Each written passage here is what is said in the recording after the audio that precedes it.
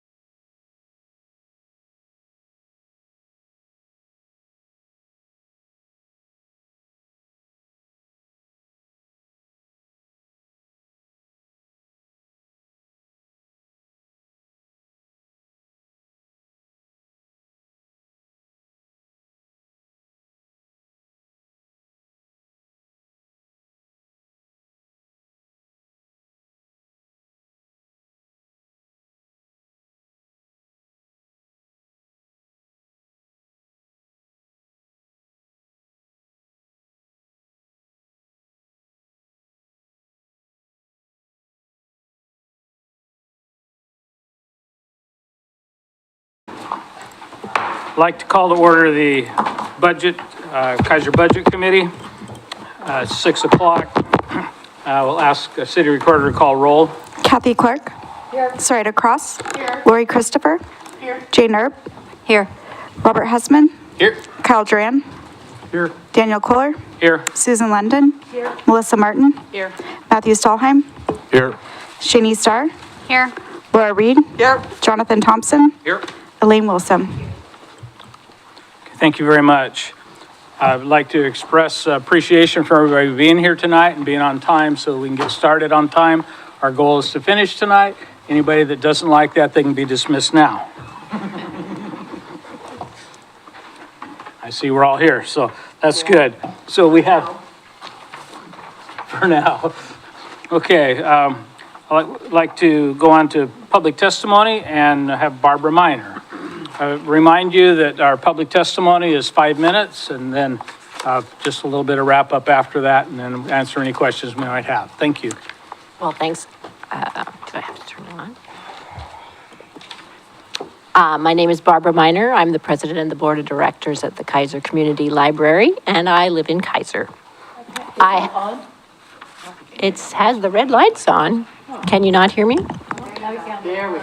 I need my mom voice, I guess. Robert asked me questions yesterday about how much money we raised from grants and other way the Keizer Community Library raised. So I detailed the numbers for you. We are actively seeking donations. We wrote several grants this year. Half of them were denied, and we got a few different grants to support our summer program. And we have individuals give us grants. We have a new program where we print coupons, bilingual coupons, and we take them to tabling events at Weddell School. We gave a coupon to every kid at Weddell School, and they can come to the library and get a free library card. Everyone gets a free library card and a free book. And someone was so excited about this program that they gave us $500 just to buy free books. And Keizer Elementary's next on the step. This is one of the services we provide to the community of Keizer. Weddell School has a literacy rate of 13%, of which none of us could be proud. I'm not promising that a community library will significantly change that, but we're doing our small piece. And that's why I included, the thing I'm most proud of is the number of kids who are coming into our library. And I have presented data to the city council on a regular basis about how much we grew in 2023 compared to 2022. Well, I have the Q1 numbers on the bottom here because I could fit it in, Robert. And the books we check out is a very correct number. It's all computer system and everything's checked in and out. So the books checked out increased for every category of books we have, but the kids increased the most. There's 4 categories of kids' books that more than doubled the number of books checked out this Q1 compared to a year ago. And as you can see, the picture books are 25% of all the books we check out, and the early readers are 19%. And those are the people that we want to get those kids excited about reading, and we want to have the books they want to read when they come in. We work very hard at that. So that's what I had to say. Thank you very much, Barbara. Is there any questions? Thank you. Our next member of the public to speak is Meredith Mooney with Keizer United.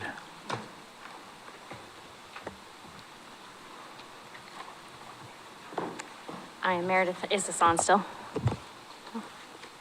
Yes. Okay. I am Meredith Mooney from Keizer United. I also live in Keizer. I'm the president of Keizer United, and I want to give you an update for this past year. So first of all, thank you, City of Keizer. Not only has the city supported us financially, but you have been a guiding force of wisdom and knowledge. Your support has spurred us on, growing our collective to over 130 community partners with an average monthly attendance of 35 people at our partner meetings. So far, in fiscal year 23-24, Keizer United Partners have together accrued 2,812 volunteer hours, 778 community partner hours, which has a value of over $116,208. Together, we have served 1,717 adults and 1,086 children. To date, we have leveraged $1,850 into $51,893.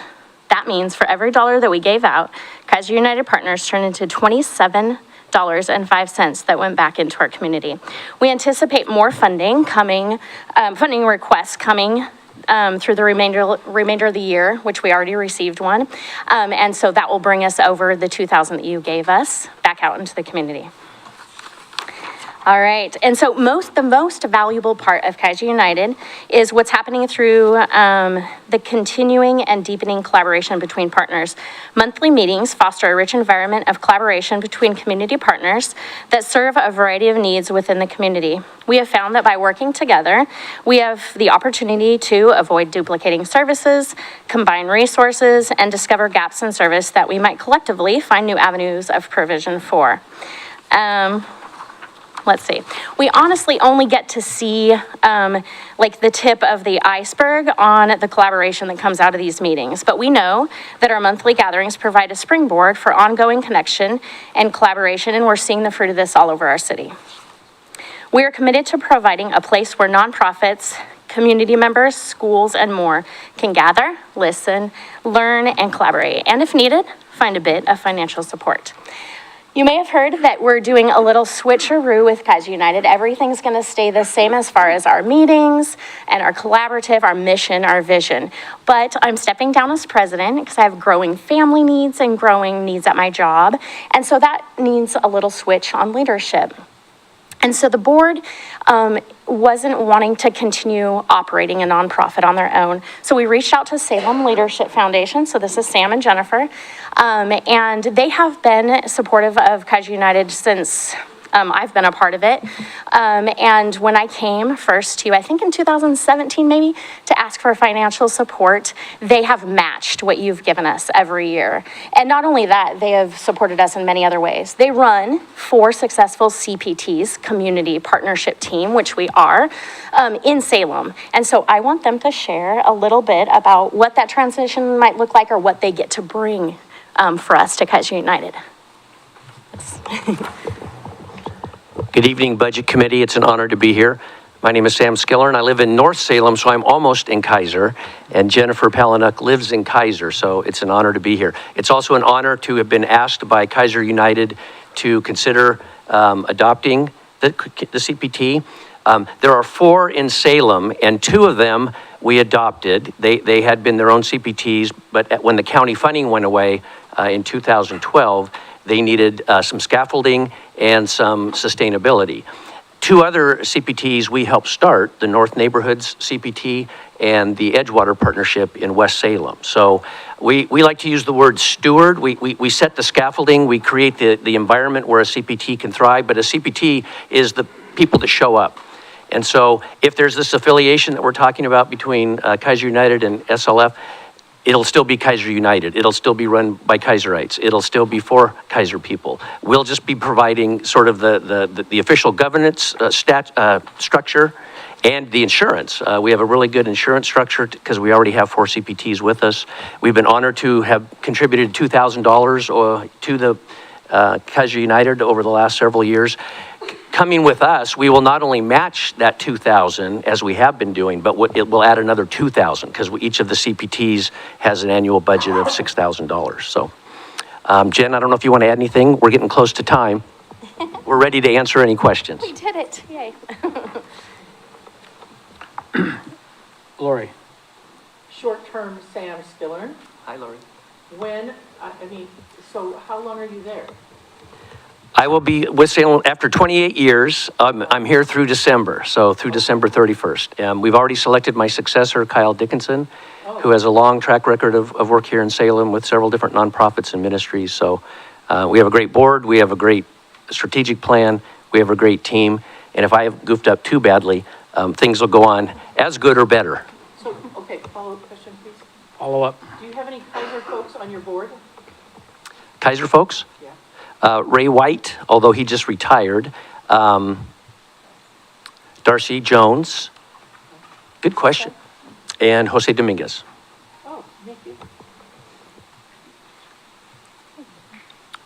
Any other questions? Thank you, Meredith.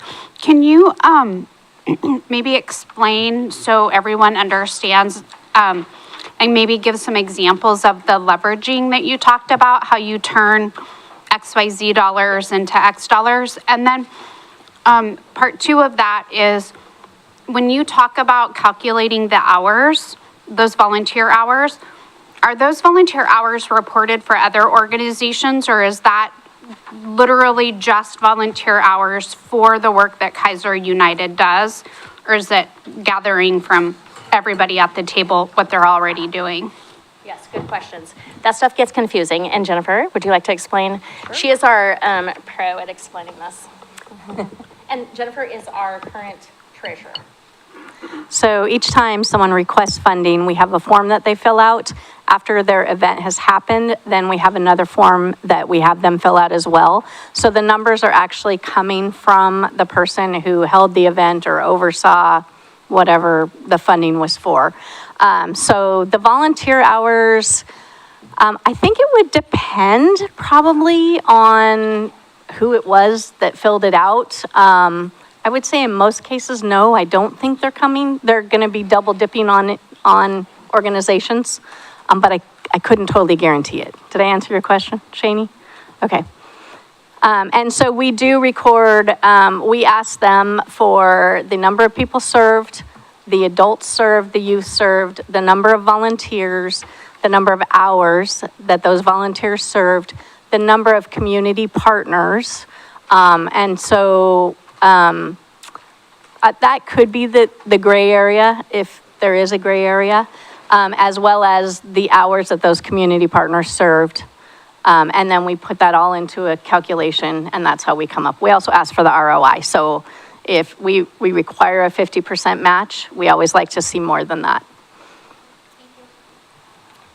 And so those community partner hours that we noted are, we take that total from attending the meetings or anything directly related that we did together as Keizer United.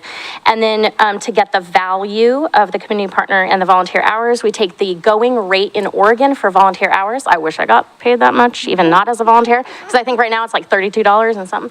And so we take that rate and then we multiply it by the hours. These numbers are based on $24.14 an hour. We gotta get our numbers right. That's what we're here to do tonight. Budget committee. So, Councilor Reed. Thank you, Mr. Chair. So I know several years ago, there was some concerns on the council about they didn't want to pay for food, and you were very responsive about making that happen. Yes. And so, and I know that you've gotten donations for this is a food event, and that's why people come and why it's so well attended. Do you also keep track of that as a monetary donation as well, or and yeah, just tell me a little bit about that. I love that question because I forgot to add that. Yes, so we get the donations from community partners in this community, in Keizer. They donate the meals. Exciting thing. It's really hard to get donations right now because all of our partners, our businesses in Keizer are suffering just like we are with inflation. And so it kills me to ask. And so they've still been gracious. We try to get donations from other partners to buy from those community partners. Going forward, SLF is going to provide the money for those meals so we can purchase the meals in Keizer. So I'm super excited that you asked that question because I forgot to say. So SLF is going to supply the meals in addition to the $2,000 match? Or is that part of the $2,000 we're going to match? The meals are outside of the support dollars for the partners. So great question. Part of the infrastructure we provide is, and we raise the money that each of the CPT partners use to provide many grants and other supports in the way that Meredith has described. So the way Keizer United does it is very similar to how the other 4 CPTs do it. So the budget that I mentioned, that $6,000 is for, and $6,000, yep, is for partnership programs. So in our accounting, there's a line item for partnership programs, and those dollars can only go at the behest of the membership that votes. SLF does not decide where those dollars go. In addition to that, though, we do provide, we have another line item that's for support of the CPTs, which includes any materials that might need to be printed, meals for the meetings, and that sort of thing, so. And they'll continue to be here?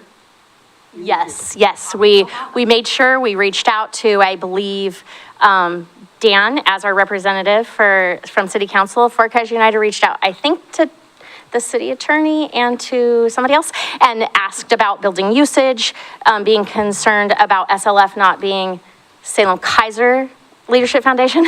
We want to make sure that this is clear that we are Keizer. We still are Keizer United. It's in Keizer. It's all about Keizer.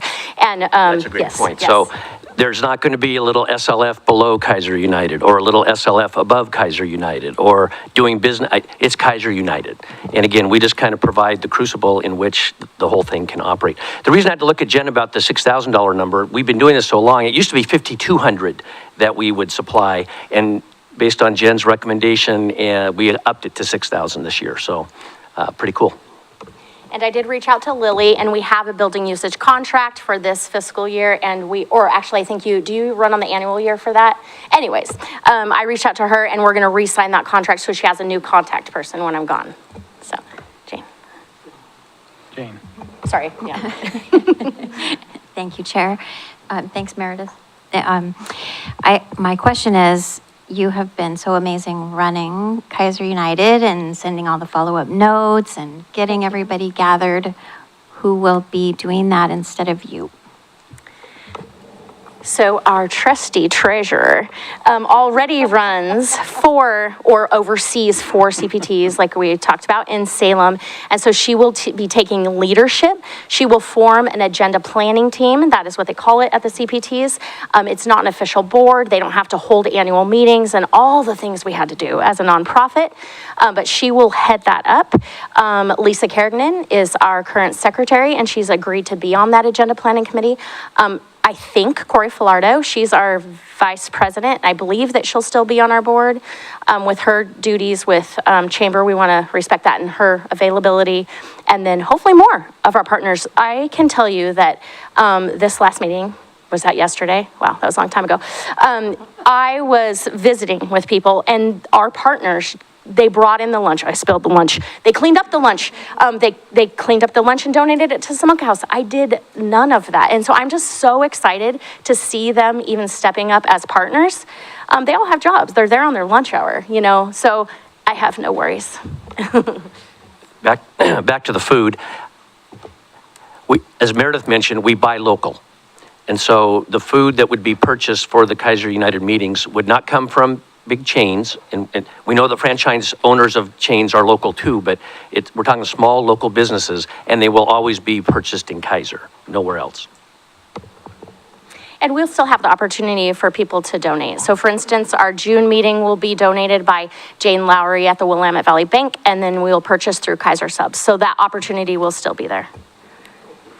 Thank you very much. Now, when do you officially step down? End of June. So as liaison for Keizer United, I've very much appreciated working with you and will continue to do so as long as they let me. But Keizer United, from what it was 5 years ago and to what it is today, is really grown, and it's amazing to watch all the things that you get to do. And I know you've been a big part of that. And as Keizer City, we just want to say thank you. Oh, well, thank you guys, because you really spurred me on and guided us as a board. Yeah, it's because of you also. Thank you. Any other questions? Thank you very much. Thank you. Mr. Wood, I think we are about ready to get back after it. Good. Thank you, everyone. Go ahead and turn to page 127 in your books. We're going to go ahead and get back to the water fund and water facility fund, kind of wrap up those two before we move into the general fund. Mr. Chair, can we turn the volume up? Please. I think I'm getting old and I can't hear as well, so can we What? turn? Huh? So if we could turn the volume up Can you hear somewhere, me that now? would be great. Is this better? I don't know if it's the volume in the speakers or what is going. Okay. I think I can hear myself louder now, so. Thank you. Okay, turn to page 127. This is the water fund. As requested yesterday night, I did some analysis and I kind of caught the drift that as everyone was walking out last night, we kind of understood the concept of if we skip a rate increase, the following year, we would have to double that to get back to the even revenue. So I did put together just a quick example. So if you look at the top of the water rate increase analysis page, should have been the top thing on your pile. I did an example, say $100, if we did water sales of $100 with a 4% rate increase. During the first year, if you're looking at line 10, that would equate to $104. And then during 25-26, that would turn into $108. If we were to use the lines below that and used ARPA support, so that would be line 18, you could see that for the first year, we'd have our $104 with the 4% ARPA support. However, during 25-26, without the ARPA support, we would really have to increase the rates by 8% to get that to that $108. So that's really the concept I was trying to get across as you folks deliberate what do you want to do, how you're feeling about a rate increase. So I decided, okay, well, that's fine on an individual, $100 basis. What does that look like with our actual budget? So one of the challenges with our budget is we do the rate increases mid-year. So that's a January 1st. So it gets a little bit more complicated, but I think I've gotten this broken down correctly. So if we look at the analysis where it starts on line 23, it's supposed to be an even slope rate model, not event slope. I was kind of in a hurry today, so please forgive my typos. But basically what this is doing is that's the even slope rate. That's what we've been doing historically with the 4% rate increase. And I did this as just the base case of this is what we've been talking about in all of our long-range planning meetings for the last 10, 15 years. Underneath that, so you folks decided we wanted to do some ARPA support potentially. Line 40, that shows that would be a half year worth of rate increase, that $74,400. And I know that you folks don't want to leave us short the following year. So since it is a full year until we'd have another rate increase opportunity, under 25-26, we'd have another year of ARPA support. And that gets us to about 150 total of ARPA support, and that's about a 1-year annual increase. However, if we wanted to get back to the same amount of revenue, we would have to increase the rates by $151,700, and that equates to about an 8.2% increase. And that's strictly just to get us to the total revenue that we would need to operate the water fund. And then just from there, we continue on with our regular 4%. Another idea that got floated as I was walking out the door yesterday was, hey, what if we do ARPA support for a year, and then we go, instead of doing the 4%, we do 5% to try to catch ourselves up. If we were to do that, you can kind of see if you compare line 42 to 53, first year we're even, Steven, as far as the revenues go. Second year, 25-26, we're actually going to be a little bit short, about $60,000-ish. 26-27, we're about 100,000 short. 27-28, we start to catch up and we're about 60-ish thousand short. And then 28-29, we're almost even. And probably in 29-30, our revenues would be back to where we landed. And so just for your consideration, that's kind of the analysis. And I think, like I said, as people were walking out, I think we're all kind of on the same page as far as what skipping a year on the rate increase would look like. So I'll leave that with you, and I'd be free to answer any questions. Ms. Christopher. What did we do in 2008? I know we skipped a year and then we made it up, but I've forgotten how. I believe we just went back to our 4% rate increases.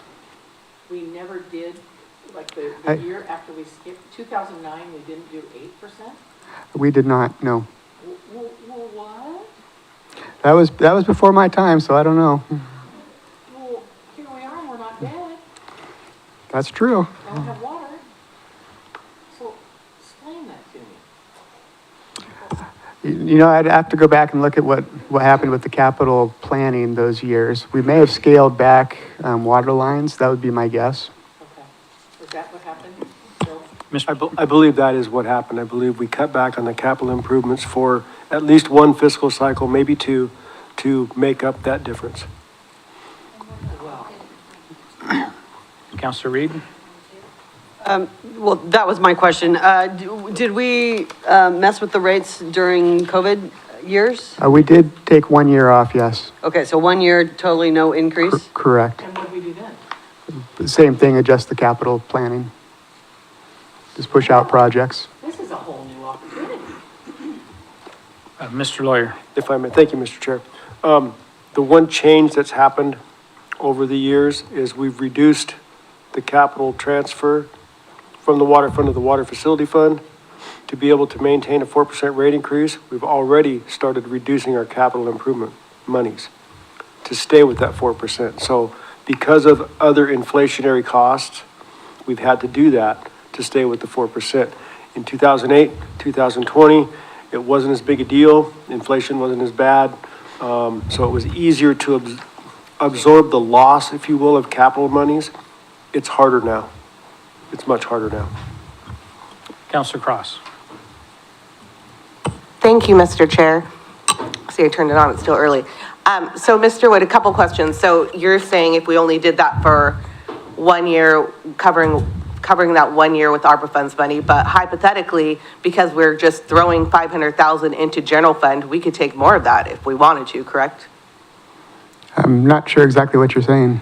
But you're just saying that it's just 1 year we're covering it, and then we'd have to make it up the second year. I mean, really, if we all deliberated, we could say, wait, we want to cover 2 years. Potentially, sure. Okay, I'm just throwing out there, there are other options that we haven't talked about. It's not just black or white. Thank you. Mayor Clark? So I'm a little confused at the, the reference to just putting money into the general fund. On the ARPA page, which we haven't gotten to yet, there's 1.1 million that is earmarked for keeping the police staffing between now and 2029. Isn't that what that's going to be designed for? That is correct, yes. So is there an additional $500,000 that is just there for no purpose? Not that I'm aware of, no. Okay, thank you. Any other questions? Yes, Elaine? Thank you. I got it. So again, this is all new to me, and I went home yesterday brainstorming because I see the concern in trying to help Keizer residents because it's not just a $2, $3, $4 increase. It doesn't sound like much when you're just talking about water, but that's not the only item that are struggling with increases. There's PG, there's food, there's gas. So these $2 to a household might be a couple $100 at the end of the month. So is there a way that you could kind of compromise? So instead of using $75,000 for the ARPA funds to fund this year, could you do half in ARPA funds and perhaps only increase 2% of the water and reassess next year? Because potentially, if you do need to make up the 8%, that would look like 6%, not 8%. Sure, that's definitely an option. Counselor Cross? Sorry, I'm not sure if I had this conversation with Mr. Brown or Mr. Wood over the last week. So there is, one of you let me know that there is $500,000 allocated from ARPA to help pay for PERS. Is that not correct? That is correct. Okay, that's what I was talking about. Thank you. Mayor Clark? Well, thank you. That helped clarify the $500,000 because, and that is then actually is designated for a particular purpose. So I appreciate that clarification. I appreciate Ms. Wilson's discussion about how we can find the middle ground and so forth. One of the things that I took away from last night's discussion was the concern that our budget committee and we as community members and neighbors are very concerned about the families in our community that are, especially at the 80% of median income, which is the federal definition for low income, but we know that inflationary pressures are, going pretty much across the board. So one of the things that I spent a great deal of time on today was looking at some options about how we can address the ability of the city to have a longer look at assisting families in our community. I'll bring this up later under the general fund, but I really appreciate thinking about the options, but I do have a question. This year's consumer price index that increased Social Security and other support services went up significantly higher because of inflation. And last year's, and then it began to come down this year. Last year was very, very high. What I'm reading right now, and I'm not an economist, so I'd appreciate input from people who are better informed on this. The CPI next year and the increase in benefits, especially Social Security, SSI, and so forth, which is tagged to the CPI, will not go up as much. It'll be at a lower rate than this year, very likely. But we're talking about a higher percentage for our, if we go with, say, the 8 or the 5% going forward. So we would actually be reversing the impact on our fixed income and lower income, raising 5% next year instead of going with the flow of the consumer price index, which is higher now and very likely will come down next year. So I'm concerned about going up more next year when the increase to a household income on fixed income will be not as high next year. Sharon. Thank you, Mr. Chair. The other thing is, we got more from Social Security, and then they raised the rates for Medicare and stuff like that. So the extra that the seniors got, they didn't get very much of it, and that's what they tend to do. So even if it's a little bit higher this year, they'll take more, and they've done that for a number of years. They raised the Medicare rate a fair amount because they gave us a bigger COLA. My Medicare didn't go up. When you're paying for Medicare Part B, that went up. And most seniors have that because A is just hospitalization, and so it went up a pretty good chunk. Lori. So are you waiting for, where are we? Would you like a motion that we can pick around? Sure. I would move that we adopt the ARPA support, gosh, we don't have a number on it, the 5% increase, that we not implement a tax increase on water this year, but that next year and subsequent years, the rate would be at 5%. Now, I realize that there are a couple... First. I'm sorry? You need a second. Oh, I'm sorry. Second. Thank you. I realize that it doesn't fill the full amount until probably 28 or 29. So I know that's going to have an impact on you, Bill. I recognize that. But I think that we're in an economic situation that is not unlike 2008 or 2022. So I apologize to you, Bill, that there may be less that we have to work with.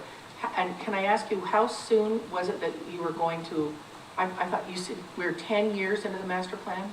Did you say that? I think we're actually almost 12 years into the master plan. Great. More than 10, it's more than 10 anyway. Terrific. So in the next couple to 3 years, we're going to know more about what was the PCOS or? PFAS. I know, it was something like that. Want the whole word? And I when can will get we you the know, whole word. when will we know what PFAS is? We'll have a much better idea on the impacts to our water system by the end of next fiscal year. End of next fiscal year. So that'd be a great time Meaning this budget we're working on now, that budget, by the end of that budget. So that's going to be a great time to start looking at a new master plan.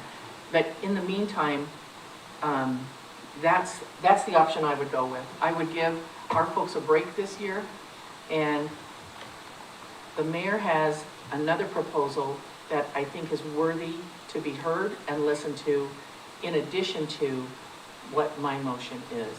So once this motion's done, I would like the mayor to present that to the rest of you, because I think that is going to be good and substantive. We have a motion and a second discussion. Mr. Wood.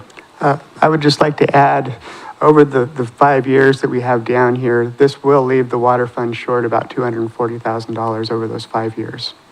So that's the difference between the lines 42 and 53 when you start doing the math for each of the years. So that will have a fairly significant impact on our ability to continue with some of our CIP projects. So $250,000. Correct. Okay. Any other discussion? Mayor Clark. Thank you for that additional piece of information, and this kind of goes to my concern that keeping our system in a state of good repair saves everybody in the community a tremendous amount of money. We don't have to do more expensive repairs and replacement due to deferred maintenance, and we have plenty of neighbors in the Mid-Willamette Valley who did defer, and they are facing massive costs. I'm not suggesting that 5 years of some deferral will land us in that same space, but the fact remains that our system is in a state of good repair because of this very cost-effective and efficient methodology to ensure it stays in good repair. The other thing that is really worth noting, and I appreciate Tim including this on the dais, are comparable rates.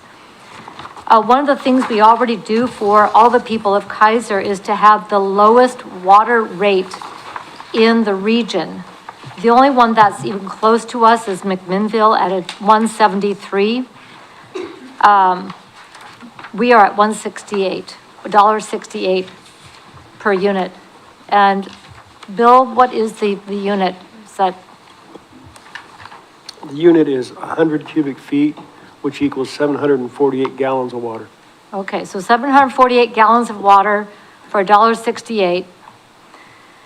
Next one up is McMinnville at $1.73.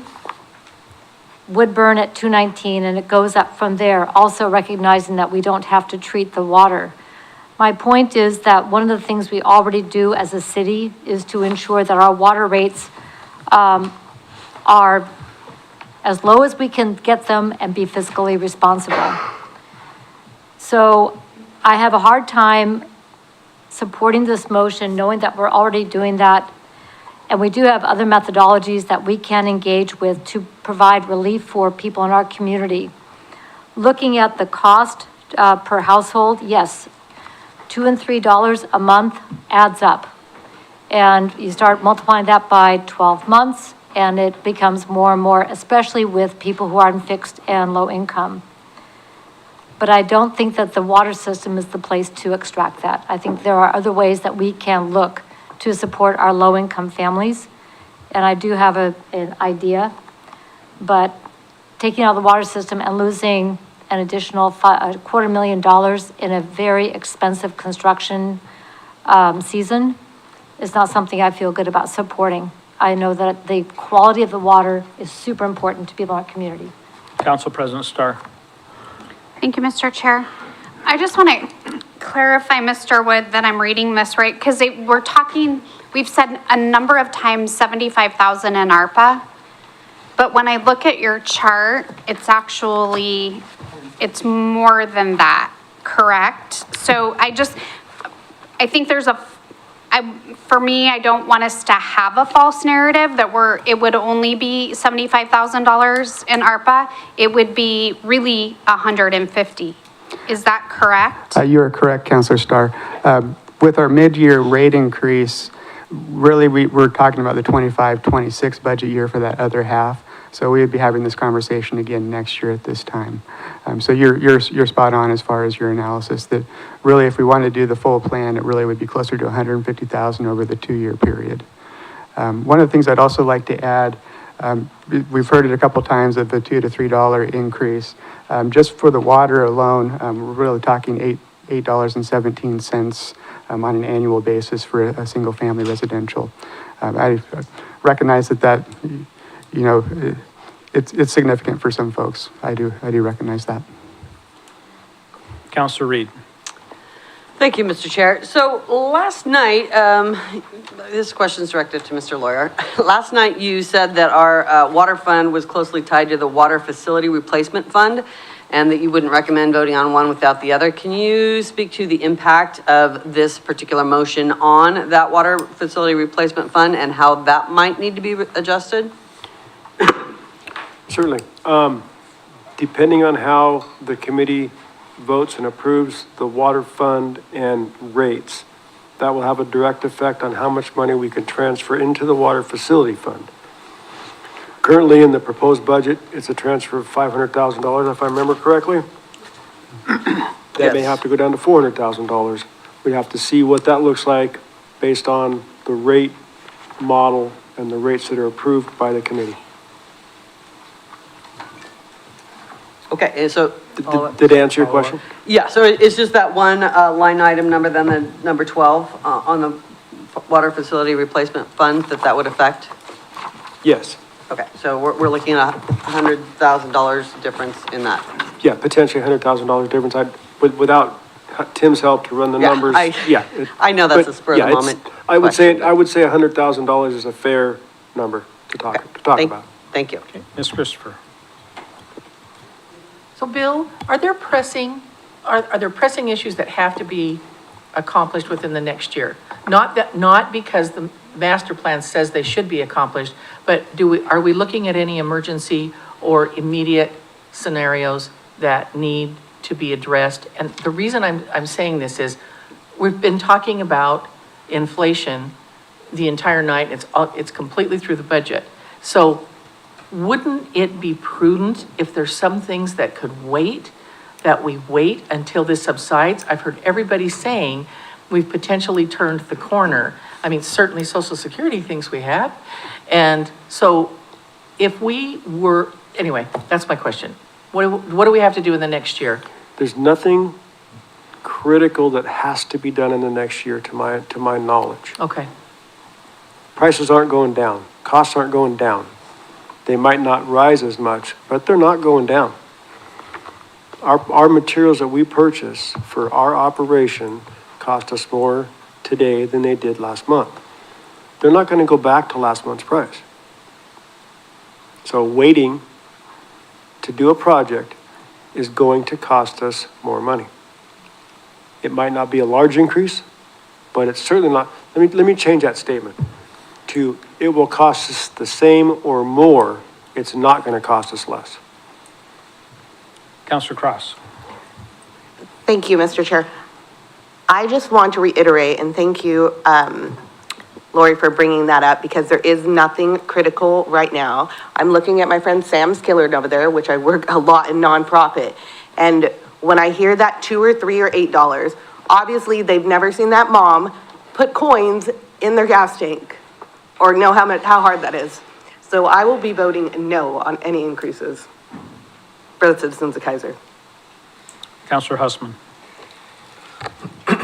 Thank you, Mr. Chair. So in light of comparisons to 2008 and 2022, there appears to be an assumption related to this motion that I think we should make explicit, and that being that the current interest rate environment that we're seeing, which has clearly increased, will likely either stay the same or go down in subsequent years because of the notion of consumer pain, because there are so many people who are hard up for this,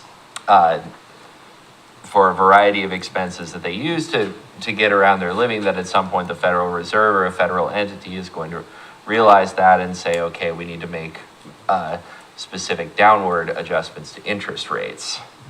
I worry that because I don't know what the interest rates are going to be in 2025, and neither do you, that is an incorrect assumption.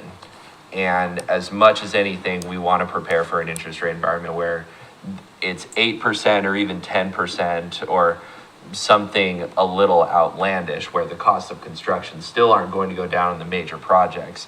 To be sure, what Public Works appears to be asking for are more of routine replacements in here. Continue, evaluate, and then replace a truck, and a truck's got some wear and tear on it. So we'll give you a pass on that one. But that too is an assumption in and of itself, because we're not necessarily saying that suddenly a major catastrophe is going to break down with Keizer's water system. And what do we need to do to prepare for that? That's really just a question of where we get the money, but ultimately that money would be in debt service. Yeah, absolutely. That's my, sorry, Mr. Shea, that's my point. I'm good. Okay. Sir. Thank you, Mr. Chair. So Mr. Wood mentioned we'll be behind $240,000. And is that over the course of 5 years? That is correct, yes. Okay, so $240,000 over the course of 5 years. Mr. Lawyer, can you tell us what would that look like to your operation in practical terms to the people of Keizer if you didn't have that $240,000 over these 5 years? In terms of the operation of the water system, it would be negligible, okay? We would still operate, we would still provide safe, clean drinking water reliably to every citizen in Keizer, barring any catastrophic well failure, which is, of course, unplanned. We do our best to prevent that, but sometimes it's out of our control. We would be able to provide the water to the citizens of Keizer. What would suffer is our capital program, as I've said on more than one occasion. Thankfully, because of the ARPA funding, we were able to build a filter plant at our Meadows well, so we can more regularly take advantage of that great volume of water. It had some aesthetic issues. ARPA funds of $1 million provided the ability to build that project. And they also provided the opportunity to replace a failed well at our Wright site. That's $1.4 million that the water rates would have had to come up with at some point, okay? So the 4% rate increase that was proposed could have been a whole lot larger without the funds, ARPA funds that we've already used, okay? Looking forward again, that the loss of the $250,000 ultimately will just mean less capital projects. It should not directly affect the operation of the water system. Thank you, Mr. Lawyer. So just to recap a couple of things, what we're looking at is trading $8 a year for $250,000 and Over 5 years.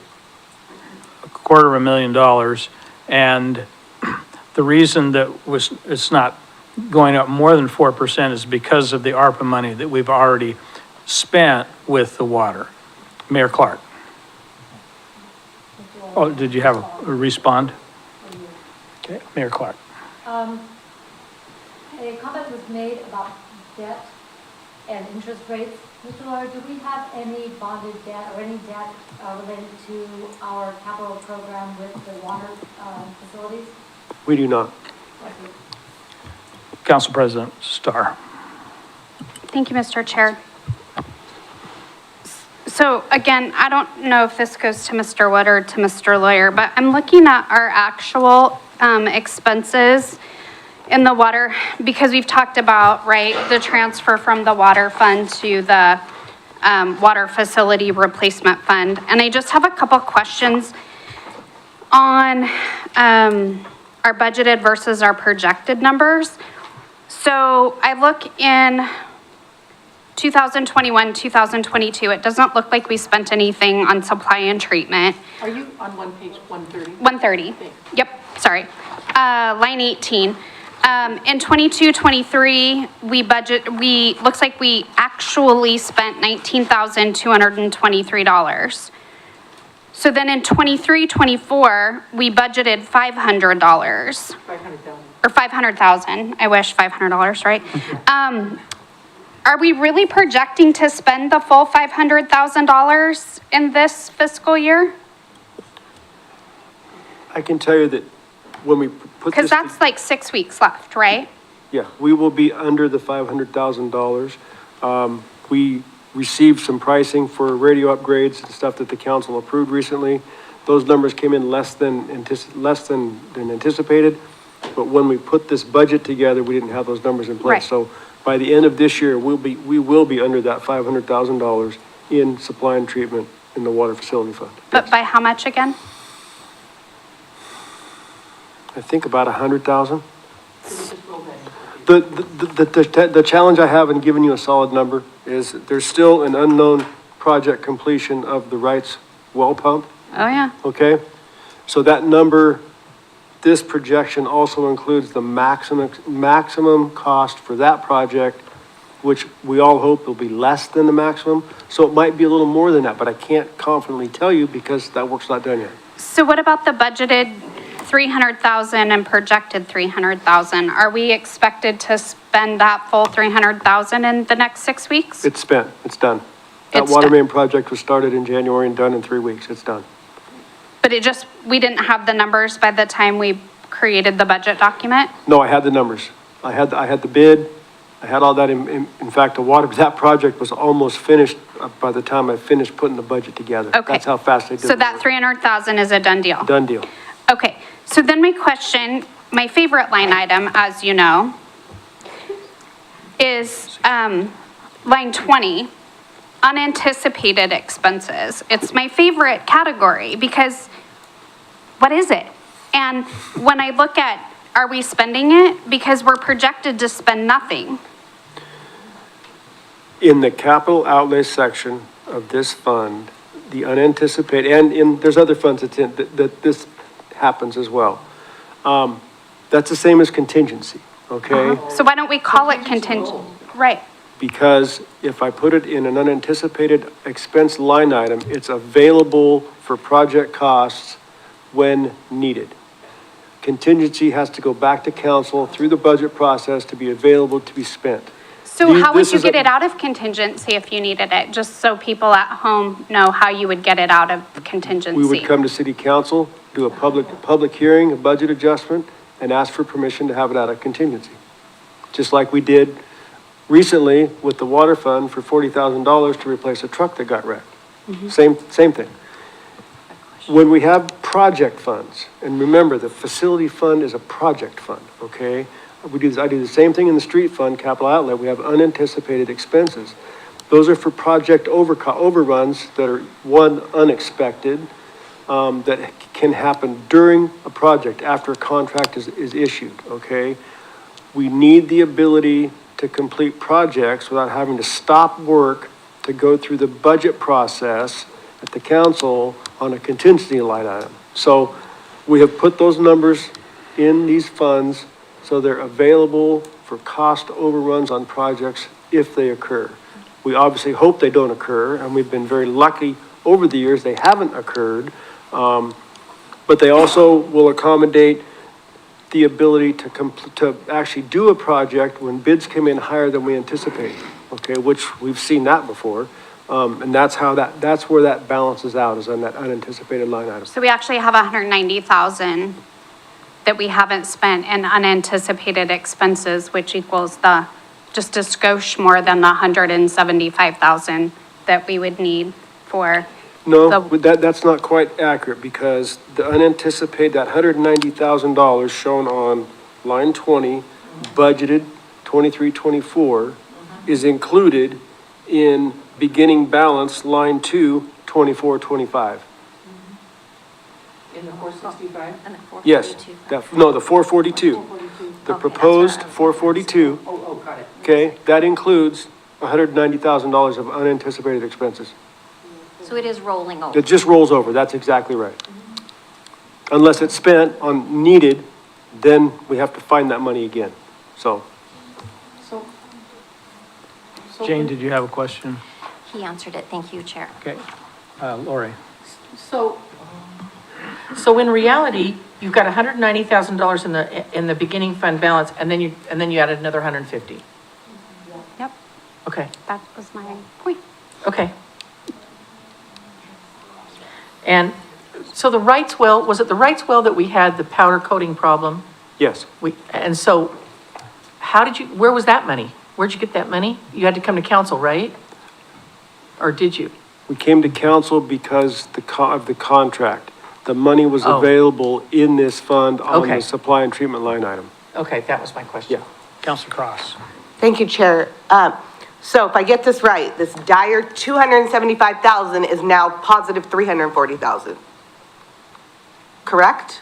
Well, 190 and 150. Yes, no, Mr. Wood, Mr. Brown? I don't have a calculator out. Could you repeat your question? I'm not sure So what they you're... just went through, Counselor Starr and Lori went through, they pulled out the 150 and the 190, which is the 340, and the narrative that I kept hearing was this dire 275. We're actually positive 75. 240. 240. Yeah, over 5 years, so that's an extra 100. So at the end of next year, we anticipate only having 53,000 in the ending fund balance, so that's actually shockingly low. But we're good, is what I'm saying. The ceiling is up, the sky is not falling. Well, we would have to cancel some of our projects for next year, so... I'm obviously not but we're not gonna communicating do right. any. Go ahead, Lori. Okay, well, now that just makes me affirm my vote of absolutely not with raising those fees. Mayor Clark? I don't understand counting the 190 and the 150 as two separate, buckets of money. The 190 got put into our beginning fund balance. From that, 150 is being set aside for the unanticipated. So the 190, if you roll it forward, is the 150 with 40,000 different. But no, it's not, you can't double count it. Am I getting that right, Mr. Wood? I think I'm following you, and yes, you are correct. Okay, thank you.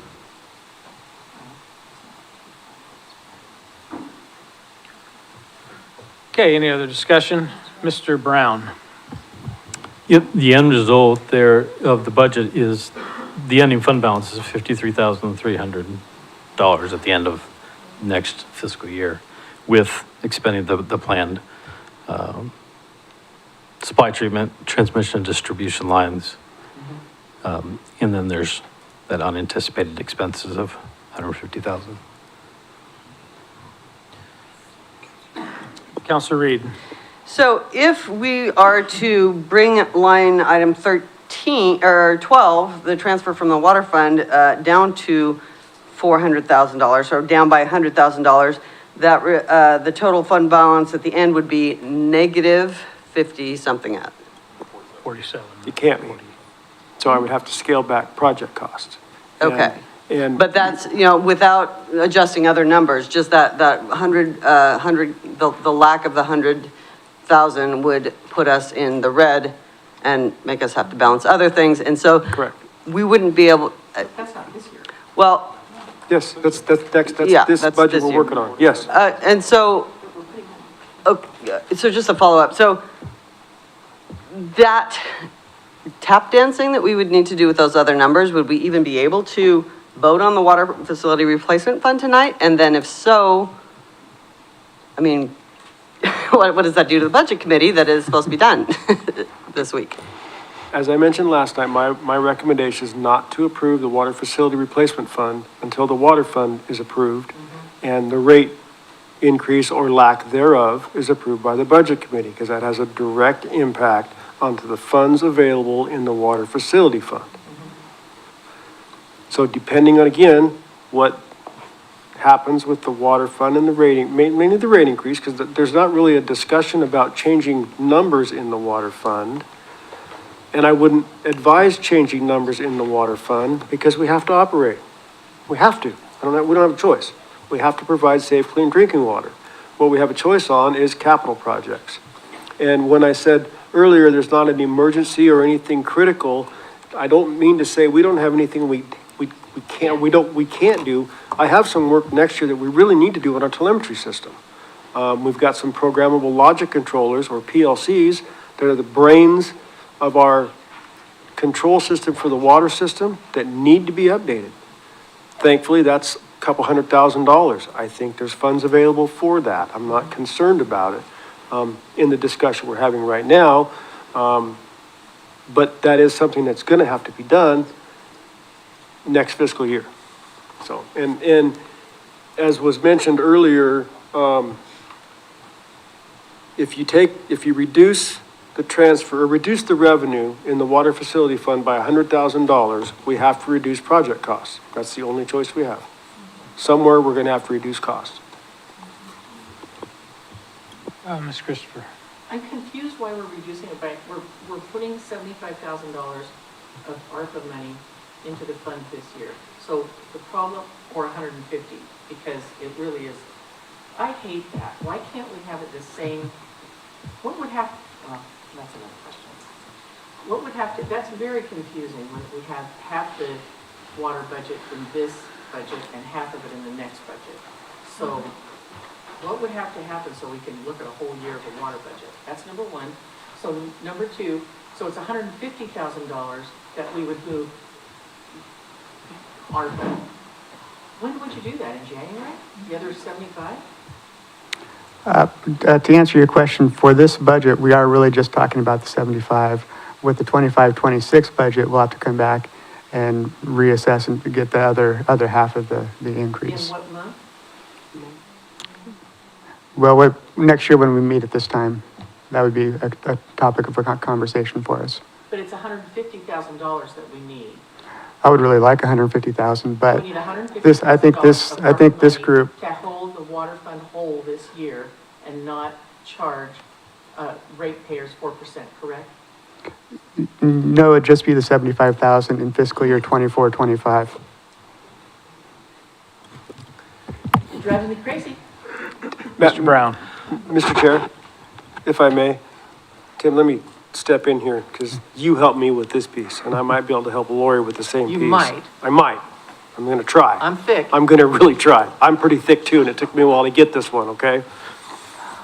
In a fiscal cycle, a 4% rate increase, a full fiscal cycle equals about $150,000, okay? However, in a budget year, it's only half because the rate increase starts halfway through the budget. You follow? Maybe. It took me a while, not Lori. really. I've been doing this a long time. It took me a long time to get that through my thick head, okay? I don't understand how much money of ARPA money we need to give you to supplant the 4% we're taking away for the budget year? In total, $150,000. That's what I thought. Okay. Well, let me further it this way. The first half of that happens from January to June of 24. That's the current But budget. 25. I'm sorry, 25. Yeah. See, January, you're screwed up I as got I the year am. screwed up. January to June of 25. That's the budget we're working on right now. Right. The next half of that comes in the next budget, July to December.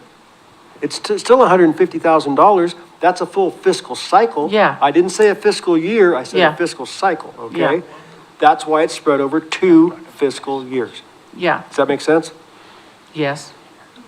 It took me a long time, and that's why I wanted to take a stab at trying to help you understand, because it took me a long time to get Is it. that the only fund that does this?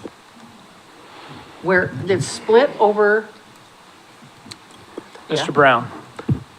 The easy correction for that would just be to have the rate increases apply on July 1, and then it would be even with the fiscal year. Why aren't we doing that? Because the sewer rates go up in January. and Because many- what? The sewer rates go up in January, and many years ago, the former finance director and her and I had knockdown, drag-out arguments over this. Well, apparently you didn't Tim win. can agree, Tim was here, I think, at the time. She was adamant that she wanted increases once a year to reduce the amount of calls staff took. Because if we did rate increases more than once a year, they had calls all year long complaining about rate increases.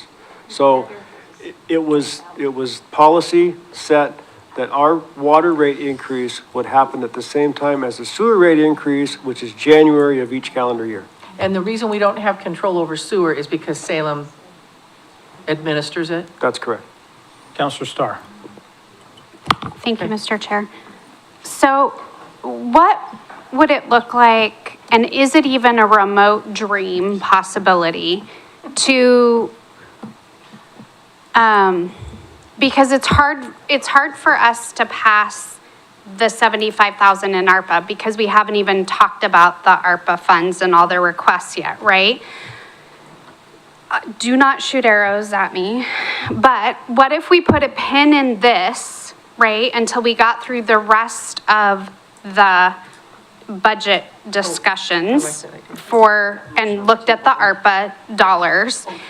And then if we find magically that we have this extra $75,000 lying around in ARPA that we could use, could we, if we chose and approved to apply that 75,000 for the first half of the rate increase, could we make a budget note or calendar the event to come back and look and get a mid-fiscal year like financial report about where we are in terms of expenses and projected carryover and this unanticipated expense line that, you know, I'm so fond of, Mr. Lawyer. But could we do and calendar like at the beginning of January or even December where we think we're gonna be after the first 6 months of the fiscal year, and then look at how we fund that second $75,000, whether that comes from my super favorite line item or how we come up with that, move it from contingency, et cetera. Is that even a remote possibility? Well, I like I'm that, seeing and I yes. would withdraw my motion so that we could go to the other funds and get through them and then come back and revisit this. I like that idea a lot. So you want me to do that? Are you looking at me? I'm just looking. I'm not in charge. I'm just. I withdraw my I'll listen. motion. Who was my second? Okay. Okay, I'll entertain a motion. Oh, can I just move what I just said? Yeah. Great, I move what I just said. Does that work? Yeah. I'm looking at Melissa, who's like, You figure it out, Melissa.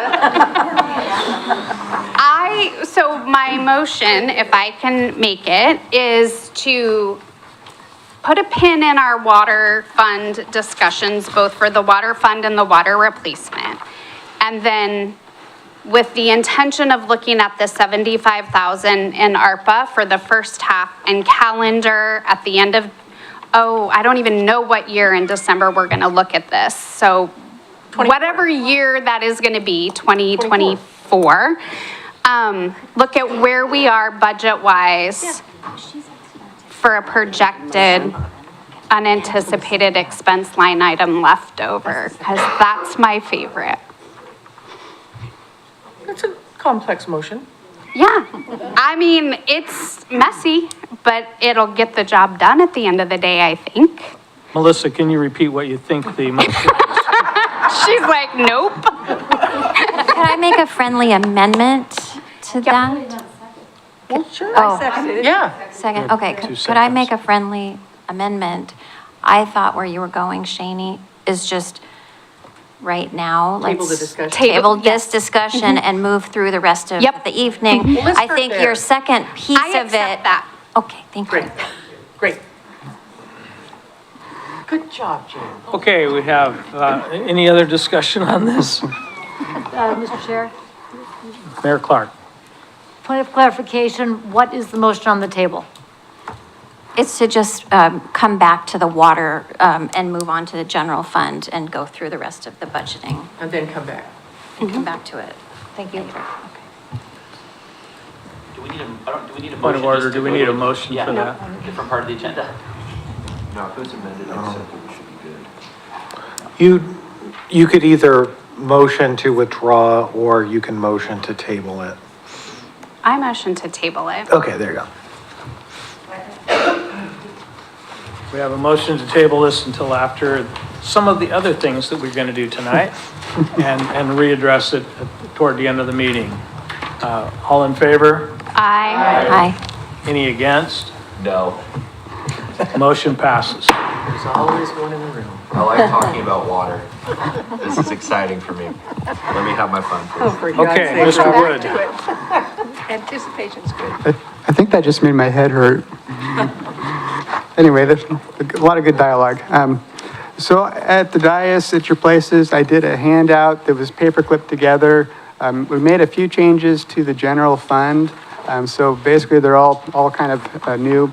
There's only a couple of line items changed, but we did add an entire new department this go around related to the TOT tax. There's been some interest in seeing how that is applied. So with that, the first page of the handout, page 135, this is just the general fund summary. As we go through this, actually we're going to go into the details, but overall we're looking at total resources going up about 16%. There's some reasons for that. We've already talked a little bit about some of the transfers, some of the police fees, that kind of a thing. Overall expenses, we're looking at those going up about 8.7%. So we can just go ahead and start digging into some of the details here. If you want to flip the page to 136. In the paperclip pack or in the book pack? Paperclip. The one in the book is not too far off, so if you're looking at that, you'll be able to figure out where we're at, so. I'm doing it.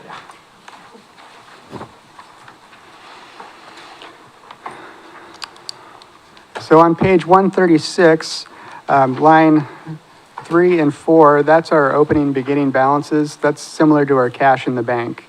So those are the specific identified balances that we have. We have our beginning balance, and that's looking like it's going to be about $3,378,600. And that's the opening balance. That's the beginning dollars that we're hoping will get us to 2029. Just below that, line 4, this is the opioid settlement funds that we have on hand.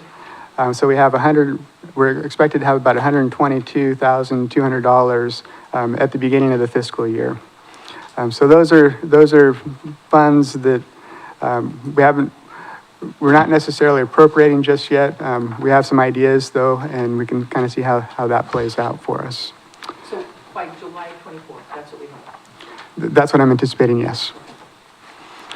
If we move to taxes, current taxes, that's our property tax number, line 7, and we're anticipating it's going to go up about 3% in comparison to the projected for 23-24. Prior year taxes, we're kind of splitting the difference. We're looking at about a 3 to 5 year average. So we're anticipating they're going to go up a little bit to 100,000 compared to this year's actuals. Sales tax, we've seen that level off over the last couple quarters. That's our marijuana tax. I'm not supposed to say that, so don't repeat it. It's just marijuana? Just marijuana tax. You're not supposed to say it either. It's a top secret. The state swears me to secrecy. So that's the total taxes. Total taxes going up about 4.6%. Moving on to the license and fees, these are the franchise fees that the city has with all the utility providers. Electric, that's been the big topic. In comparison to our previous budget, it's going to go up about 25%. This is really factoring in the 18% annualized for the year. The budget numbers are a little bit wonky, but that's kind of how we got there. Natural gas, again, we're looking at the increase that they passed along to us, which was ever so pleasant. Telephone and cable, those are dropping like lead weights. Those continue to decline every year as more and more people are cutting the cord. So I don't anticipate that those will turn around anytime soon. Sanitation, I hear that they're going to be coming to council to talk about a rate increase. At this point, since we don't have anything on the books, I don't have any additional revenue recorded, so we're looking at a flat amount. After we hear what their proposals are, that may need a supplemental budget adjustment at some point in time if we need to use those dollars for something. The water, sewer, stormwater, those Mr. are all. Wood, just a moment. What percentage is the sanitation franchise fee? I believe it's 6%. Okay, thank you. And what page are you on? I'm on page 136. 136 of the new. Of the paperclip. Yeah, Thank you.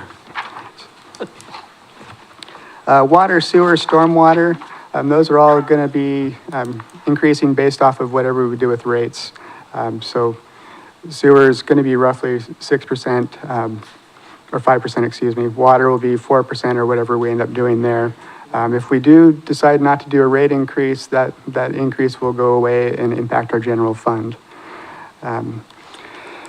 So that's really the highlights of the license and fees. If we move to the intergovernmental, Mayor Clark. As I was. Going to intergovernmental, cigarette tax is dropping, similar to, I guess, people who watch cable TV or the smokers, maybe. Liquor tax is prediction. That was bad, sorry. Liquor tax and state revenue sharing, both are going to go up slightly. Liquor sale, those are both based off of liquor revenue, so those are continuing to go up. I am anticipating another $50,000 in opioid settlement money next year. To be honest with you, this is a real big wild card for me. There's at least 9 different contracts that they're making payments on, and it's supposed to be over about a 19-year period, I understand. However, they can prepay. So we have one of our contracts that's already made about 10 payments, one that's only made 3 payments, and one that's made 1 payment. So it's confusing. So is the 50,000, in your best guess, the least amount that we can anticipate? I do think that's on the conservative side, yes. Okay. Moving to line 30, the Marion County has extended their community prosperity grants and they increased the dollar amount. So we are going to be getting 20,000 over the next several years instead of 15,000. So that's a positive. Those are for economic development kind of activities. We're using this year's 15,000 to expand the power out at Keizer Rapids Park. So that's our big project there. Moving on to miscellaneous, stadium revenue, we're expecting to be about flat with the current year. Interest, again, that was the big wild card for me. I'm not very good at guessing interest rates. So we're going to see that decrease from the current year projected as our cash balances start to decrease. And what interest is that? We keep all of our available cash at the local government investment pool. And I think they're paying out 5.2% right now, so it's a big sum of money throughout the year. Rental and property income, you're going to see a big increase there. We did sign an option to, I can't remember what it is. LOI. LOI. Letter of intent for a purchase option. Yeah. Correct. So that's some property out at Keizer Station that hopefully will get converted into a big battery at some point in time. With that, not a lot else to talk about as far as the miscellaneous revenues go. Mayor Clark. Thank you very much. I was looking at line 37, Art Walk revenue. What is the source of that? And it looks like the actual in 2023 was 0. So we had budgeted but did not receive. Have we received the funds, and where did they come from? This is a pass-through. This is for all of the statues and stuff along River Road. Who pays? Keizer Community Foundation. Correct. It's a pass-through, so we get it from the Community Foundation, and then we pass it along based off of the contracts to the artists. So you'll see a similar line item in the non-departmental expenses. So follow up? Follow up. So Keizer Community Foundation is paying for art, and Keizer Community Foundation is asking for $20,000 for another program. Correct. So one of the things we are going to be talking about is moving, well, one of the things I want to talk about is moving art under TLT. because it is travel and tourism related. So can this stipend be released so that the Keizer Community Foundation doesn't need as much for their other programming? Because that $20,000, that's the ask for the Keizer closets, and I do want to follow up on that conversation later, but if the Keizer Community Foundation is doing the fundraising for that, why, when we have means to support art through TLT, would we want the Keizer Community Foundation to do fundraising for us in that also? Can we explore letting, as they say, let it go? We could Just a definitely thought. look into it. To be honest, they're under some kind of we have contracts for these, so I would be hesitant to say yes or no without reviewing the contracts For the artists? with the artists. I'm not sure about the community foundation. I would have to look at that. Yeah, 'Cause I believe we have we have an arrangement. I think it's formalized, so I would want to look at that before we make that adjustment. But I mean, sure, it's possible. the reason I'd follow up if I may. Okay. So the reason I asked the question is because of the other ask, and clearly fundraising is a challenge in this environment, so I would prefer if we have the means through TLT to do that rather than ask the Community Foundation to raise 23, well, this plus what they're trying to accomplish in the community. So that would be my suggestion, is to follow up on seeing if we can shift this over. That's all. Councilor Cross. Thank you, Chair Reed. Thank you, Madam Mayor. It's absolutely the correct way to use TLT funds. And my question would be, what on a contract would challenge that? You don't want money?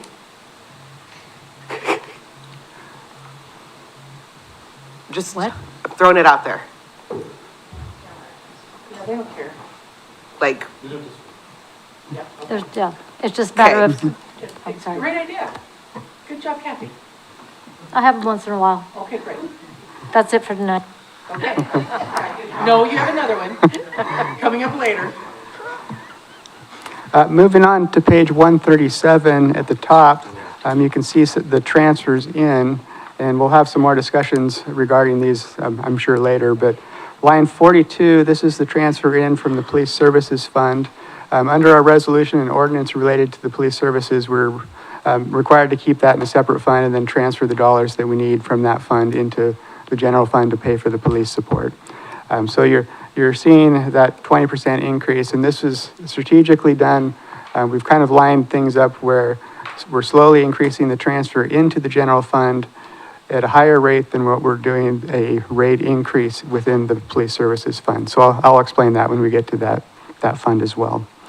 The line 43, we've transferred the remaining balance of the ARPA funds, $1.1 million into the general fund. And this is also going to add to our ending fund balance. And these are some of the dollars that are going to help us get to 2029. Without these dollars, that cliff that we're looking at as far as the time between when we get some additional revenue flows coming in and our expenses, we'll have a little bit of gap if we lose too much of those dollars. Councilor Reed. Thank you, Mr. Chair. I have a question about line 35 and the note here. So line 35 is rental and property income, and 35 says includes ground lease with the Keizer Heritage Foundation and the purchase option for Keizer Station Area A. The ground lease with Keizer Heritage Foundation, yeah, that's what I'm. It's $100. Yeah, so we're increasing that by how much? Nothing to do with us. Oh, nope. The additional amount you're seeing there is strictly the purchase option at Keizer Station. Okay, so that note there on page 137 includes, that's just a technicality? What number is the budget note? 35, line 35. On page 37 is the last note. And purchase. Yeah. They just combined them. Okay. All right, just wanted to clarify that. Thank you. Okay. Thank you, Mr. Wood. Oh, So why do we have to, we've got ARPA money, the 1141, why does it have to transfer into the police fee? I'm not opposed to it, I don't understand it. So where is it now? Where is ARPA money right now? Sure. All the ARPA money is in the ARPA fund. So in order to help us close that out and get it into our ending fund balance in the general fund, we're proposing this transfer in. And So why this do we need is to do that? Why can't it stay in the ARPA? Oh, it only can until 26. correct. You're correct, yeah. By December of 26, it's got to be gone. Yep. Mr. Thompson. Tim, I'll yield. Thank you, Mr. Chair. So if it has to be expended by December 2026, can we do a transfer in December 2026? Yeah. I think I'm trying to understand why we're doing it now correct. versus waiting. Joe. It actually has to be promised and expended by the end of 2024. Well, it And then has to be spent. allocated Yeah, and yeah, then yeah. spent. So why Yeah. can't we allocate it now and say and then, Well, Adam spoke to this yesterday a little bit, but the defederalization of it is what we're calling it, it's an allowable expense to just do it cleanly all at once, so that for one, we don't have to then, there's certain limitations and certain reporting requirements with ARPA. And so if you can do an allowable use of it in one big shot, like putting it into your general fund, then you only can have to report that once, instead of trying to report every little expenditure. So it's just a big clean way of doing it so that you can not have to expend more resources trying to, nickel and dime all of the reporting. so I have a follow-up on that. Okay. How are we going to ensure then, if we're transferring it to the general fund, that it isn't touched, if this is supposed to get us to 2029? It just goes into the general fund bank account, basically. And then we just put a budget note, do not touch. Well, if he puts it in it's not even contingency, is it? It's The ending fund balance. ending fund balance, then you actually cannot spend it. So it Until stays there. If it's in 2029. an ending fund balance, that is a statement saying this is not going to be spent. And we would just keep doing that every year until 2029? But it would be decreasing a little bit every year. The ending fund balance will be decreasing every bit. Okay. Okay. Okay, so that's what Counselor it Cross. was, is ending Counselor fund Cross. balance. Correct. All right. Thank you, Chair. So what about the opioid money? It's just there, hanging out. What's the plan there? I mean, we keep talking, spent 45 minutes or 50 minutes talking about the water, which I see ARPA money give Bill a Christmas present. He's been here for 30 years with 30% of it. He'd be happy. He has ideas that we can't decide what we want to do. So where is this $122,000 going? Because we're broke, remember? Mr. Brown. Well, I had a conversation with Counselor Cross this afternoon and suggested that we might be able to use that to reduce the police fee. Yes. A piece of the police fee. You mean the increase? The increase, yes. So that is about, we have a sum of, 150,000 now. Ish. Again, we don't know if that some of it's front-loaded, but probably we could say maybe about 65,000 of that a year would probably be safe to bank on. Of course, we'll have many years to adjust that as we go on. But the $4 police fee raises about 200,000. So if we could offset that 200,000 by the 65, But wait, that's about roughly around 30%. but we've already got 122. I'm sorry. Finish, please, Mr. Brown. Yeah, so that's, again, about 30%.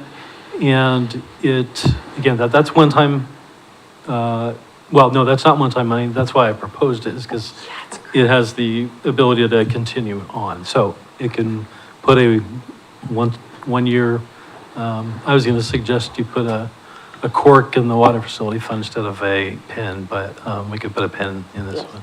So, yeah, we can put a pin on that when we come up to the police fee, because that would be great if we actually had a place that it went And then my other thought, just piggybacking on Mayor Clark, is that TLT can absolutely be used for the overtime that Copeland has for his police officers during Keizer Fest and any other event that brings visitors to the city. Mr. Brown. You're welcome. Yeah, thank you, Council Cross.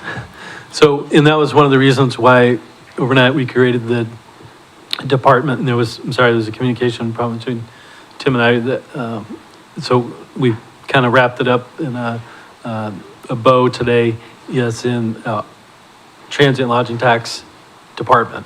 So it'll show all of it coming in. Like it. And then show exactly where it goes out, and the parade expenses eligible, again, it promotes tourism.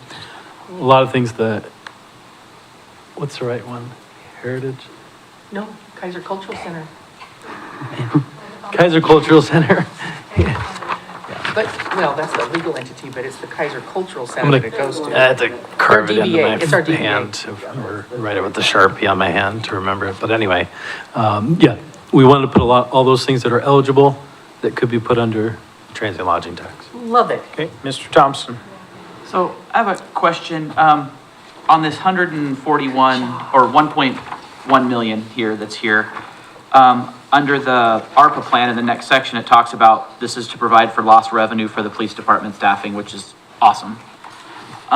Instead of putting this in the general fund, could we put that 1.4 million in the police services fund? So it's very clear about where it's going? I like that. What is the police services? Mayor Clark. What do we use the police services fund? Because we say that's where it's going anyway, I mean, in the budget So note. are you referring to the police operations budget? No, No. I okay. was, because we're not gonna, I mean, we're not planning on spending, for the way I take what you and Mr. Brown are saying, we're not planning on spending that 1.1 million all in 1 year. Correct. So rather than put it in the general fund and keep rolling it over there, would it make more sense to put it into the police services fund, and then there's no question about what we intend it to be for? I mean, we talked about that in the budget note on the ARPA anyway. I do think our ordinance resolution would prevent us from commingling, because that's why we've pulled out the police. Yeah, the police service fund is actually the name for the account that basically has all of the police funds go into it from the fee. Right. So, yeah, you don't want to commingle with that fee. But if you're talking about police operations, then that's the way to do it. What I will say, and this is a little mental gymnastic, because of the way ARPA funds are supposed to be spent, even if you put them in your general fund, you spend those first. So we'll have $1 million extra in the bank, but we're going to spend those first. I don't care which dollar it is. That's the mental gymnastic, right. but I mean, that's what we have to say on the record, is that we're going to make sure and spend those as soon as possible so that we spend them in time. If we intend it to be spent on police, I would love it if we could put it in maybe the other police fund, and just make it abundantly clear on where we're putting that. Yeah. The police operations fund? Mayor Clark. We could do that. Thank you. That's easy to So, do. My apologies. Mr. Woods, so you, Mr. Brown, recommended putting the ARPA fund, or not the ARPA funds, the 1.1 million in general fund at the end of the year in the, that last thou shalt not touch line item at the ending fund balance. So from the general fund, putting it in the ending fund balance for the police operations would then mark it clearly for police. We don't have a specific ending fund balance for the police because it's just a department within the general fund. Okay, so it'd be it'd with look a little- in the ending fund balance with a budget we note could- that this is, and it would direct future councils and future budget committees that the intention of these funds is to fund police services over these next 5 years as we get toward the, that wonderful 2029. Councilor Cross. Okay. Thank you, Chair. However we do it, I completely support Mr. Thompson that to allocate it directly to police, so there is no commingling. It does not go anywhere else. There you go. So how do we earmark that to make that happen? Do not touch. I think it's called ending fund balance. Mr. Do Brown. not touch. Mr. Brown. And I just want to make sure it's clear too, that it's not only that 1.1 million, but also the reserve that we have in place now. So it's a combination of both those two that need to be reserved to help us continue those services throughout the next 5 years. Yeah, we can definitely designate it the ending fund balance for police. That's fine. Yeah, so there's, in your statements, there's undesignated reserve, and then there's designated reserve. Okay, Mayor Clark? I yield to Ms. Erb. Thank you, Kathy and Chair. So maybe you're going to explain this to us, Mr. Wood, but why do we need to transfer the $1.2 million from the police services fund, which is the fee on our city services bill, into this general fund? Why doesn't it get to go straight to the police operations budget, since it's designated for Sure. our police services? That's a great question. Under budget law, they kind of break out transfers, so you have to have them as their own separate area. I suppose we could move it to the police area. I mean, we kind of have it showing there. When we get to the police budget, there is a line item that you'll see that same dollar amount. So, a good question. I'm just trying to follow the breaking out the transfers by themselves. So that's the only reason.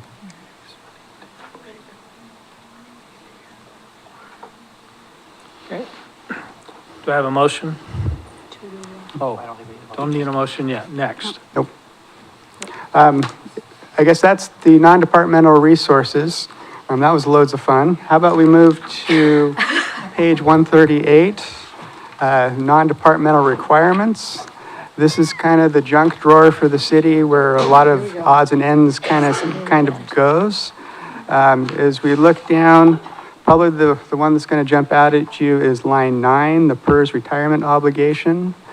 We do have a handful of current employees and former employees that have not yet retired, based off of the previous decision made by the council not to protest the PERS letter.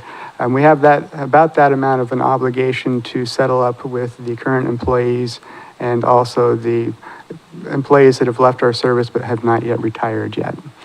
So those are the ones that we don't have an option to do anything different with at this point.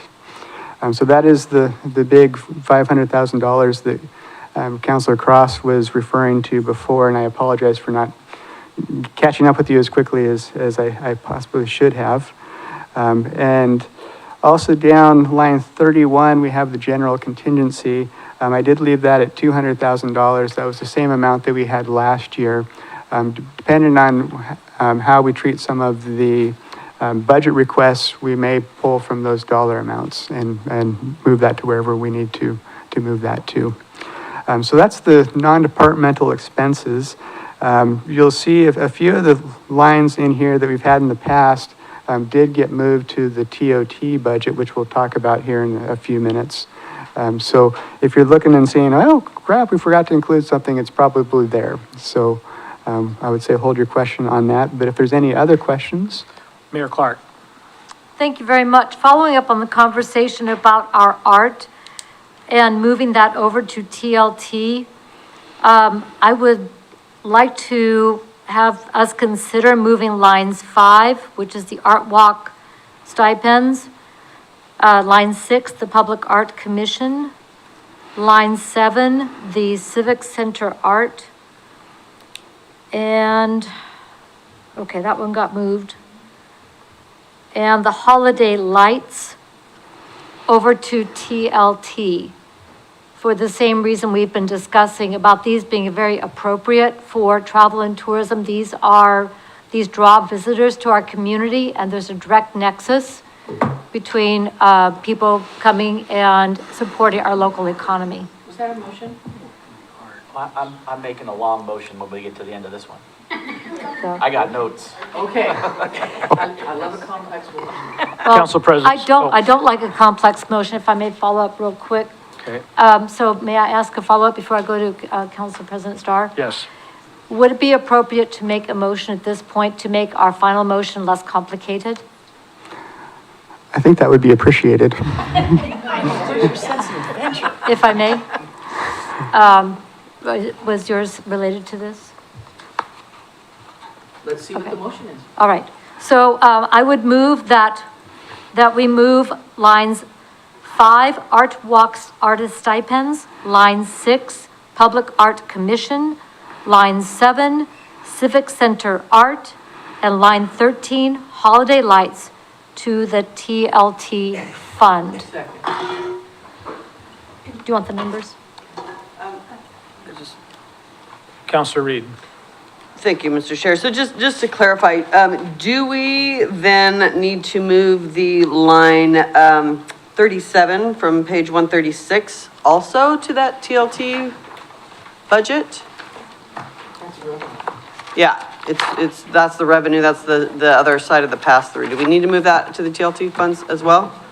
If I may? Where's the TLT Mayor Clark. fund? It's the last. The TLT is the transient occupancy tax fund. That's the new page we got tonight. To follow up on Councilor Reed's question, the conversation we were having around that was to have a conversation with the Keizer Community Foundation. Since it looks like in 2022-23, we did not receive those funds. I didn't get the answer, and I think we got distracted. Whether we've received them this year, I don't know the answer to that. You've received them every year. Okay, there's a blank in 22-23. I believe it's an every other year contract. I would have to pull it, but That's right, they're 2 years. yeah, I think it's a 2-year agreement. So this would be 0 for this year anyway, next year. No, I think they changed it and made us go to a year. Oh, anyway, to that point though, that, again, the Keizer Community Foundation has a priority of working with, providing for the students in our school, and if we can, fund this through transient TLT, or TOT, or whatever that thing is called now, either one, those dollars are increasing, and they are proving to be a stable revenue stream to fund this program. So I would, I think that's a follow-up conversation probably for our final adoption of our budget, as I understand it. So follow up then. So basically just to cut that out then of the budget altogether on page 138 part? Because that's the coming in, that's the revenue. We don't want that anymore because it's coming in. Yes, no, yeah, 136. Yes. So we 136. So we cut the revenue part from the budget to reflect the fact that it's now being funded by the transit occupancy tax. Okay, so we have a motion on the table. We have a second. I just wanted to be clear as to where that is. Thanks. Do we have a discussion? Any discussion on that? All in favor, say yay. Yay. Any opposed, say no. That was not an option. Counselor Reed, your vote doesn't count this time, So I have a question. but that has passed. Council President Starr. Thank you, Mr. Chair. Mr. Wood and Mr. Brown, I noticed on line 17, you only have $4,800 for neighborhood associations, which is 4. Can we have a conversation about the 5th one, please?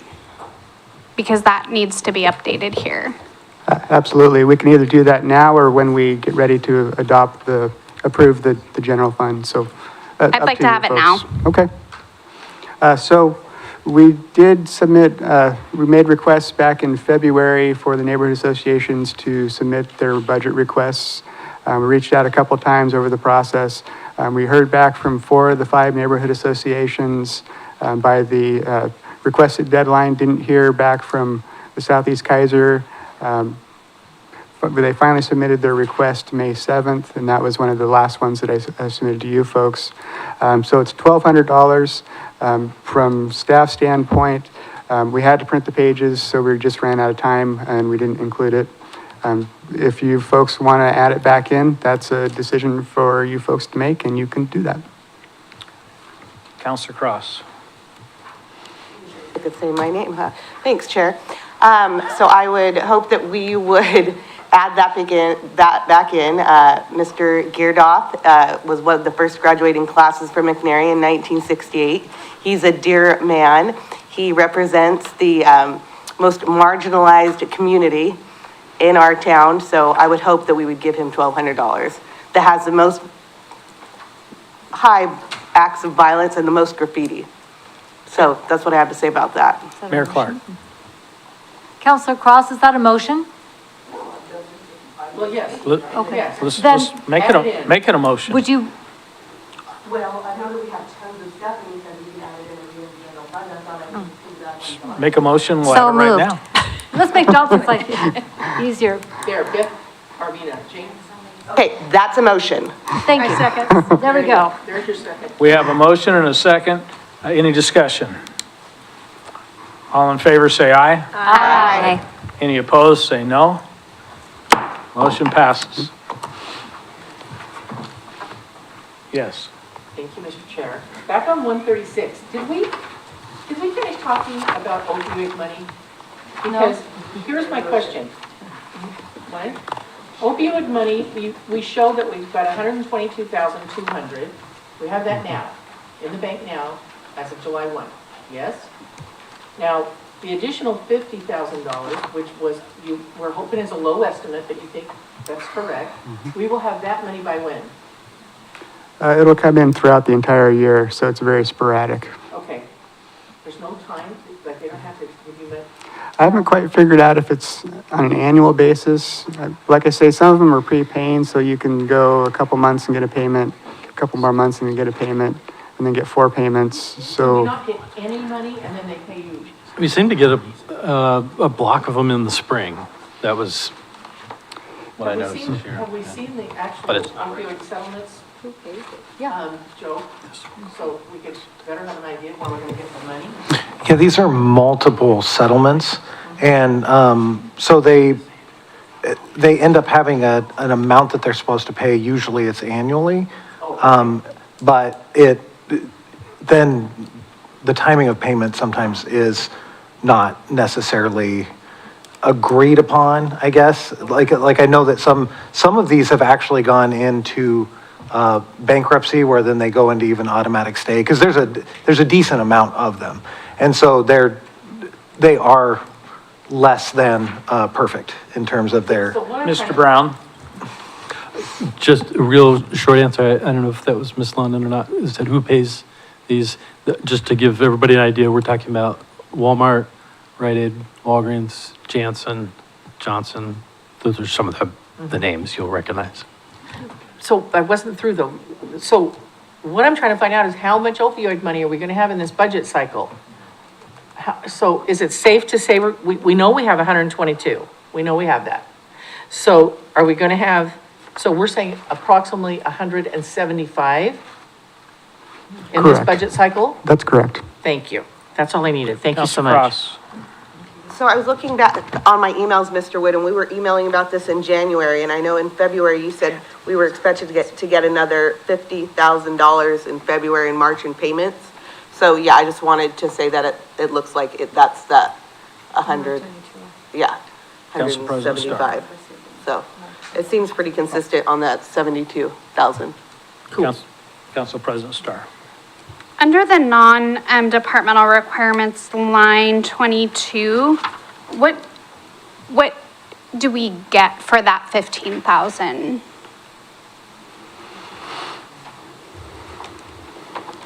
Where are you? What page are you on? Are you on 136? 138. 138? Oh, sorry. Mid-Willamette Homeless Alliance, Oh, On line 22? yeah, what is that? 22. Mayor Clark. Thank you. The Mid-Willamette Valley Homeless Alliance is the federally recognized continuum of care through HUD, where it is the Oregon 504.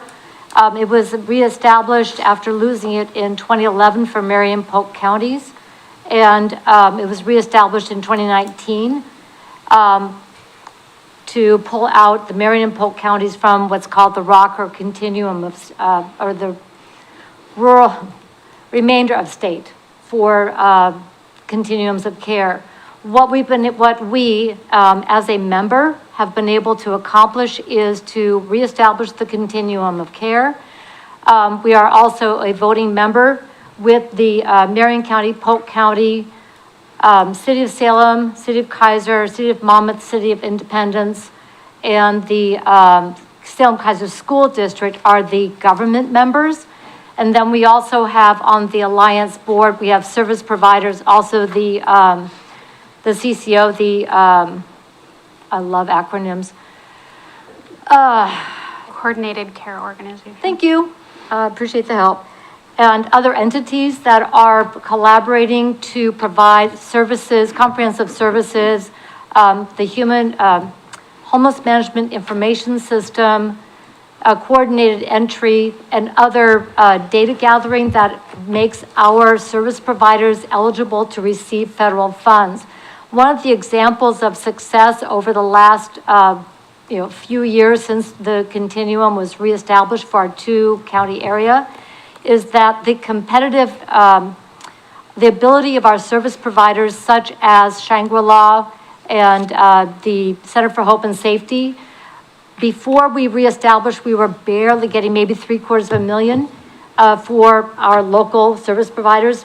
This last go around, because of the support from the Homeless Alliance, those numbers topped 2.1 million.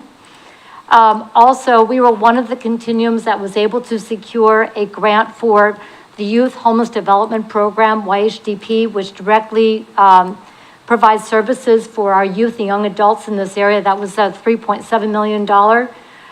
When the governor's executive order came out for housing and homelessness, the continuum of care, with us being a active participant, received $10.7 million in that allocation. And because we already had a structure established, we were able to work with our service providers to then operationalize those funds more quickly than any other continuum of care in the state to get people housed. So the benefit to Keizer in being a government member is to be able to have a voice at the table for the allocation of those funds and to be a participant in the regional planning for the for housing and homelessness services across Marion and Polk counties. One of the things that the continuum is doing at this point is last year went from a model of having contractors. Many of you will remember former County Commissioner Janet Carlson. She was one of the founders of the Homeless Alliance. It was then the Homeless Initiative, and she was a contractor with the Homeless Alliance until last year. Elaine Lozier was hired as the executive director. The Alliance now has a budget of north of $30 million. Again, up from $750,000 back in 2019. And programs and facilities are coming online in our 2-county region, almost done. One of the things that our continuum has had to absorb is the Homeless Management Information System and coordinated entry, and those are being hired right now. So what is, this is the funds that we pay, the $15,000. Those funds from all of the governments that are members go to it's one of the very few funds that we have that are not programmatic. So it allows for supportive administrative services as we develop the Homeless Alliance and grow the continuum to provide more services as we expand into the full 2-county region. Without that, if we withdrew, we would lose our voice at the table and we would not be part of the decision-making for regional planning. So it's a de facto membership. So, No, it's a ORS 190. No, this 15K. This $15,000, yes, it is, we are a member via a ORS 190. For those who don't know what an ORS 190, it is, that's Oregon Revised Statute. Governments can come together to form a governmental cooperative, kind of like the Council of Governments, and the Homeless Alliance has the ORS 190 so that we, the governments, can execute contracts and enter into grant agreements. Council President Starr. Thank you, Mr. Chair. So is that 15,000, if you will, membership fee to be at the table? is that a proportional representation based on the budgets of the entities at the table, or who sets that amount that we pay? Where does that dollar amount come from? Because I think we've paid 15,000 the whole time. So I would be interested in hearing, where do you get that $15,000 number, Mr. Wood? I believe the original agreement, I can't remember, was it 2017-ish time period? It was. That was based off of size, and I can pull that up. Yeah, I believe it was population size roughly, something along those lines. But, you know, as you looked at the list of entities, we were one of the more larger ones, so we were, you know, our share was a little bit higher than the others. Through time, I've just been emailing the folks there to see if there's been any changes. And we've been paying the same amount for, I think, about 3-4 years now.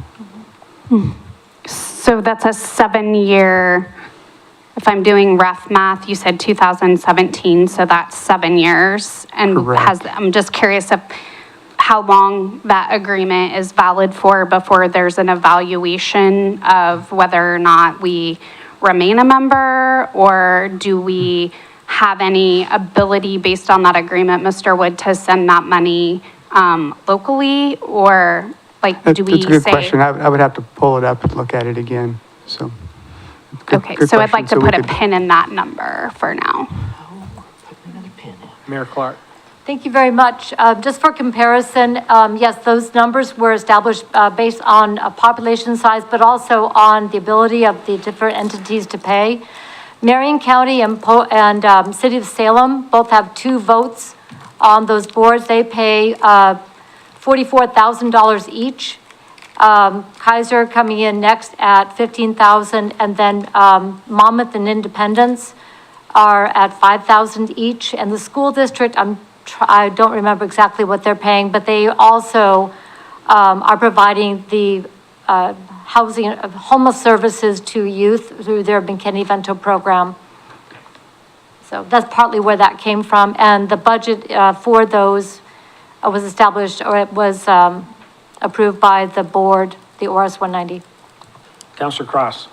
I don't know if this question for Mr. Witt or Mayor Clark, is it an agreement or a contract? Like, is it like just a friendly, like, here, we're here at the table, or like these are dues that are due? Mayor. Thank you, Chair. This is because we have signed an intergovernmental agreement as an ORS 190, so it is contractual. Thank you. Starr. How often do we review those? I don't understand the question. How often do we review the agreements? I mean, I would assume, for example, we have a 10-year contract with for the management of the Little League field that doesn't allow us to revisit that for 10 years. So I'm just curious how long how long is the agreement before it's revisited?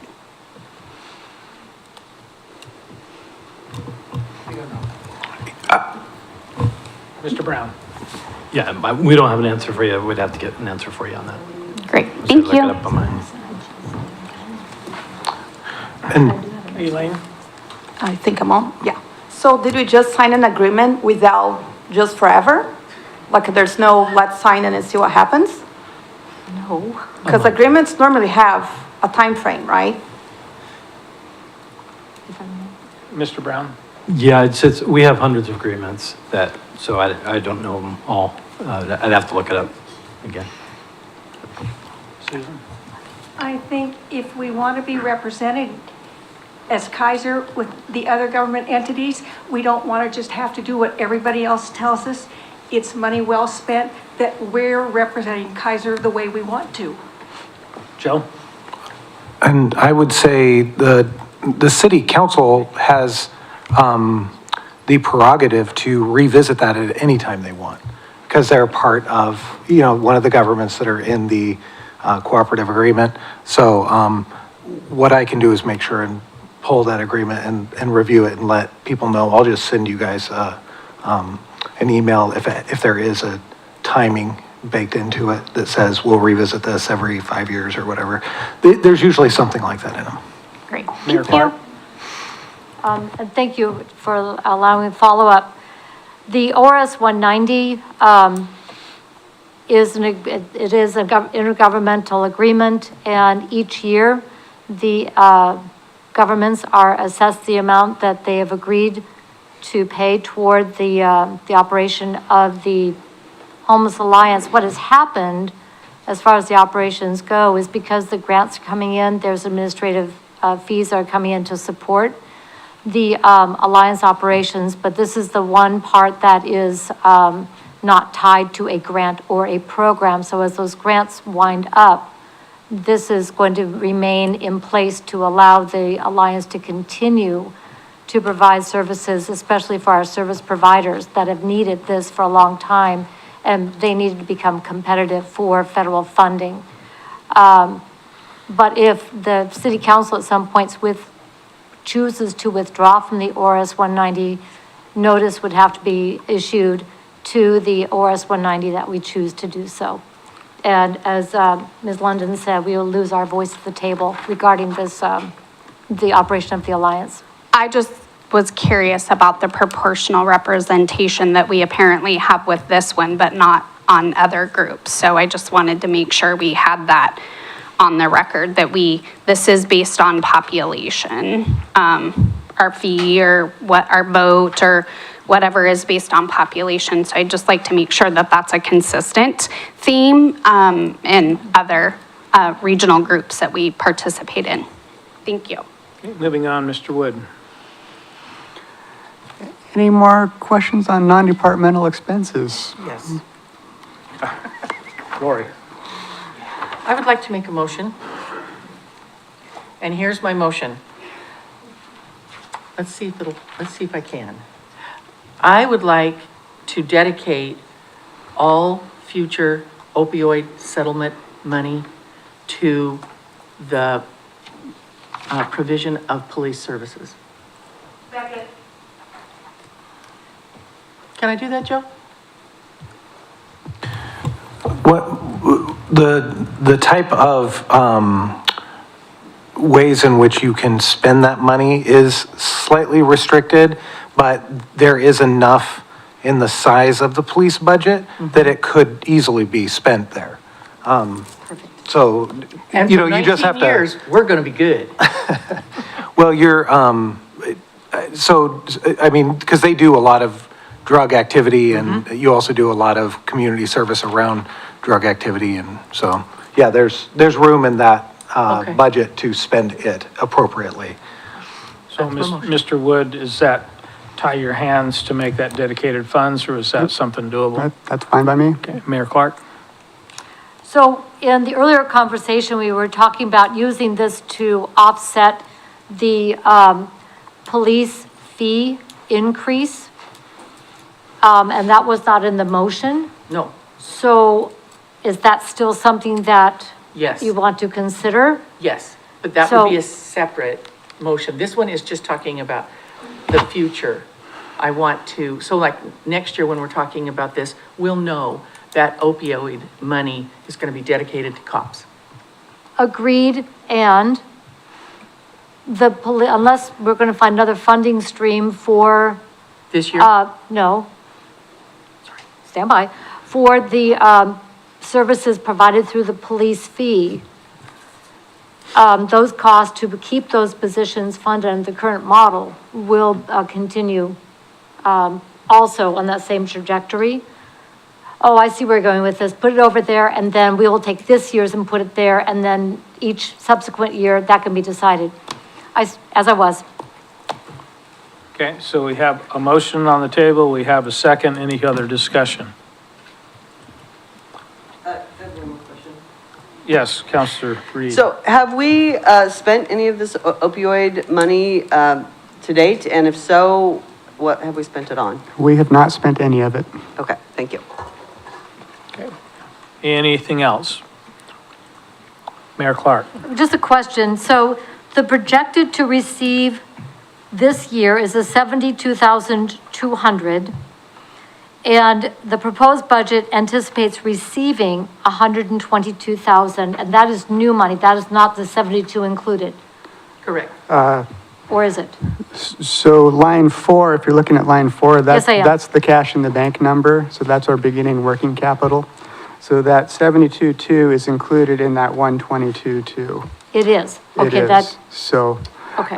really what we're talking about is a geography change with this motion. So we'll take that and the other additional 50,000 we think that we'll get next year and move that to the police operating budget.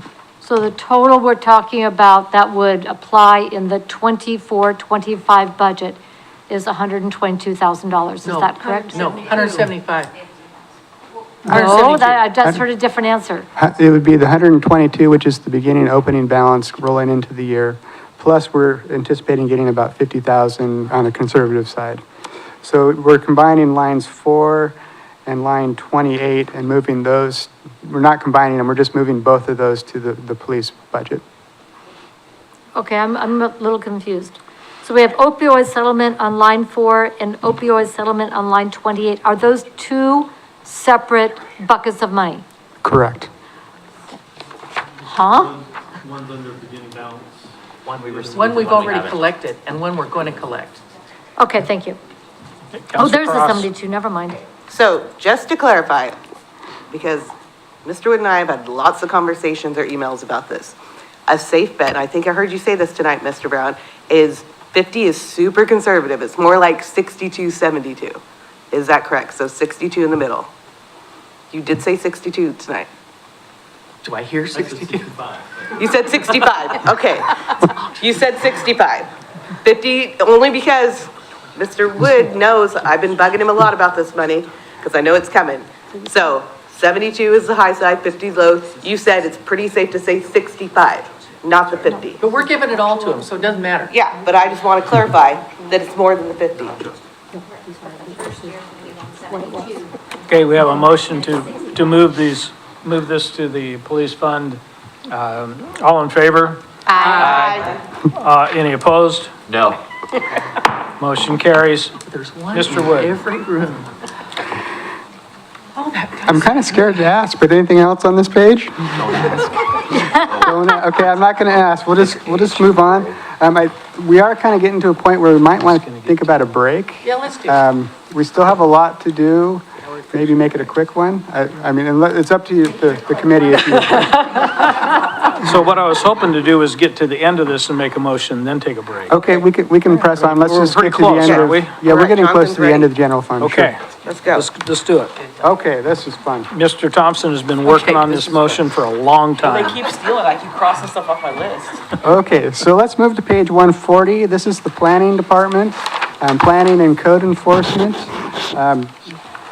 Not a heck of a lot of changes, although I guess you're gonna see a grant from the state. That's for some of our CFEC money.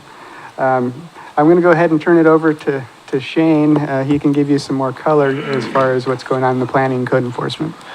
Thank you, Tim. Mr. Chair, Budget Committee, thank you very much. Yes, as Tim said, the planning department's budget, it funds 4 FTEs, myself, an assistant planner, building permit specialist, and our code enforcement officer.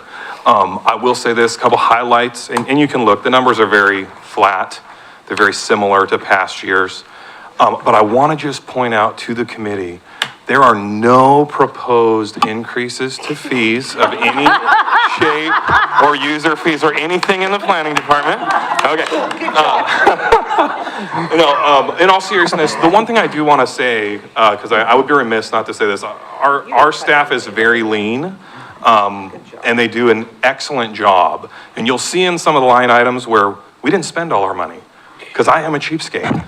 And so we make sure, we like to have the money in there for doing things like training and travel for a conference. But for example, this year, we chose, after looking at the program that was there for the National Planning Conference, that, you know what, we think we might be better served to do an online version, because we weren't as excited about the offerings that they had. So instead of spending more money, we were able to save a little money and still get some good training. And so those are decisions that we make every year.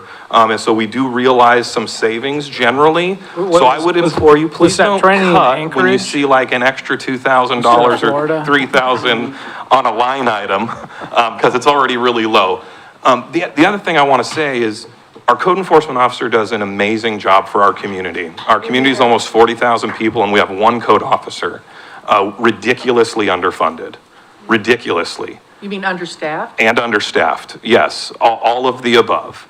However, we recognize that there is a value to the community that we bring in that area. And the one thing I do want to kind of clarify, I know there's a lot of talk about police budgets, and I agree, our police is also, does not have enough money to function.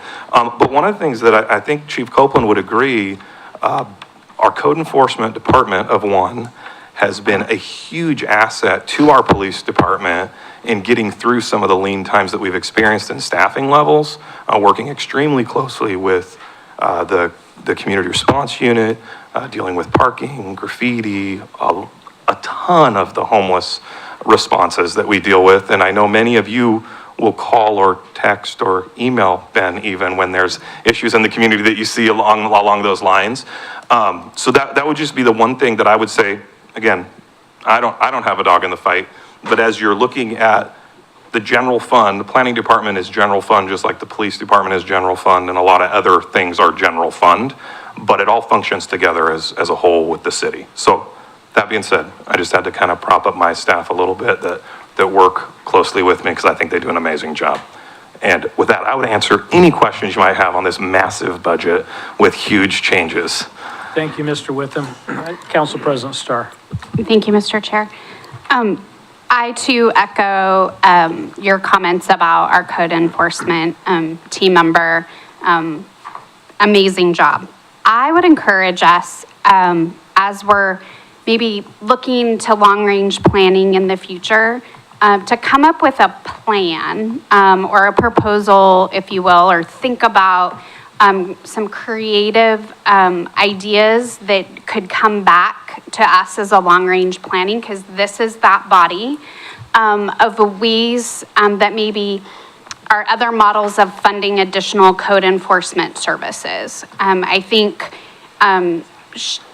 Mr. Witham, to your point, you are an extremely lean department, and with a staff of one code enforcement for a city of 40,000 that I think is only going to grow in the future years, I would like to see some ideas and some proposals for models to increase our services in code enforcement. And so I don't know if that's, I know that you're not going to like this, but creative funding mechanisms but with police department, I don't know what that looks like, if there's, what the other models are, but I would appreciate seeing that. And I think our community would appreciate knowing that we're trying to look outside the box, think about the future. We know we have a lot of, multi-unit housing developments coming up, so I don't know if there's anything creative that we can do to help increase those code enforcement services. I think it will be needed in the future. Councilor Cross. I just wanted to recognize that this is the best budget I've seen in this book. But I haven't seen Copeland's yet. Tim. Just saying. It's all Tim. That's lean and mean. Okay, any other comments? So have you ever thought about, and along the lines of what Council President Starr was talking about, have we ever thought about, I don't mean cleaning up homeless camps, but like any other type of code enforcement activities that could be handled with something similar to a cadet program or a volunteer firefighter? You know how they have lesser duties, but still they're uniformed, they have authority, they know the code. Have we ever thought about that? We have actually, we've actually talked with some of the neighborhood associations on certain things. Our neighborhood associations are actually doing some help. Mr. Thompson has been a huge help in the area of graffiti.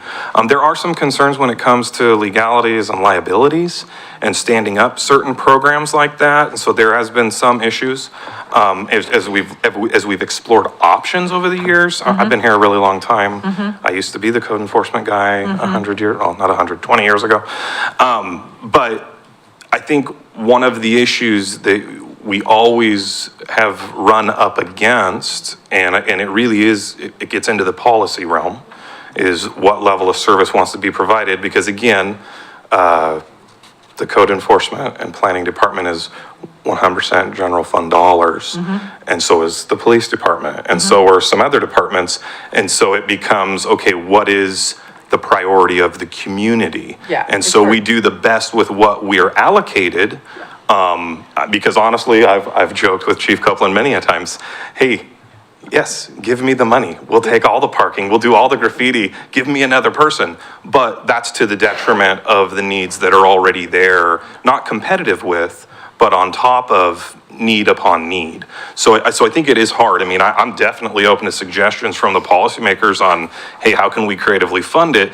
I'm very, very concerned about proposing something like user fees based on input that I've heard through the last 2 nights. Right. Or taxes of At any least kind, right? To now. increase a revenue stream. So, yeah. But have you, are there other cities, do you speak with other planning professionals to Yeah. find out if this is something that's at all feasible, and if it's a policy issue? So you're saying you would look to the city council to develop the policy around a citizen core, if you will. I don't know what else to call it, but Yeah, a or- citizen core, it seems like, because a lot of that stuff takes a lot of time to run down. Sure. That's valuable time, especially when you're one human.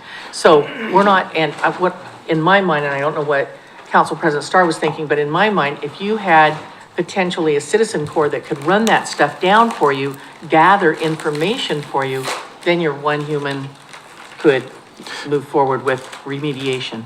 Sure. Yeah. I mean, I think there are some options there. I mean, Mr. Crosby was for several years the training officer and then the vice president of Oregon Code Enforcement Association. So he's pretty familiar with how other cities throughout the state run their programs.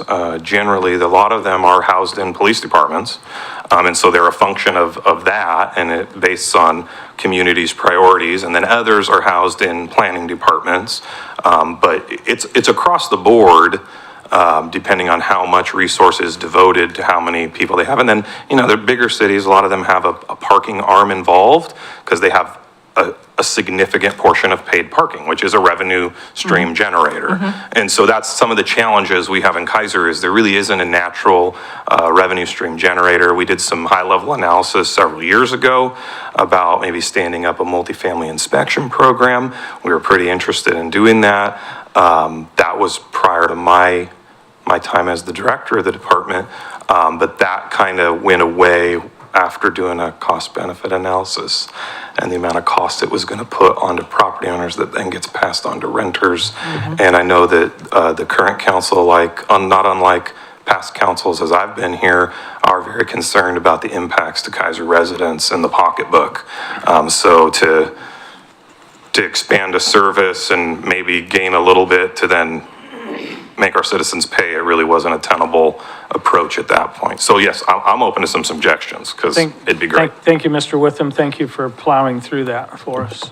I got the tractor thing for you. Okay. Mr. Wood. Moving on to page 142, municipal court. Really not a lot of changes here. We have one FTE that runs municipal court.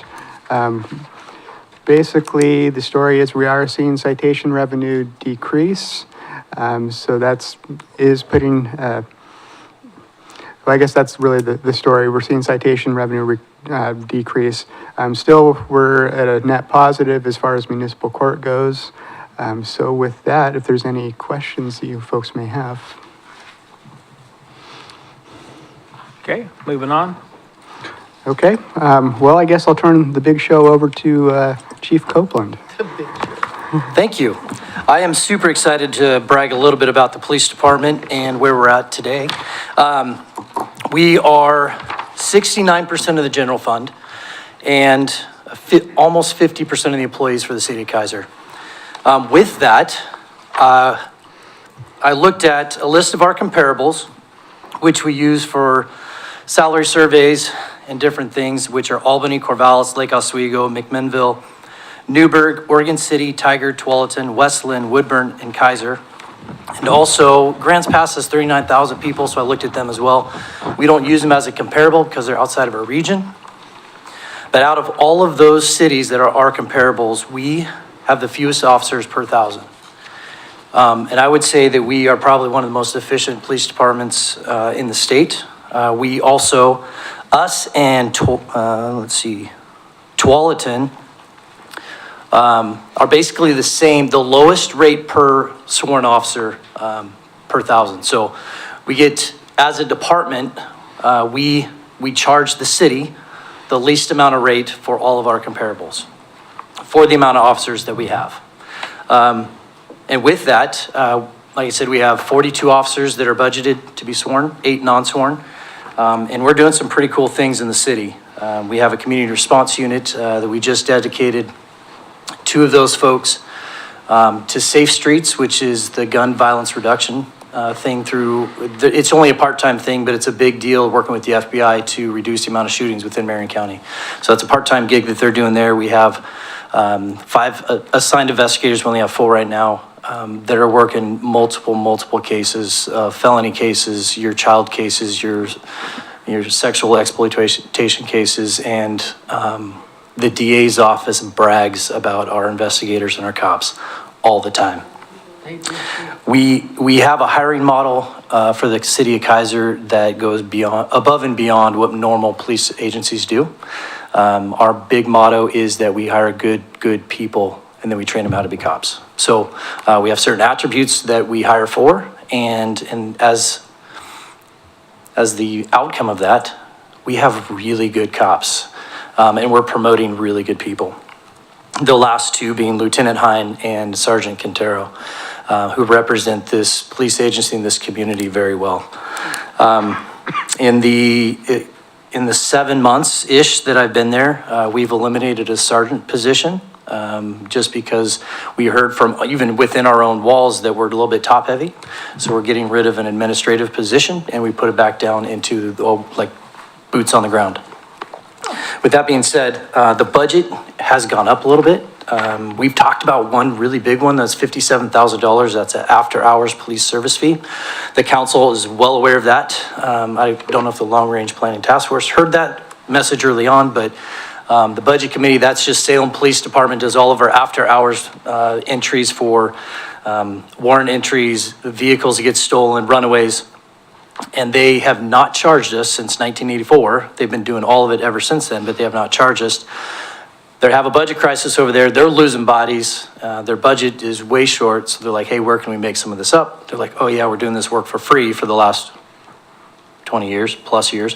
And so now they're charging us. And it is based on, there's a formula to it by how big the city is, how many officers we have, and then also how many times we use the service. So it's a crazy formula, but it's all worked out every year. So it's not gonna be exactly the same every year. It could go down if we use them less, which I don't anticipate us doing that because our night shift guys stay very active and busy to the point where we prevent criminals from coming into our town. So with that being said, going through the budget, a couple things that stand out. You're like, what are these things?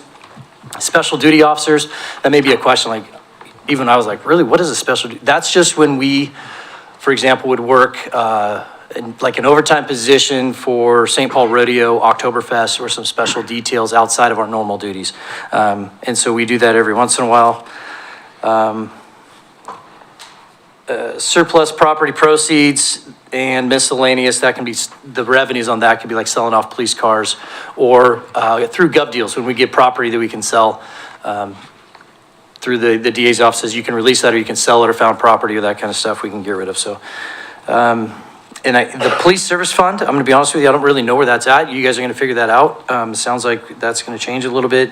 We're gonna add some opioid settlement money to the top revenue sections. So you guys will figure all that out. I appreciate that. They did, Mr. Wood, thank you. He did transfer in the overtime community events for $9,000 to go into the TOT tax or whatever that's called. So, so that went down quite a bit. Other than that, not a lot has changed that we have control over. It's retirement, payroll, insurance. You'll see on line 54, the civil criminal forfeiture. It was approved for $5,000. This is like asset forfeiture money for drug-related cases. So we actually, City Council approved a TrueNarc system for us, so that's why it went from $5,000 to projected $25,000. We actually spent that money on it's a drug-based scanner, so you can scan the drugs through a bag and it'll tell you what the drug is, like 99.9% accuracy. This really came about because of fentanyl. Because when you touch fentanyl, even through latex gloves, it is not healthy for the officer, not for their life to be. So we wanted a safe way to, look at our drugs. And also one of few, the DEA has one, and I'm not sure any other agency around us has one, so they're not very accessible to us when we need it. And then we added in the $46,200. That's just money that we already have that typically would just sit unassigned. So this gives us the ability to spend money on drug-related operations, products that would go towards that. I reduced the training amount from 45 to 35 with the hopes that we're going to use our training center more. That's what I'm really pushing, is to host training. So hopefully we can do that, bring in some really cool training. We usually get free slots, 2 or 3 slots per training. And so I'm really pushing that through our current training staff. And then ammo weapons went up a little bit. Tasers are super expensive and weapons are more expensive. Everything is just more expensive. And these are the things that our officers rely on to protect us all the time. So, and then again, the $57,000 for the after hours records agreement. What line, where's that? That's line. Got it. Got it, 76. I did reduce cadets and reserves. You'll notice that. We haven't spent Mr. Wood gave me a 5-year look at the police department and the budgets, and we typically come back around $2,500, $8,000 on those line items. So I just reduced those, I cut them way back, and that's 50 and 51, sorry, skipped over those. And then same with investigations, we dropped that $4,000 to be something like we actually use and more aligned with what we've done over the past. So with that is our budget. It's $10.7 million, very well spent to keep the community safe. So with that, I can answer any questions. Well, I can try to answer any questions. Councilor Cross. Thank you, Chair. Is there just anything off the top of your head when you hear about like the opioid money and there's 100,000, like, do you think I want to save it for a rainy day, or are you thinking like we've sat at some meetings before where your protective gear isn't as good as Salem's? Is there something in mind that you're thinking about getting, or you just... For the opioid money? I don't know that I can use it for protective. There's certain statutory requirements for that.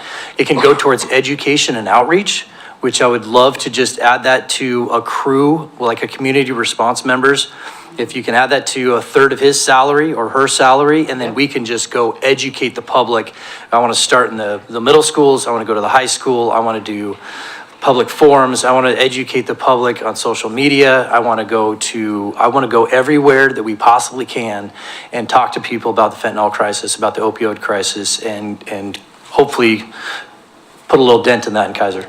And then quick follow-up. I know you said there's a certain dollar amount that went to TLT. What was that dollar amount? It was $9,000.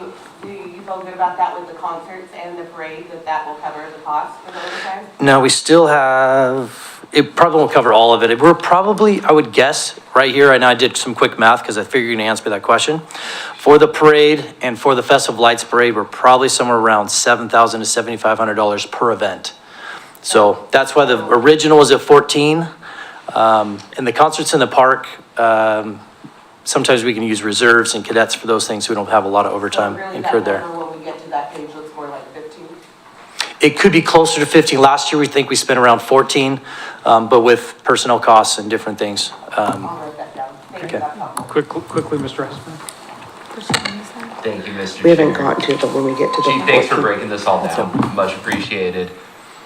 Insurance is on the rise according to your budget document, and I'm sure that's not a surprise to you as you've reviewed what's gone on in the department. Do you mind speaking a little bit to how insurance may affect some of the departmental decisions you're choosing to make and how they may even reflect in the budget document? I didn't put that number in there. I would defer to Mr. Wood. Mr. Wood. Thank you, Chair. With respect to insurance, really the problem we're seeing is when you wreck a car, going out and getting a new one, the new one's a lot more expensive. So anything property related, cars, buildings, anything that gets damaged, just the replacement costs have been skyrocketing because of the inflation that we've all been talking about.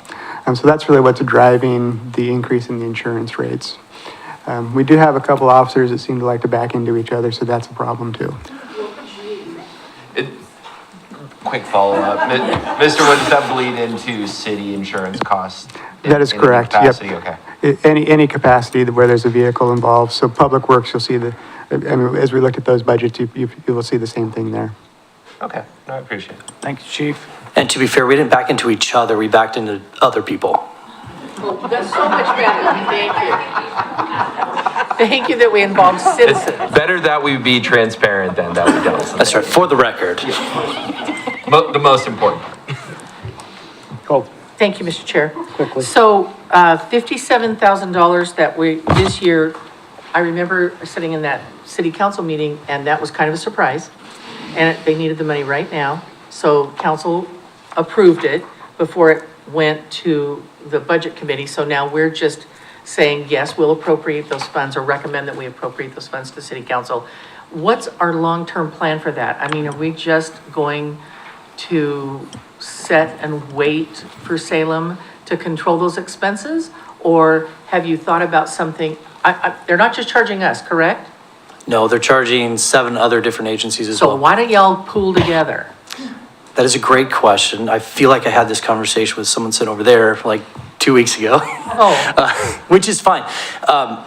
Here's the deal. To stand up a dispatch center would be millions and millions and millions of dollars. For example, Grants Pass has their own dispatch center. They allocate $5 million a year to that. Okay. If we were to ask our cohorts, the other 7 agencies, to split that cost with us, they would say no, because they're paying less than $20,000 based on their agency size. It's like Polk County, Lincoln County, or Lincoln City, Monmouth Independence, those type of agencies. We've asked Marion County, who has a jail staff that's open 24 hours a day, who could perform this duty for us. They said no, with a very strong, definite no. We asked Woodburn Police Department, who has Metcom, they have a 24-hour dispatch center, and they said no, and a very strong no, because both of them are saying that they can barely staff it enough for their own departments. And I'll tell you, if you talk to WVCC, which is Willamette Valley Communication Center, about dispatch centers running 24 hours a day, they cannot keep their employees. It's a high turnover rate, and they're paying mandatory overtime, and you have to get people to work. I mean, it would be a lot. It would be really, it would be probably upfront, if just the infrastructure itself and the space to do it would be upwards of $5 to $6 million. That's just an arbitrary guess. And then to operate it every year would be super expensive.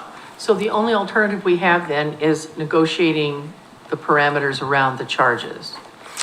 And do you have any input to that, or do they just dictate what you're going to pay? So we did early on have input as to how that was going to be billed. Okay. I did not.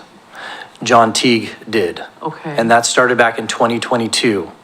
And that was conversations that both City Manager Adam Brown and I did not know about. And so we inherited this issue come 2024. And I think City Manager Brown learned about it about 3 months ago when it was brought up in a staff meeting. He's like, have I heard about this before? So is it a contract? It is a contract that City Manager was required to sign in order for them to continue the service. Is it a 1-year contract? It's a 1-year contract. So we can renegotiate? Well, we can try. We can certainly try. But it sounds like there's no game in town, yeah.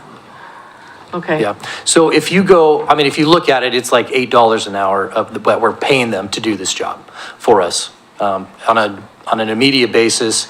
So it's, for the service that we're getting, Yeah. it's fairly cheap. You know, I'm not concerned about that. It's just, I hate to have no access to the negotiation of those costs because, as someone said earlier, I think, you said it, I guess, that Salem, has had severe budget constraints, so they're gonna squeeze everywhere they can squeeze. So I believe that we're going to be squeezed in the future.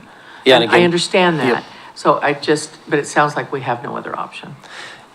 Yeah, we kind of inherited this problem, and like I said, we did early on have negotiation ability, but that was not anybody in this room that had that authority to have the conversation. All right, thank you very much. Let's take a recess, we'll come back. We got one more? One more and then do it? One more, then we can finish. One more, and then we'll finish the general fund. Or- cross your legs. It's up to the committee. If you. Go. Okay, I'll talk quick. Transient occupancy tax, this is really exciting for me. As budget officer, I got to create a new department. It doesn't happen very often, so woo-hoo. So we did this to better break out and display the transient occupancy tax. We're expecting to get 350,000 in. We broke it down, obviously the overtime, if there's an interest in increasing that to 14,000. I just pulled the 9,000 from what it appeared for the two parades. But you can definitely move the rest from the police fund if you want to do that, or police department. We put in the Chamber of Commerce, $1,600. This is our membership fee and the directory. There is an ask on the table for an additional 50,000. Historically, we've given them a total of about 40,000. So that'll be a decision for you folks. Keizer Heritage Foundation, 20,000. They did ask for 26,000 this year, so that'll be another conversation for you folks to have. Parade-related costs, so these are some permitting type of things that went along with the Holiday Lights Parade and then the Bloom and Iris Parade. Those are things that we've waived in the past, but if we're going to use TLT tax for this kind of stuff, we can charge the appropriate fund and just move the dollars around. We've also included a $200,000 for Keizer Rapids Turf Field Phase 3. This is going to be some seed money in the event we get some additional funds.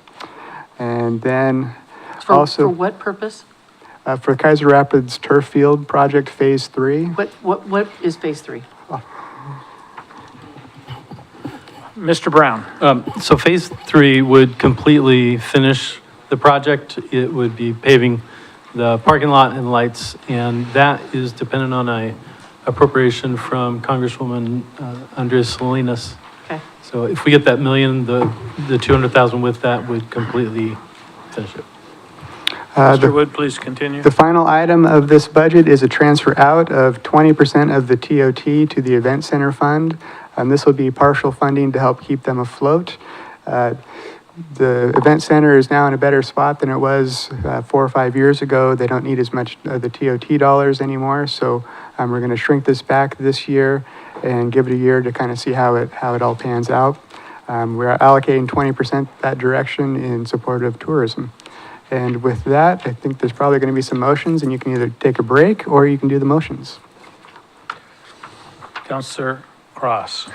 Thank you, Chair. Okay, I was looking back at our emails. Love that, don't you? Okay, so Mr. Wood, you said at the ending of this fiscal year, it would look like the ending balance for the event center would be 600,000, okay? So why would they need 70,000? We pulled all the TOT. The TOT used to go all to the event center, so we moved that out. But this is for the TOT that you're getting in. So you pulled that 350, so even without they're at 350, you're still looking at 250 that they have there. Sounds about right, correct? Right. So I'm just gonna throw it out there to you budget people. They have 250 there. I would say, why would they need another 70,000? And then at some time when we start the motion, since Chief Copeland said line item number 10, I would say we move that from 9 to 14,000. And then with the motions that Mayor Clark made earlier, that was a total of $11,700 that we need to add to that. So, yeah, There you go. Lori? I would just encourage the Budget Committee on the Keizer Heritage Foundation. That is 50% of the budget for the Keizer Cultural Center. And it was it's $26,000 for half of it. And literally, that increase is, it's all utilities and tech. It's 18% utilities. And so if they don't get that 26,000, if they don't get the full $6,000, that means, I don't know what that means.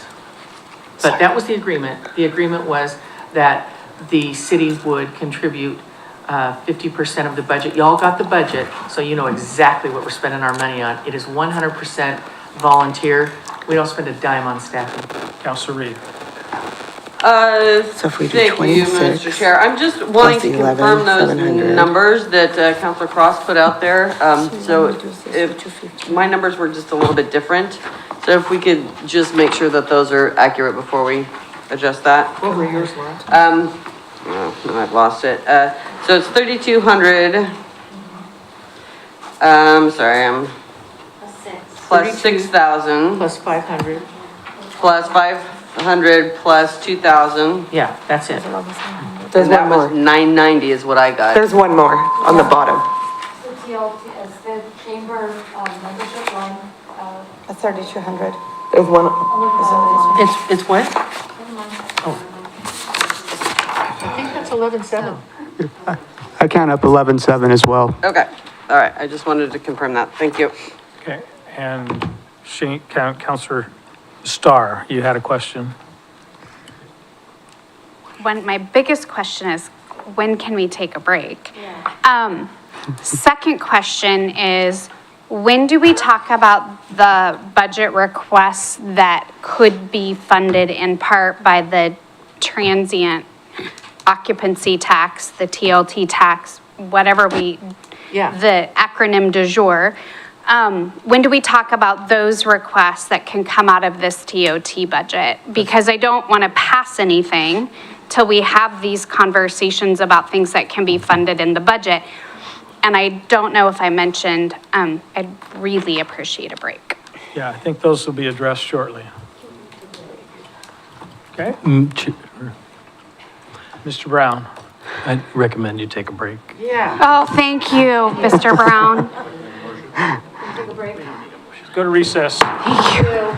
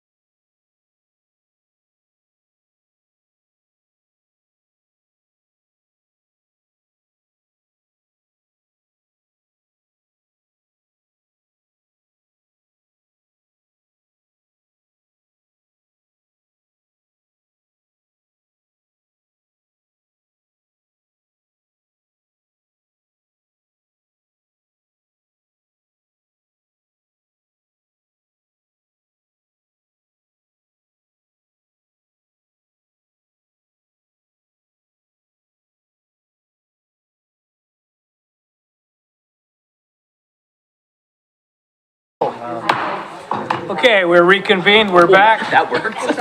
Thank you very much. I knew it. Do I have any other motion before we make a motion? Any other Counselor Cross has a questions? motion. Counselor Cross. Thank you, Chair Kohler. I'd like to make a motion. My motion is to move for the transient occupancy tax, page 145, is to move line item 10 from $9,000 to $15,000. 15? 15. Okay. Move line item number 13 from $20,000 to $26,000. Move line item number 12, Chamber of Commerce, from $1,600 to $50,000. To completely eliminate line number 21, as they will have $250,000 plus to start fiscal year 24-25. And there you go. And then we can continue to discuss what we will do with the unassigned funds for line 23. I will second that motion so we can discuss it. And I have a friendly amendment. We have a motion and a second discussion. I have a friendly amendment. And that is to add to the TOT tax page. I don't know where I'm adding it, but I want to add in there, sorry, the $13,000 for the air conditioners at the Keizer Cultural Center, and the $4,200 for a total of $17,200. And the $4,200 is for the safety rails on the back porch and improved lighting in the public hallway. Would you accept that as a friendly amendment? Unfortunately, Lori, I'm not going to accept that because I would probably want to discuss that one first. Okay. Okay. Okay, then we just have a motion and a second on the table. Discussion. Mayor Clark. Question on the event center fund, Mr. Wood, if you can help me with that. So to remove the 70,000 of TLT, which is on page 148, line 12, the result, I'm on page 149, what that would do to the bottom line. And the reason I'm asking is that we want to make sure we have sufficient funds for the sinking fund for repair and maintenance of that facility. So would that remove some of that sinking fund for repair and replacement? Adam Brown and I chatted, and we're okay with the request for this year. We're gonna have to readdress it probably in future years, just to ensure that the event center continues to be able to be sustainable. Right now, we are upside down slightly as far as revenues coming in and expenses. And we've been using TOT for the last many years to basically balance it out. So we're fine with it this year. We have enough dollars sitting in that fund to be able to not take the 70,000. But it will be something that we'll need to look at in the future, that we may have to give some of that money back in future budgets. Thank you. Follow up? Follow up. So when we're looking at the future, and I know we'll get into more of this on the event center fund, do we have, or has Ms. Vaughn been working on a longer plan for sinking fund, i.e. replacement of larger ticket items like walls, carpet, table, et cetera, et cetera? And are we going to be discussing that? Yep, that plan is in process, yes. Thank you. Councilor Cross. Thank you, Chair. I just want to point out that, so the budgeted in 22-23 was, the beginning balance was 196. The projected even in 23-24, beginning balance with every dollar of TOT fund was 390. And I think for this year, when I checked in with Tim in January, or Mr. Wood, the amount of dollars of expected revenue is $150,000. So we definitely are top heavy in that department. Nice change. Okay, so, Jane. Thank you. Chair Kohler. So, Councilor Cross, when you made the proposal for the Chamber of Commerce for 50,000 on that line, they had asked for 51.6. So are you saying you want it less than what they asked for, the $1,600 dues, and then they wanted 50 on top of that? So unfortunately, Corey is not here to answer any questions, and there was one item that, I mean, if she was here, there was a COLA raise, and that part, I was like, you know, I don't really think that part should be part of what you're asking from the city, so I just rounded it to 50. Okay, thank you. Council President Starr. Thank you, Mr. Chair. So I'm trying to keep up.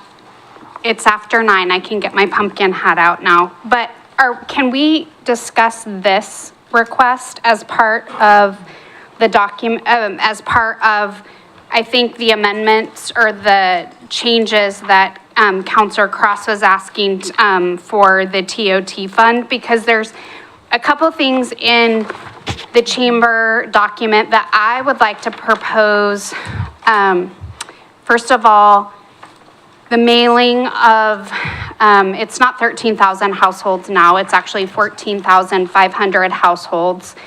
And so I'd like to have a conversation about the printing of that and the mailing of that, and the cost from a TOT tax perspective, and how those dollars are spent. And I would like to amend or pin the approval of the chamber request to a later date when Ms. Filardo can be here to answer the questions, because I think that there are more economic ways to accomplish the goals of the directory rather than printing and mailing. I'm guessing if there's 14,500 households in Keizer, and I did clarify that data point today, that they're probably printing at least 15,500 of those. And I think that's a pretty significant expense, and I'm not opposed. I would just like to ask them to explore bringing that project into more modern times, perhaps, and more cost-efficient ways. I don't look at a directory anymore. Everything I do is typically on my phone, so I'm scanning a QR code that would take to an online directory. I'm not opposed to printing a few of those. I just think that there's more conversation to be had with the chamber, along with some of the other funding requests. I'm not in support of paying for branding for the chamber. And I'd like to clarify some of those expenses in that request that were unclear to me, how we got to the numbers and what exactly was being asked for in regards specifically to that branding and that marketing and collateral piece. There were 2023 expenses listed in there, and I don't think we should be expending current future fiscal dollars to pay for what I think was, and I'm not sure, I'm looking for clarification, and I just can't support that ask for the chamber without being able to ask specific questions of Ms. Filardo. So with the friendly, I don't even know if it's a friendly amendment now, I'm lost. But I don't support that 50,000. How about this? I mean, somebody can answer this. Mr. Lindsay, Mr. Wood, Mr. Brown. Mr. Thompson. Mr. Thompson. Mr. Thompson. Can you answer any of those questions? I am not in a position to answer those questions, but my question for Mr. Wood and Mr. Brown the mayor and I were just talking about getting those answers before June 3rd, and how would we deal, what will we need to do to deal with that, with allowing the council to get those questions answered either at or prior to the June 3rd meeting? What's the mechanism we would need to use there? You have, I guess, multiple options. If you wanted to put them in writing, you could get them to the council that way. or you could just show up at the budget hearing and testify during I'm that sorry, process. I'm talking about what we need to do tonight as part of this budget mechanically process tonight, to keep the option open for June 3rd. Well, the option's open no matter what you do. So if we wanted to just pull it out and leave it at the $1,600 for now, you can do that, and then we can add it back in at the June 3rd meeting. Or if the city council can add it in now, or you folks can add it in now, and the city council can pull it out. So. I mean, just so the numbers are there, can we put that 50,000 in as a placeholder, knowing that there's still some more answers to be made as we go through the rest, or no? Sure, we could just leave that 50,000 as unassigned fund balance at the end. It's part of and the then- motion at this point. And then That's you part of the could- motion, so we need to vote on the motion. Or amended.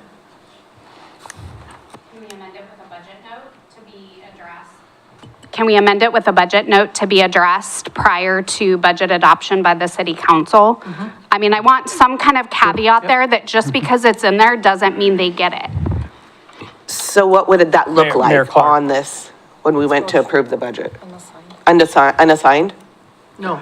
Well, I would recommend, if we're looking at adding a budget note, we add the 50,000 in on that line item, and then as a note, subject to city council approval of Okay. review of expenditure plan, something I like that. accept that Mayor amendment. Clark. And I do too. Am I the second? I was the second, wasn't I? Thank you. However, because we don't know that the $50,000 is going to be the amount allocated, and we also don't know that the city council is going to approve all of the different line items to Council President Starr's point. I had conversations with Mr. Thompson, with Mr. Turner, who is the treasurer for the chamber this afternoon, and have asked for, to be provided to city council, you know, a one-page instead of the 9. I want this, it costs this, I want this, I cost this, so we have a really clear list of what, and then we can have that conversation about what we believe as a city council, allocating taxpayer dollars would be appropriate for the city to fund for the Chamber of Commerce. So I would prefer to not put that in right now, but to leave this an open conversation, to have the chamber come back with their proposal in a clearer format for the June 3rd hearing. So I would, you know, as the motion stands now, I'm not in favor of it because I don't believe that putting the $50,000 in is appropriate. I think we need to leave it as is with a budget note or an asterisk subject to June 3rd for the Chamber of Commerce. Council President Starr. Thank you, Mr. Chair. Can we also add to that caveat to have Ms. Falardo here for conversation and questions rather than just, I mean, I agree with the one page, this is what I want, this is what it costs. But I would like to be able to have a conversation and have that dialogue with Ms. Falardo before we move forward with that budget request. Councilor Cross. I hear both you, Mayor Clark, and Council President Starr. I would like to vote on this motion. I'd like it to say Keizer Chamber of Commerce, and I'm in support of the motion it is, with the caveat that she needs to present before council. Okay. Councilor Reed. Well, I'm wondering if that caveat is amended, you know, because that's different than the motion that was put on the table. It was a friendly amendment. She accepted. It was a friendly amendment, we accepted, Okay. and the second accepted. Okay, just want to keep track of all that. The amendment is that the 50,000 is still in there on that line item. With- And people are concerned that it shouldn't be, and we could add it later. So the motion is added on that line. With the caveat that they have to appear before city council on June 3rd to keep it, to keep the 50. But what Okay, Clark is saying is that we may not want to do the 50, so it's easier to, and cleaner to leave it as is now. Okay, Ms. Bissett, would you read the motion?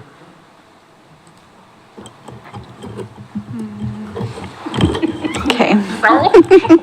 You better. I have, listen at 2 hours and 54 seconds, so I don't know that I have the whole thing correct. So right across moved to move the TLT line item 10 from 9,000 to 15,000 and line item 13 from 20,000 to 26,000, line item 12 from 1,600 to 50,000, and to eliminate line 21. And it was seconded by Lori Christopher. There was a friendly amendment to the TLT for 13,000 for the air conditioners at the Keizer Cultural Center and the 4,200 for the safety rails and improved lighting in the public hallway. That was not accepted. Right. And then I have a blank space there. Oh, then, Counselor. And then I made it, because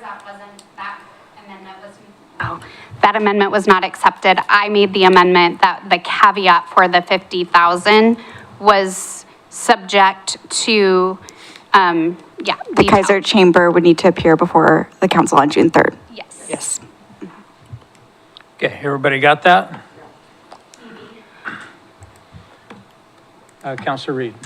Thank you, Mr. Chair. So I am in agreement with Ms. Herb that it's easier to, instead of committing these funds through this motion, it would be easier to just leave it out as is in the current budget. I'm in favor of all of the other changes. It's just this one that I wouldn't support, and therefore I wouldn't support the whole motion. Okay, any other discussion? I agree with Councilor Reed. Okay. Okay, we have a motion, we have a second, we have amendments. All in favor, say aye. Aye. Aye. All opposed? No. Motion fails. Should we try again? Make the amendment without that thing now. Okay, I want to redo that without the chamber now. Okay, so make the motion. All right. Do motion. Okay, ready? Yeah. This is gonna go fast. Ready, guys? Yep. I move line number 10 from 9,000 to 15,000, line number 13 Keizer Heritage from 20 to 26,000, and eliminate line number 21. Second. Okay, we have a motion, we have a second, we have any further discussion? Mr. Robert. Dr. Thank you, Mr. Chair. Counselor Cross, I don't think we should eliminate the movement of fee money from the TOT fund to the event center fund, because I do think that it, one, is highly in service to the mission that we're trying to provide with respect to the event center, and two, giving the event center space a significant backstop helps the city be a little resilient when the event center is needed for something that isn't necessarily a planned event, some type of community emergency, say, but we still have at least a solid reserve of funds to be able to cover if something should happen to where we need to spend that money. Just to me, that's another option that keeps something that's well in the control of the city in a good space financially, keeps it resilient, and keeps it able to operate through different programming or even different needs, whatever we call it for. So I do think that sets us up. Thank you, Councilor Husband. I would, I hear you. My echo would be Mr. Wood and Mr. Brown are okay with it. And because I live in that event center world, being that they have $250,000 to start the fiscal year, they're in good shape. Chair. Council President Starr. Thank you, Mr. Chair. I just want to confirm that we have already taken care of moving the 11,700. The 11,700 in art, it's already been moved, approved, In there. seconded, moved, it's in there. We don't have to do anything, correct? Okay, thank you. That was it. That was mine. Okay. Any other discussion? All in favor, say aye. Aye. Any in negative? No. Motion carries with one negative. I think we have an as amended motion now. Can I have a motion? Mr. Chair, I got most of the things crossed off my list, so. Good. I move to approve the General Services Fund as amended. Wait. No, I'm not ready. The police services fee is next. No, there's one more TLT thing. Oh. Okay. We have a Oh, motion. no, we have to do the, yeah, it was the one more thing to pull out. Yeah, it was the one that was pulled out. Yeah, yeah. Okay, so I would yield. like to move, I'm sorry. Mr. Chair. God almighty. I would like to move a motion. Would you like to be recognized? Yes. Yes, I would. Yes. Ms. Christopher. Thank you. I would like to move that we approve in TLT tax money, $13,000 for 2 air conditioners for the Keizer Cultural Center and the safety rails for the back porch and the lighting for the public hallway, total $17,200. And I'd look for a second. I'll second. We have a motion and a second. Any discussion?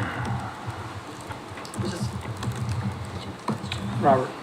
Friendly amendment on top of that for the motion carrier in the second. I would like to include those dollar amounts as mentioned and also include $30,000 for the Keizer Community Library within the TOT. Is that okay? I mean, can it be TLT? Salem just did it. Well, don't take that to the That's how bank. they're keeping the library open. But don't take that to the bank. It sounds like a pretty friendly But can amendment. TLT be used for a library? We've looked at the way our TOT has been set up over time and the way in which the distribution was legally set up. And I am of the legal opinion that the last time that we actually did a resolution which talked about how the funds will be legally distributed, require 20% to go towards tourism or tourism related. We're grandfathered in with this TOT Yeah. because it came about before the statute changed. Is this a yes? Yes. Yeah, as long as it adds up to 20% of tourism or tourism related Oh, cultural center will do facilities, and it is anyway. Okay, then I accept. Second? Is this gonna be a yes? I don't know. I don't know, Robert. Stay tuned. Council President Starr. Thank you, Mr. Chair.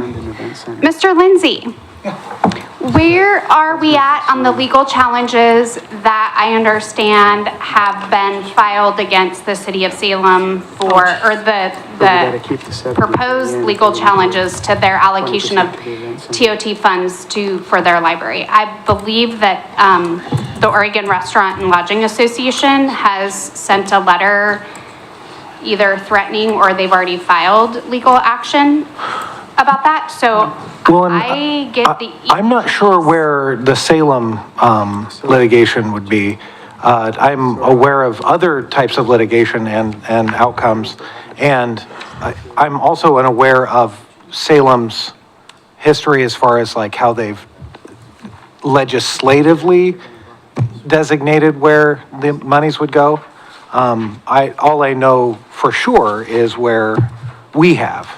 And so technically we distribute in accordance with the last resolution that was set, I believe in 2008, which required 20% to go towards tourism related. I'm all about funding the library, but I'm not about legal action, so. Oh, okay, but I'm just saying 80% was reserved for, in grandfathered in for general fund. Okay, So, so we're good. Councilor Yeah. Cross. I will be a no vote because, again, I live in that world and that is not how I understand it. And I don't know the last time anybody I know decided to take a trip depending on a library. It happens. Oh, yeah. All right, well, Counselor Reed. that'd be hard to prove in court and there's a big ORLA and they go after cities all the time. And here's So that's what- why I'll be a no vote. well. I believe, Yeah. I would absolutely support it coming out of the general fund. Councilor Reed. Thank you, Mr. Chair. I just wanted to check in with Mr. Wood. Are you keeping track of all these numbers? And are we okay? Because this is a lot of, and considering that we are still in consideration of the chamber request, where are we as far as? Oh, have we spent all the money? Yeah, that's basically what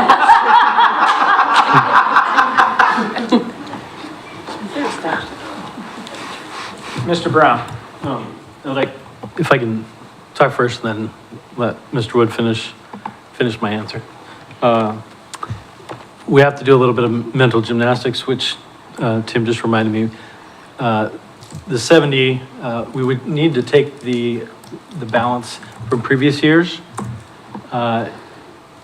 transient lodging tax, to use towards these, all these activities qualify under these, up till we've talked about the library, and I think that's a debate that could be had here, but there's probably a better answer than debating it under this money.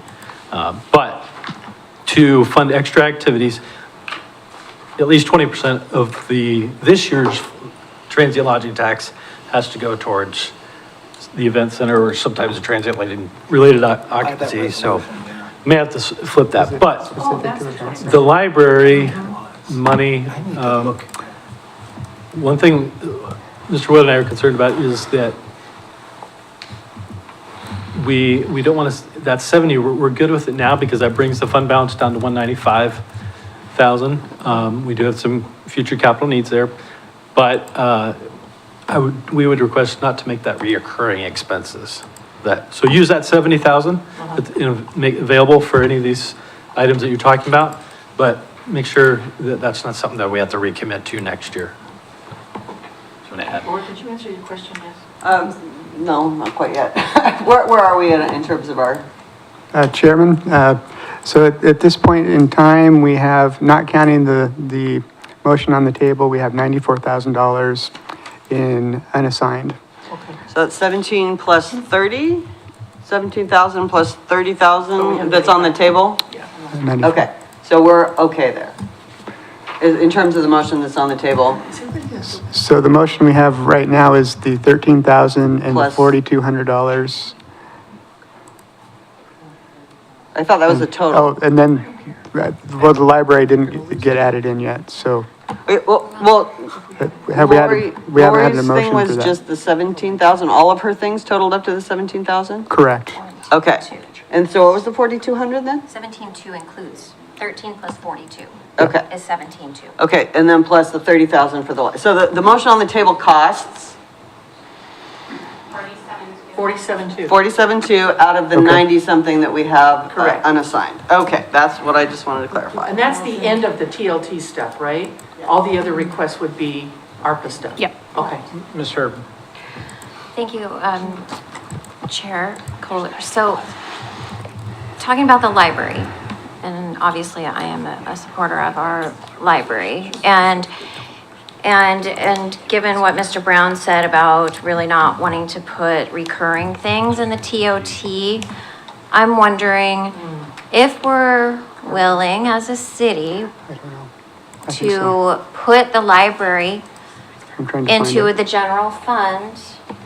So it's as a recurring 30,000 every year, and Miss Clark, Mayor Clark, she's talking, but she knows.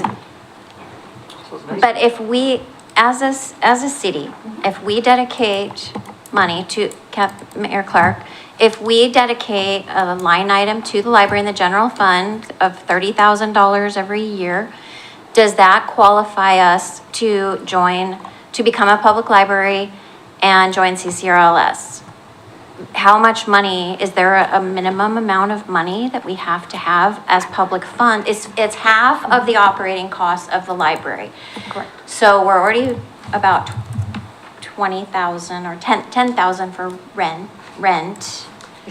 And then if we did 30,000, that's 50,000, and the operations of our library is a total of less than $15,000 a year operating. Mayor Clark. Thank you. Okay. The short answer, as I understand it, without seeing the library budget in writing, if it would be yes, because this would be that last piece necessary for the, as I understand the requirements that were presented by by B.J. Toey, who is a professional librarian, and John Goodyear, also a former head of CCRLS, the Chemeketa Cooperative Regional Library System. I defined my acronym. I want my gold star. Thank you very much. No, sorry, you interfered. That is what I understand to be the requirement. So if this were to be added into a fund in the city for the 50%, that would qualify Keizer Community Library to apply to be a Keizer Public Library. Counselor Starr. Thank you, Mr. Chair. I am 100% supportive of the library. They're the only ones that brought to the table the matching offer, right? So what they raised, right, that was their thing. So to me, they have skin in the game.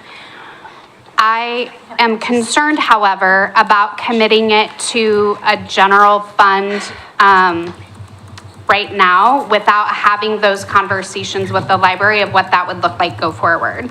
So yes, I want to see the library funded. I just have concerns about committing to put it in a general fund right now because like, what is that going to look like expenses go forward? Are we okay to just keep it at a flat 30,000 every year? I think that's a conversation that's risky for us to make that decision right now without having the conversation with the library. And I sent a message and make sure somebody was here, and Barbara left early. But I am supportive of it in the tot this year with the proviso that we just like maybe get double down on our legal, like, are we okay? Did we have the conversation with Orla about would they legally challenge it if we funded it through tot for just this 1 year until we were able to figure out where we go next year with it? I'm not doubting you, Mr. Lindsay. No, that's okay. I just am risk adverse. I will give you the worst case scenario. So say the way in which things have proceeded are read that we distributed it in a different way against our own legislation, which is a 20-80 split, 20% going to tourism, 80% going to general fund. Say we were somehow, it became law that the way we've been acting is more important than the way we've been legislating. We could still always, under the statute, the current statute, go to a 30-70 split where 30% goes to the general fund and 70 gets paid to tourism and tourism-related facilities.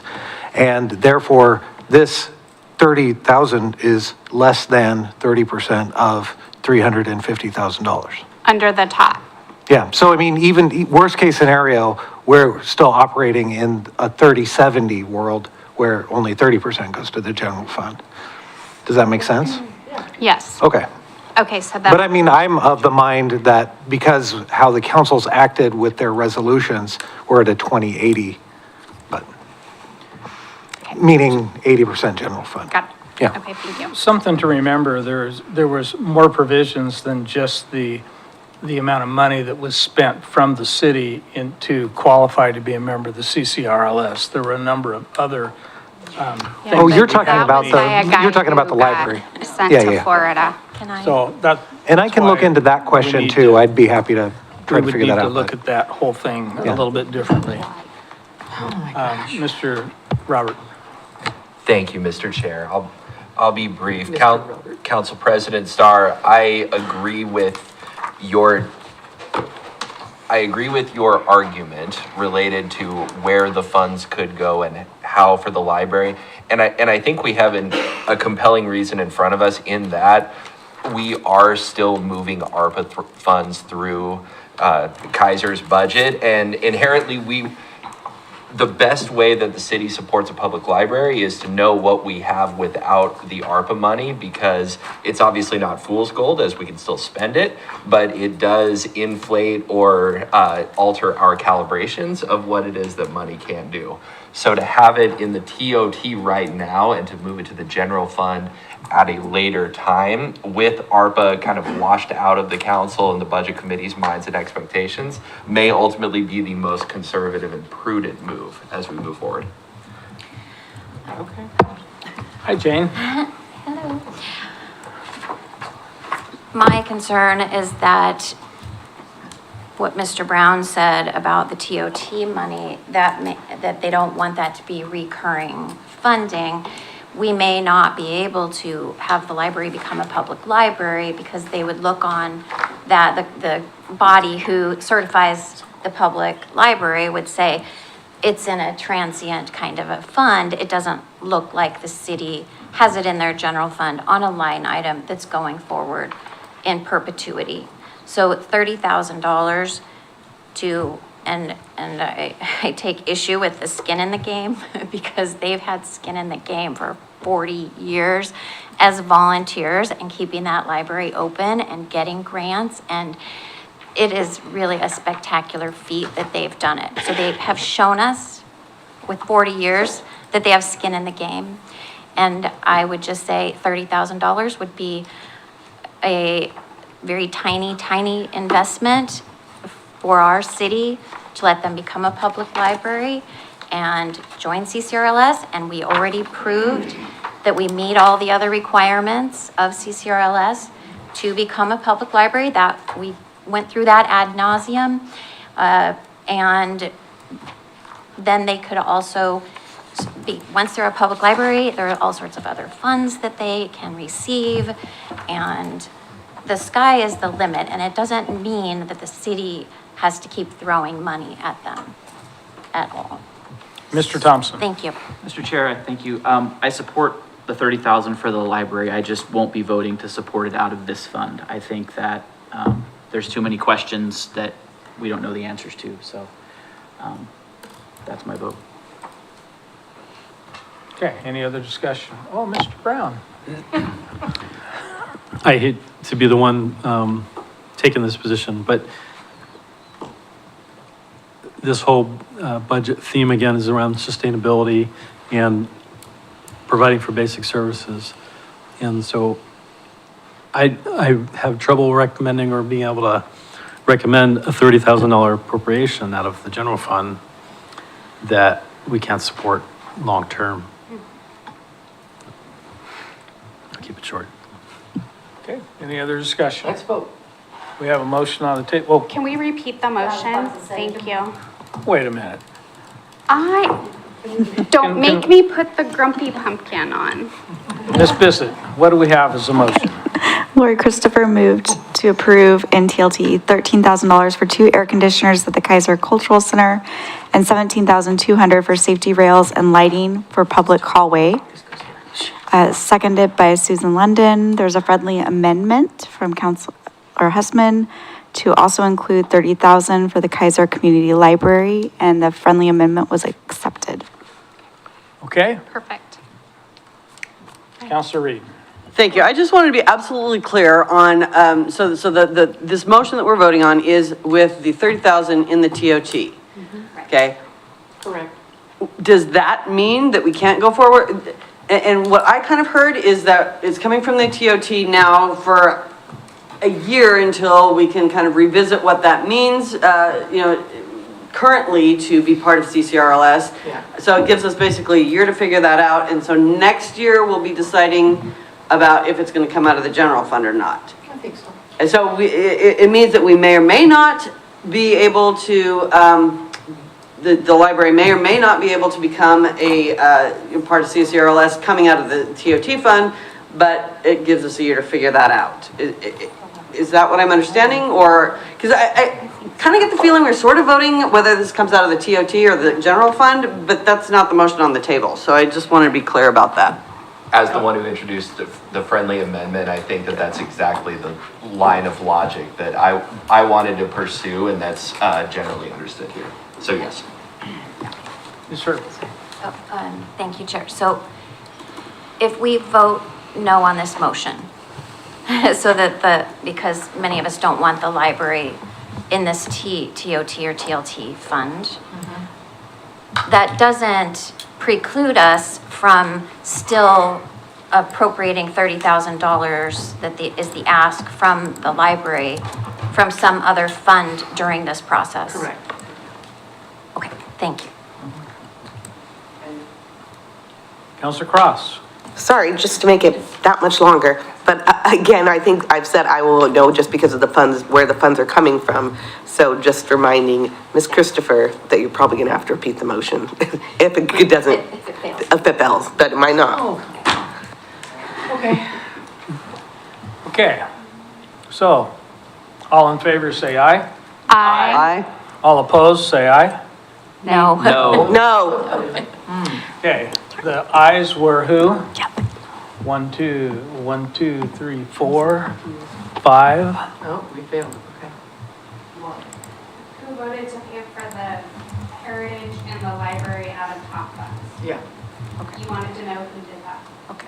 Yep. You want the no? So the that was the yeses, right? That was the yeses. So it failed. There are only 5 yeses, so that motion I'd like to make a failed. motion that we, Would you like to be recognized? could I be recognized? I'd like to move a motion, or make a motion that we approve, let's see, that was for later, that we approve $17,200 for the improvements to the Keizer Cultural Center. Y'all know what they are now, we're living with them. Second. Thank you. Any discussion? Oh. All in favor, say aye. Aye. All opposed, say no. Holy. Is that a no? Motion passes.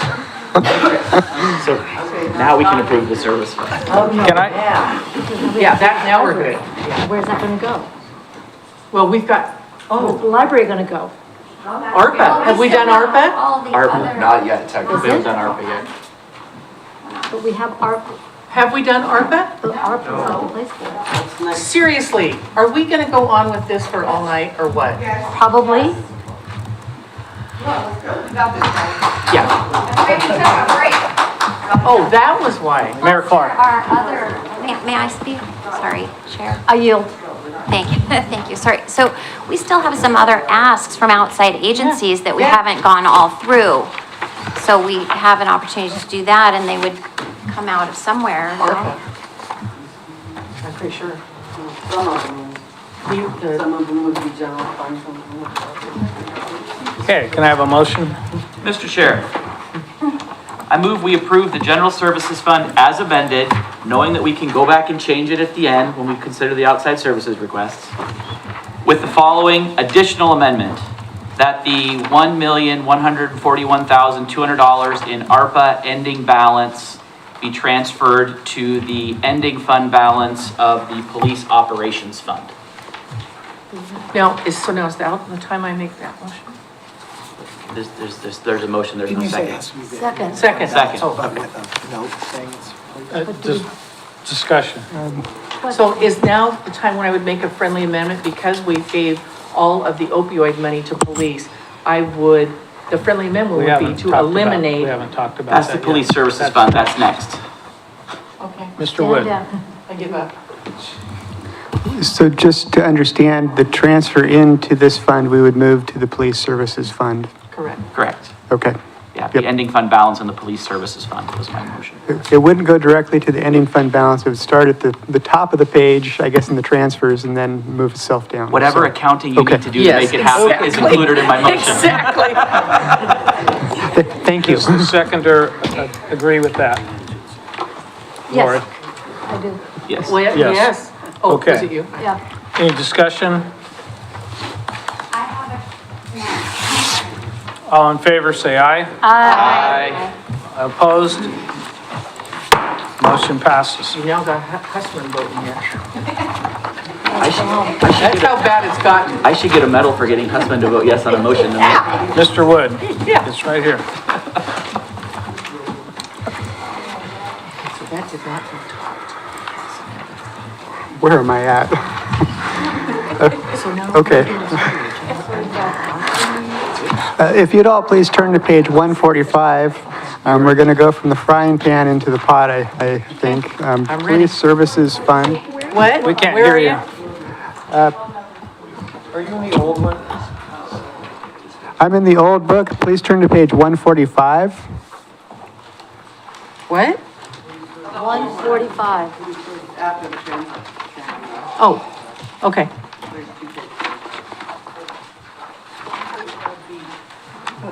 Wait, So this is the Police Services Fund. oh, I think I might have thrown it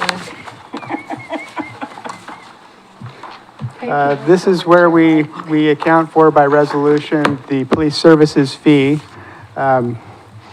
We were projecting a 15% increase in charges to the residents, and then we were increasing the transfer in from this fund into the general fund by 20%.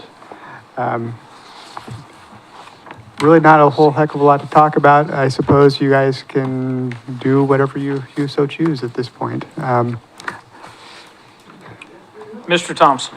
Mr. Wood, just to make sure that I'm doing my math right, this fund is projecting, we're projecting that we're going to transfer out about $200,000 more this year than we did in the previous year. That is correct. But we also moved $172,200 in opioid money into the police budget as well. That is correct. So could we reduce the transfer out by that 172 too? And We- still hold everything else static? We could do that, yes. Are you moving that? You were gonna move that. I'm moving that. I'm seconding it. So, I think we probably need two pieces to this. If your intent is to not increase the fee. Correct. We should probably reduce the police services fee line 5 as well by that corresponding amount. So it'd be two pieces. We would reduce that by the 172 and then also the transfer to the general fund by 172. So moved. Second. Okay, it's been moved and seconded. Discussion? All in favor, say yes. Aye. Aye. Any opposed, say no. Motion passes. We have to approve the fee. Correct. Approve the fund, okay. Can I have a motion? Mr. Chair, I move that we approve the police services fund as amended. Second. Second. It's been moved and seconded. Do we have any discussion? All in favor, say aye. Aye. Any opposed? Motion passes unanimously. Mr. Wood.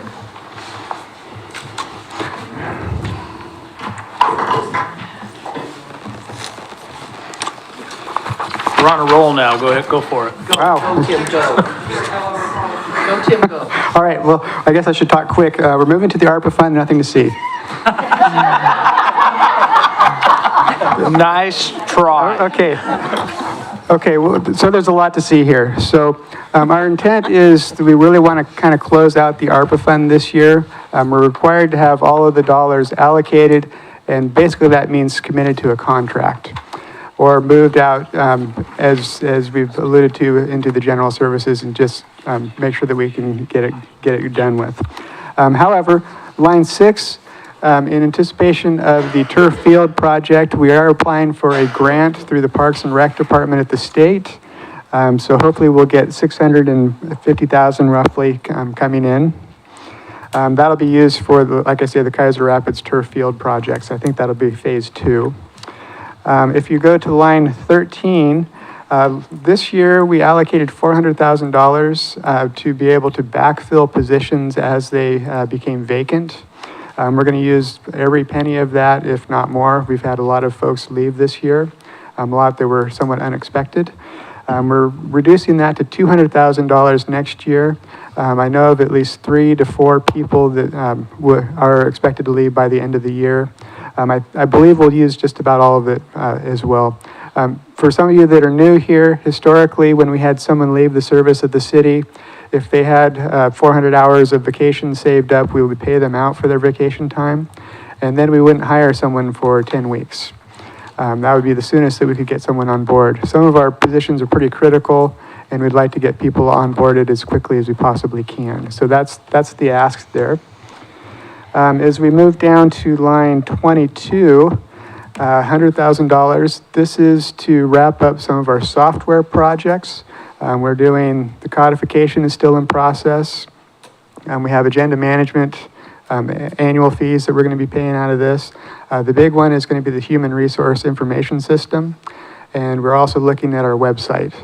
So those are the big four that we'll be looking to spend that $100,000 on. Moving down to line 33, police body cameras.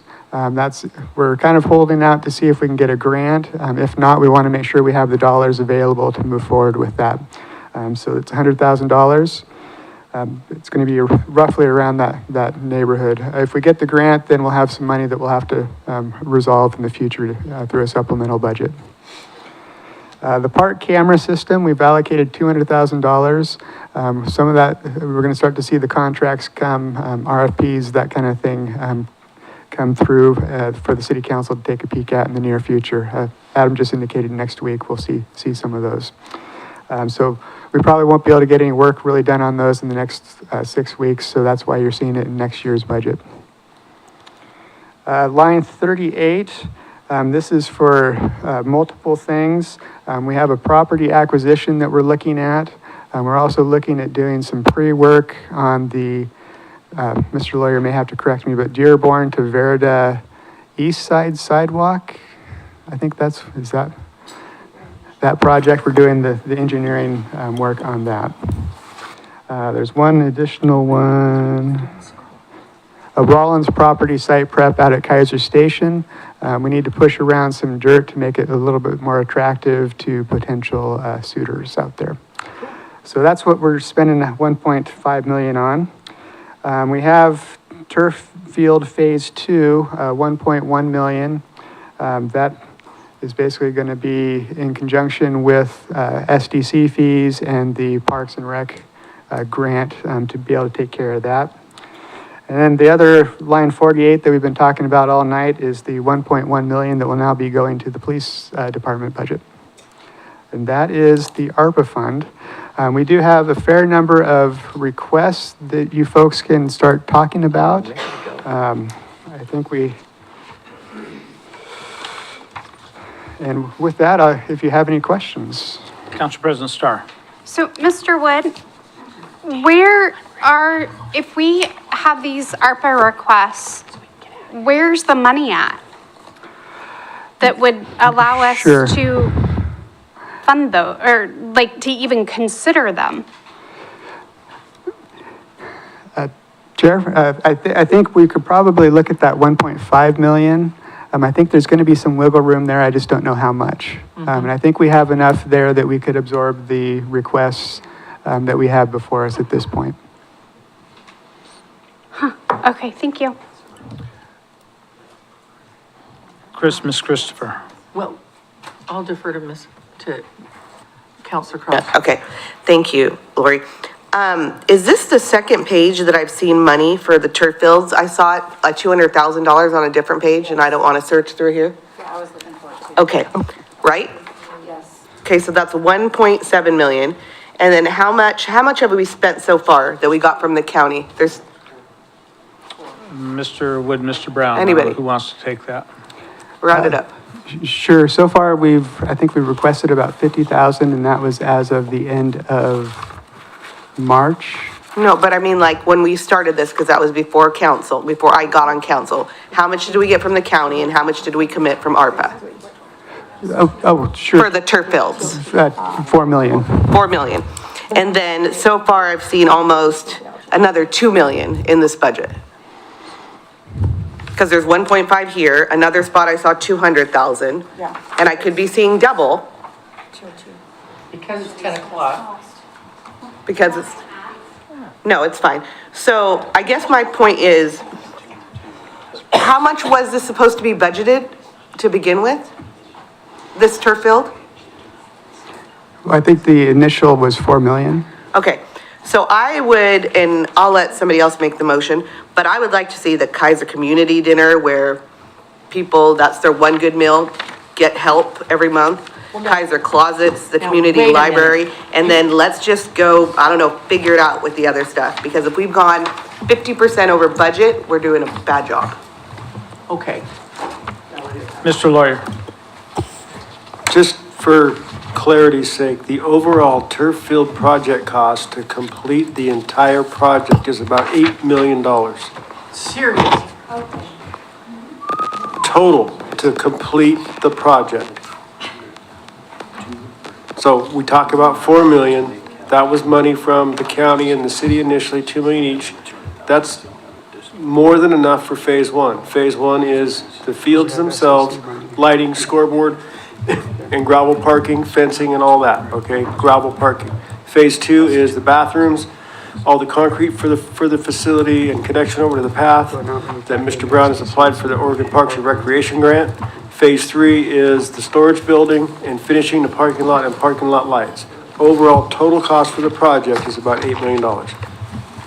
Holy moly. Yeah, so, Mr. Brown. I add some explanation to that. So we made sure, don't go over the 2 million county, don't go over the 2 million, city ARPA funds. There's $200,000 in there for, out of the, transit lodging tax tote, for the phase three match. That, so then there's $1 million that's would hopefully come from the feds to complete that phase. About $800,000 in STC cost, and then, the state grant for $650,000. So all those things is how, I don't think we're quite up to 8, but, we stayed true to the 2 million. Because last year we did have more than that, and you guys said, no, just 2. So 2 million, and then the 200,000 was to finish that last phase. Yes, ma'am. Thank you. I'd like to move a motion that we approve $30,000 for the Keizer Community Library from the ARPA Fund, that we approve $20,000 for the Keizer Closets from the ARPA Fund, that we approve $3,000 for the Keizer Community Dinner from the ARPA Fund, and that we approve $2,000 for Keizer United from the ARPA Fund. I don't know what that ends up to, but there you go. And I need a second. Second. What, oh, okay. May I have a friendly amendment? Sure. We forgot that. It's already in the budget. Oh, it was? Oh. She added that. She said it. I did. I thought we were gonna do So community Keizer dinner out of United is in TO2. ARPA, or where's Keizer United? It's in the general fund. It's already in their budget. All right. Okay. And are the neighborhood associations already in as well? Yes. Yep. Very good. As you motion it, that would be added. Amendment to move that 1.5 million down to 1 million until we figure out more of the stuff on line item 39. Yeah. I mean, I'm going to say no, but I see where you're coming from, and I would support that as a separate motion. But it's a completely different subject than the outside request that we received. Oh, maybe 3,000, $3,000 for the community dinner, $30,000 for the library, and $20,000 for Keizer Closets. That was it. Okay, I'm gonna try one more friendly amendment. Okay, Can we bump the community dinner up to 7,000? I would accept that. They only asked for 3. They only asked for 3. So what's the reason? Yell at her. Because that's what I thought I said, okay, we'll keep that. So- Friendly amendment removed. Oh, okay, she's taking it We're away. back to 3,000 on the. Yeah, this is what 10 o'clock doing. Mayor budget Clark. work is. Gotta get a baseball stadium. Yeah, let's do that in Stateville too. So I would really like to have the conversation about the Keizer Closet separately because we already talked about reducing the amount that the Keizer Community Foundation needs to raise by the $3,200 since we can take care of art ourselves and not have to look to a 501c3 for that. So can we remove that and consider that one separately? Because I have additional questions about the ask itself and about the collaboration with other community partners in this effort. So, yes, we can. So now it's only the community dinner for 3,000 and the library for 30. Thank you. I'm the one who seconded it. Any discussion? Well, hold on. Yeah, I accept. It's fine. Okay. Any other discussion? Nope. All in favor, say aye. Aye. Opposed? Nay. Motion passes. I'd like to make a motion that we approve $20,000 minus 3,200. How much is that? 16,800. Thanks. That we approve $16,800 for Keizer Closets from the ARPA fund. A second. I have a motion and a second. Any discussion? Mayor Clark. So when the Keizer Community Foundation came to the City Council and the Budget Committee last year for the 14-7, there was discussion about the efforts for fundraising for this year. What I heard last night, and I hope I can find my notes, was that the Keizer Community Foundation had raised $8,000 for the Keizer Closets. What I was wondering was, what does your partnership look like with United Way, which does this program for the schools located in the city of Salem? And because they already are doing this and they have a larger outreach for fundraising. There's a relationship with Keizer United Way in that our focus is very narrow. It's emergency food, emergency clothing. United Way does a more comprehensive service for those schools. My understanding, I'm not Audrey. Audrey is the expert on this. But I know that she works closely with United Way, and when there's a need that we can't fill because it's outside of our scope, then she works with United Way. United Way has not been willing to provide funding for us for emergency food and for emergency clothing, but they will fill the need. So they will do an in-kind donation. And we haven't tabulated that. We should probably start keeping track of that. Sorry. Follow up? Follow up. This is the last year for ARPA. Yep. The need, as we've been discussing, is not going to be going away. Yep. I'm going to echo the concern raised last year about what is the sustainability of this. It is very important for all of the students in our schools. We've seen how it empowers students to be able to remain in school and have their basic needs met. We're seeing that the school district is very strapped, providing services that schools were never designed to provide. I mean, they're even providing laundry service now. Yeah, I know.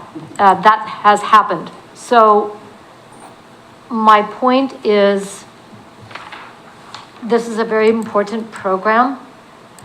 The Keizer Community Foundation, as a fundraising entity, I really want to encourage that work really expand or find some opportunities to, to get those dollars in for this program.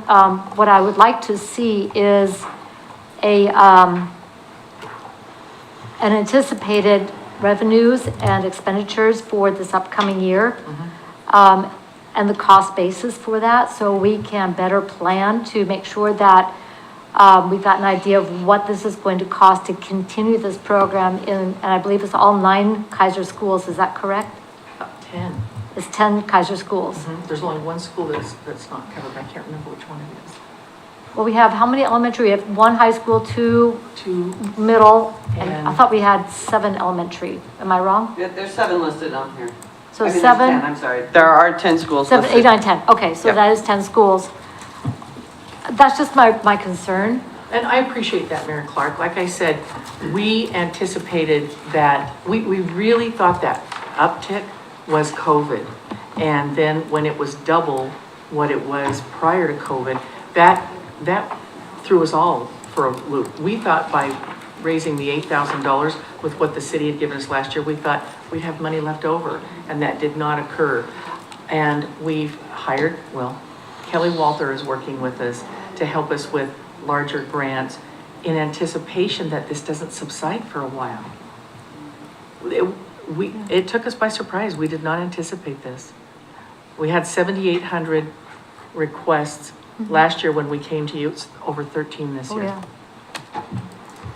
I'm just concerned, I'd like to see some follow-up documentation to go with this. Okay. I'm going to support it with the caveat that the money be allocated maybe on a quarterly basis. Oh, fine. To see how, the community foundation is tracking on fundraising to make this the last rather than the first dollars in, to make each quarter whole.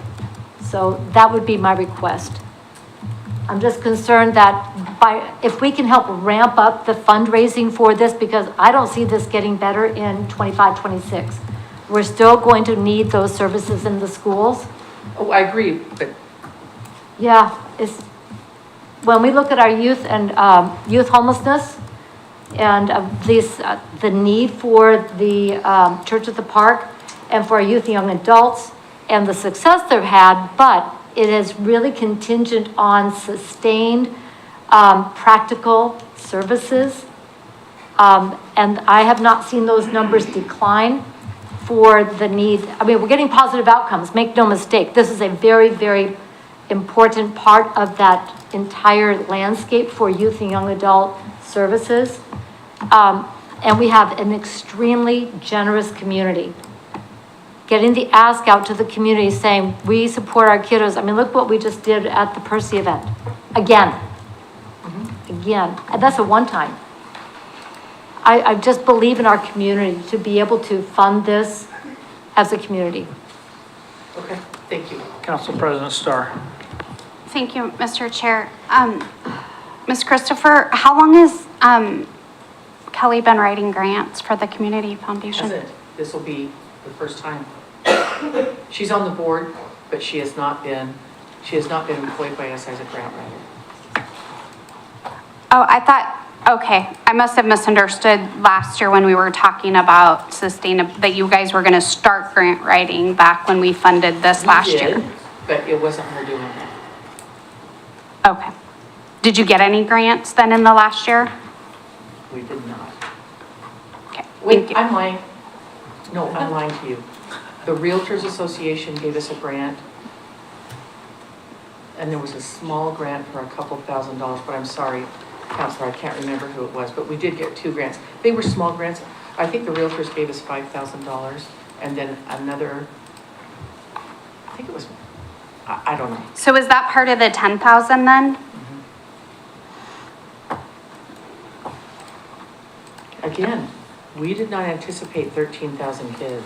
We anticipated 7,000 kids. Thought we'd be fine.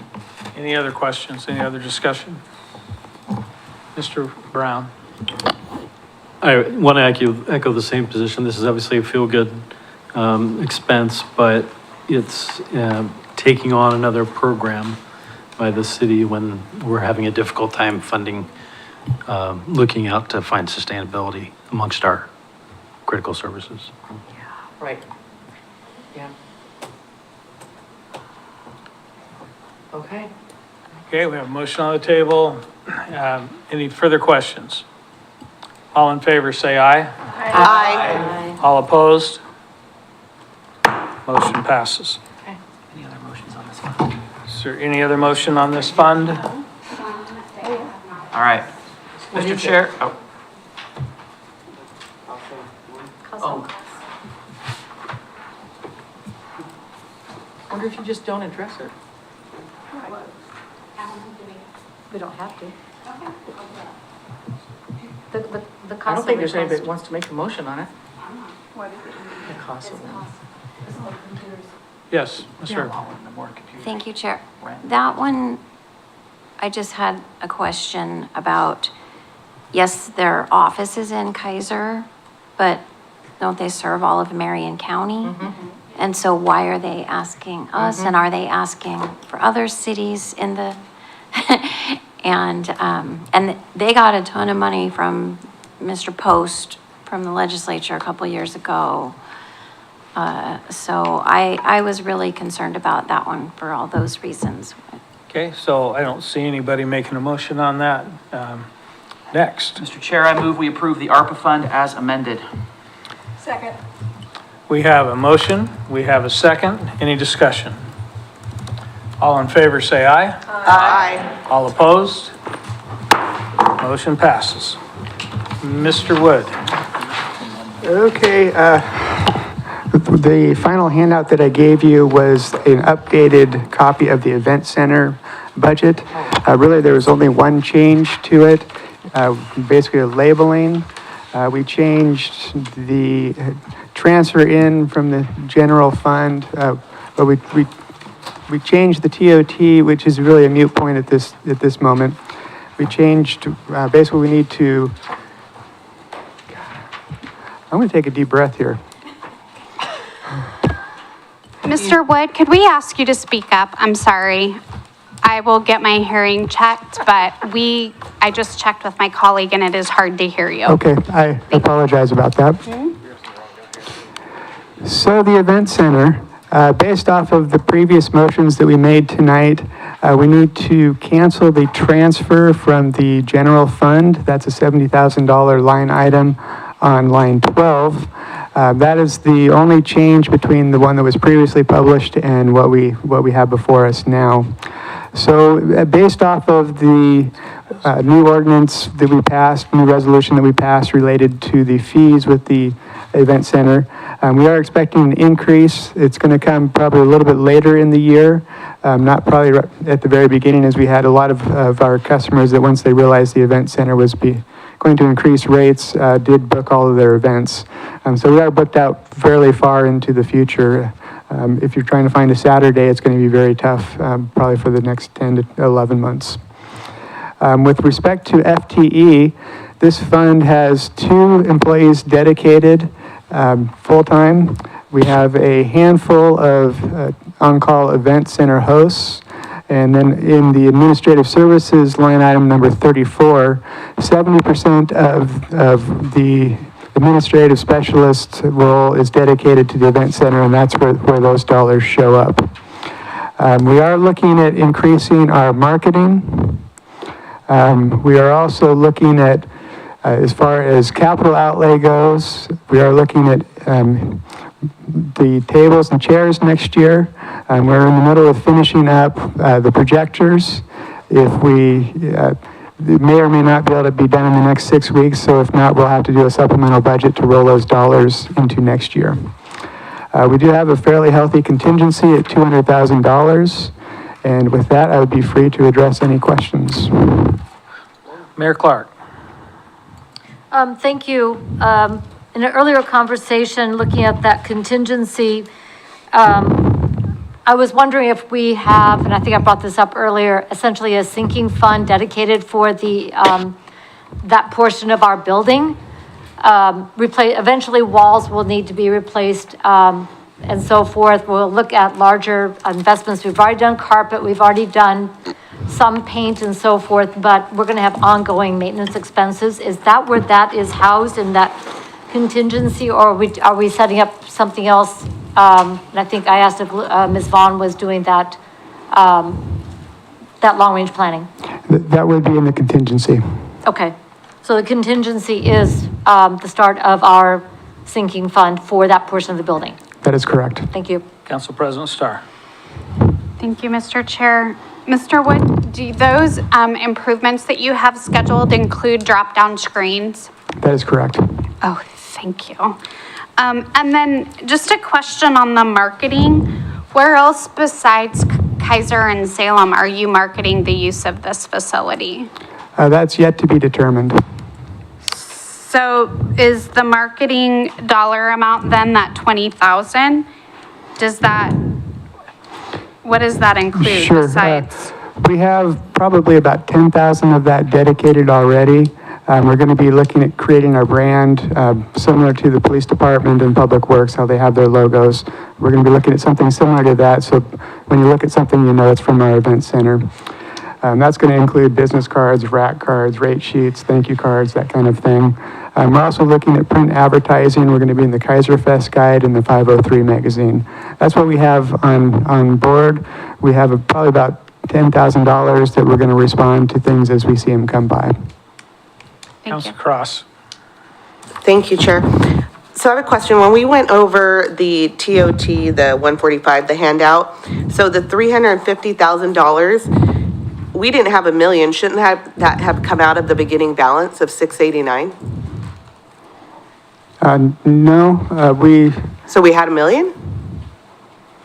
I'm not sure So what your event question. center fund, we're starting with the beginning balance of 689, and you're gonna say the beginning balance of the TOT is 350,000.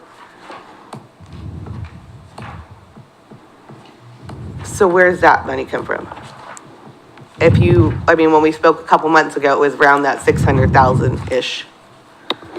So back when we spoke before, we were actually putting all of the TOT into this fund. So you're just saying this is a TOT that we're collecting for the next fiscal year? No. I guess I'm not sure what your question is. So beginning balance or total resources, it's 350,000 on the TOT page. Okay, and beginning balance for the event center fund is 689,000.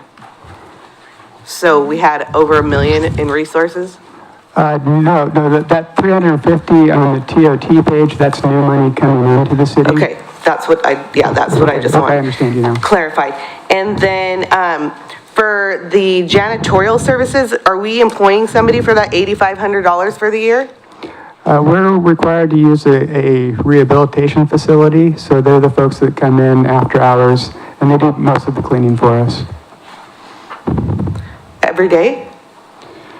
No, they come in, I think, 2 or 3, well, right now they're pretty much here every day, but they do check the event center and do a deep cleaning probably twice a week.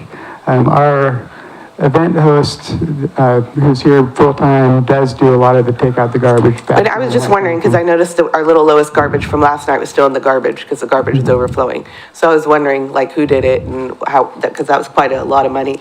And then, my last question on that is, are we open on Sundays yet? And are we adding that to the ads if we're not?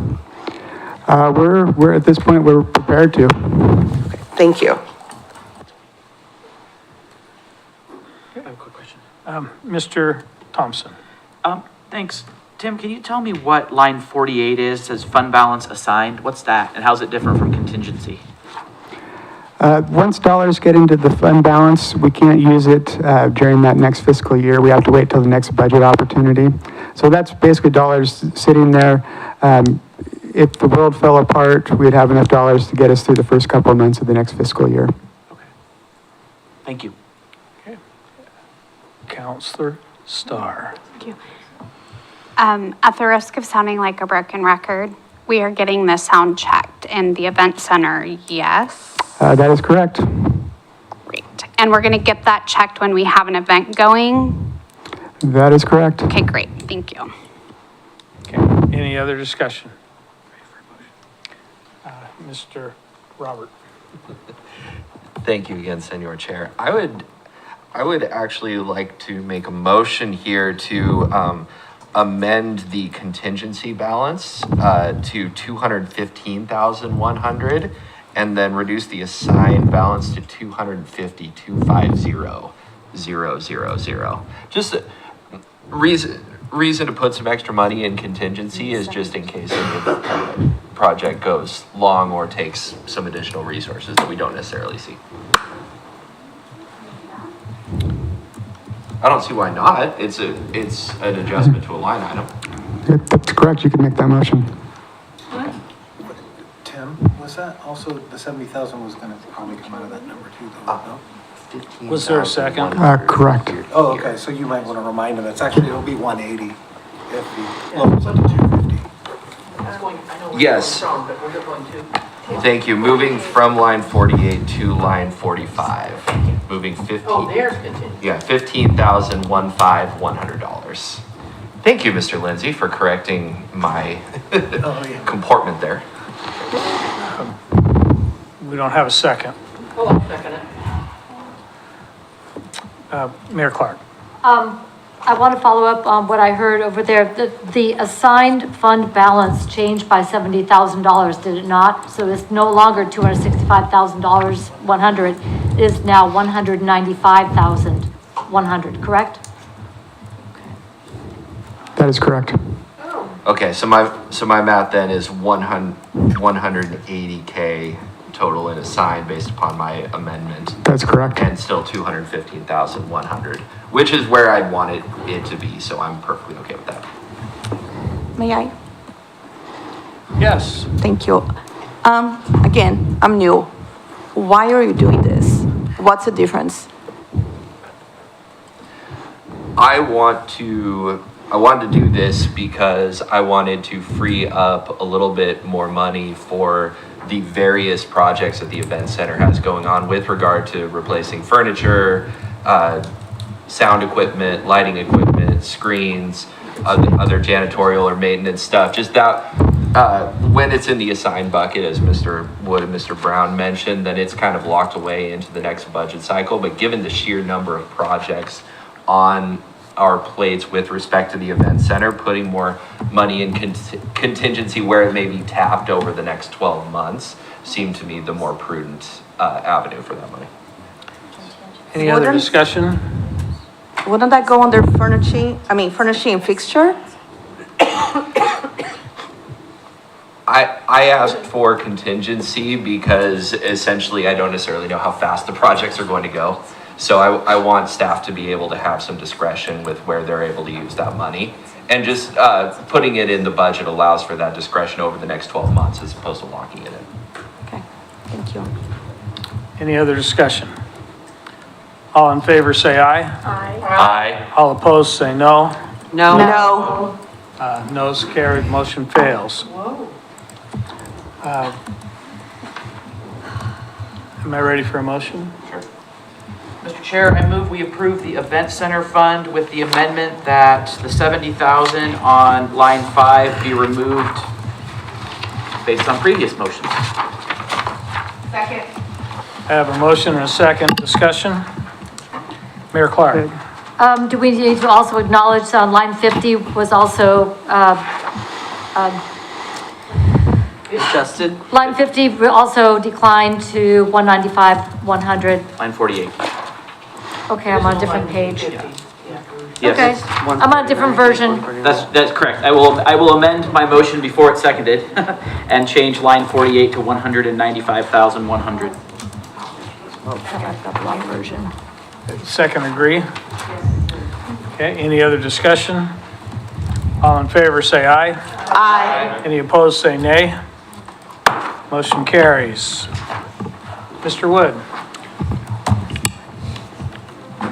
Moving to page 150. You have a terrible microphone. Can we switch that out? Just back away a little bit. There we go. I keep playing with it, so There you I go. want to make sure that I can get to the other side of the room.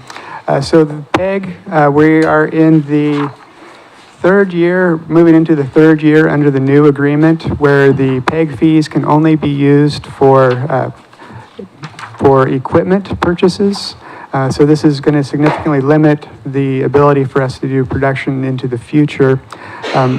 Next year, we will probably have to do some kind of a transfer from the general fund to keep this whole if we want to keep the same level of services that we currently enjoy. We are anticipating receiving about $50,000 in PEG fees. Our production costs us about $101,000, and we are budgeting about $40,000 in equipment. We don't have anything specific laid out for next year. However, we did just do some major upgrades to some of the equipment that we take into the field. So hopefully by the time we go to the Bloom and Iris Parade, we'll have some new Telecasters out there that we'll be able to capture the parade with. So With that, I'd be free to address any questions. Mayor Clark. Thank you, Chair. The portion that is not funded under the new PEG fees, it's kind of like old new SDCs. What are we going to be looking at for continuing broadcast production? And my follow-up on that will be, are we looking at more automated systems going forward with some of the new equipment? At this point, we're looking at any option we can find. So yes, we are looking at more automated ways to go about our normal business. Okay, and that would reduce the overall production cost that we can't use the PEG funds for? That is correct. Okay, thank you. Any other questions? Ms. Cross. Thank you, Chair. For Coffee with Kathy, I didn't realize it cost money. For the 2,000, what do we get with that? And was that like a contract or something like, I know you've been doing it for a long time, Mayor Clark, but, what is the story behind that? Is that just something that like Lori Christopher did beforehand? No. Whoa, just a question. Yeah, well, and I just see it right here. yeah, I didn't even know, notice it it last surprised year. me. Can I follow up with a question on that one? Yes, please. So, yeah, I produced this myself.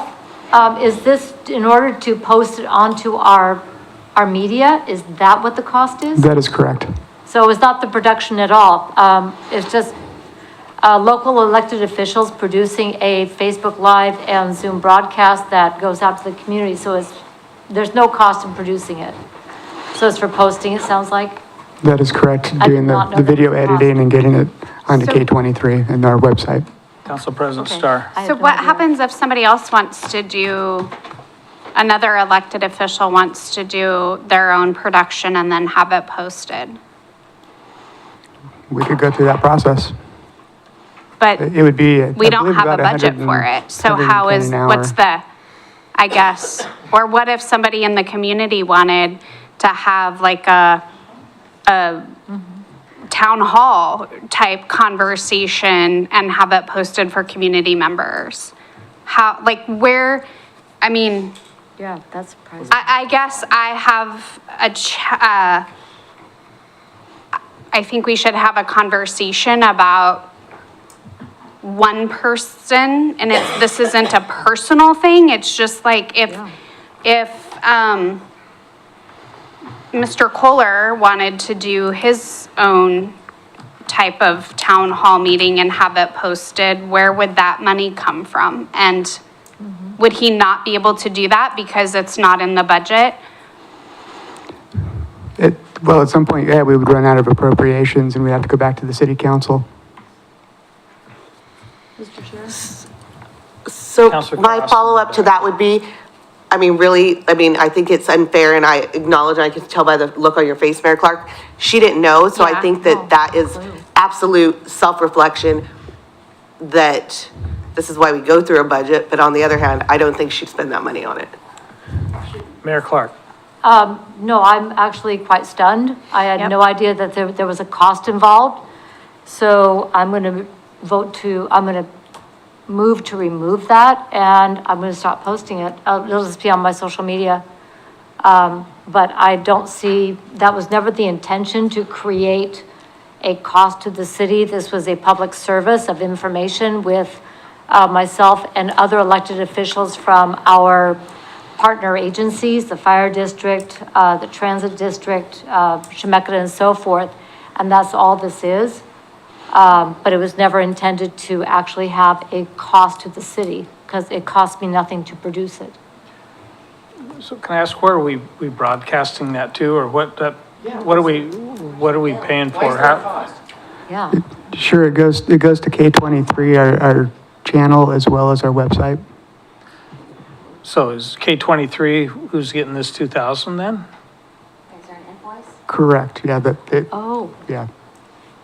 I thought it was just, on YouTube. and Redirect, like- Kathy? On YouTube and the website. Yeah, that should be free. Okay. That's where we thought it was. That's what I thought it was. Councilor Reed, do you still have a question? It was basically the same thing, just to be clear as to what we mean by posted, because posted can mean a lot of, so we're talking about, so Channel 23, and then does it cost money to post it on our website? No. Because it says posted on social media, it can be posted on YouTube for free, and then it's posted on our city websites. Is there a cost involved with that, or is that part of? Well, it's part of the cost on the Keizer Television website. Okay, so KeizerTV.com. Their website, not our website. But there's no cost on our website. There would not be if we did it. We just have to work through the mechanics of that. Yeah. So That sounds like the I right thing would- to do. yeah. That's what you thought was happening that's what I all thought was along. happening, and I'm really quite stunned here, and I apologize. I had no idea that there was a cost involved, because this is coming out of our new, our old PEG funds, and it was never intended to have a cost to the people. So, I would like to delete that, and I'll work with staff on the appropriate, methodology for posting this information to continue to get this information out to the community from our partner jurisdictions. You'll probably get more watches on YouTube. Well, that's where I get a lot of it is from my Facebook, and then the other participants, they share it over to their Facebook pages. So we get a lot of play among our different Organic. partner agencies. The idea is that because the city of Keizer, the residents of Keizer are served by multiple agencies and governments, if you will, that we all come together on a program and make that information available to the community. Council President Starr. Thank you, Mr. Chair. I just want to be clear that it was, that there's no, from at least using my iVoice, there was no question about that Mayor Clark had no idea. Like, I think I just want to be clear that it was a clarifying question because we had never seen that before. But there was no, I just want to be clear that there was no insinuation that it was an inappropriate use of funds. I think it was more just surprise to see it on paper. So can we have a motion, then we can discuss it? I move to remove the Coffee with Kathy expense item from the public education government fund. I second. Any discussion? Mayor Clark. So, might we just pass the PEG fund with that, amendment, just as a whole, That's the only amendment, as a, If that's the only amendment. since that's, unless there's another amendment, I would ask for a friendly amendment that we pass the PEG fund with that deduction, with that amendment. Second. Thank you. Council President Starr. Why is the audio only cost increasing more than double? Because we were. We started that process late in this fiscal year. So what you're seeing is the annualized impact of all of our just audio meetings going and now being put onto K23 and the Keizer TV website. Mr. Brown. For the closed captioning options. It was for the closed captioning. But you Mr. can do Brown. that on YouTube. Yeah, the reason is we wanted it to go over to YouTube where we get the closed captioning, but we don't have to do that to the city or to K23 to get that done. So, What did you just say? one of the reasons the reason we wanted to push it over to YouTube, just the audio only, Yeah. is because they have closed captioning built in. Okay, So it automatically provide closed captioning. YouTube does. Yeah. Okay. Yeah. And, well, at least last time I checked, I think your government YouTube channel is only about $100 a year.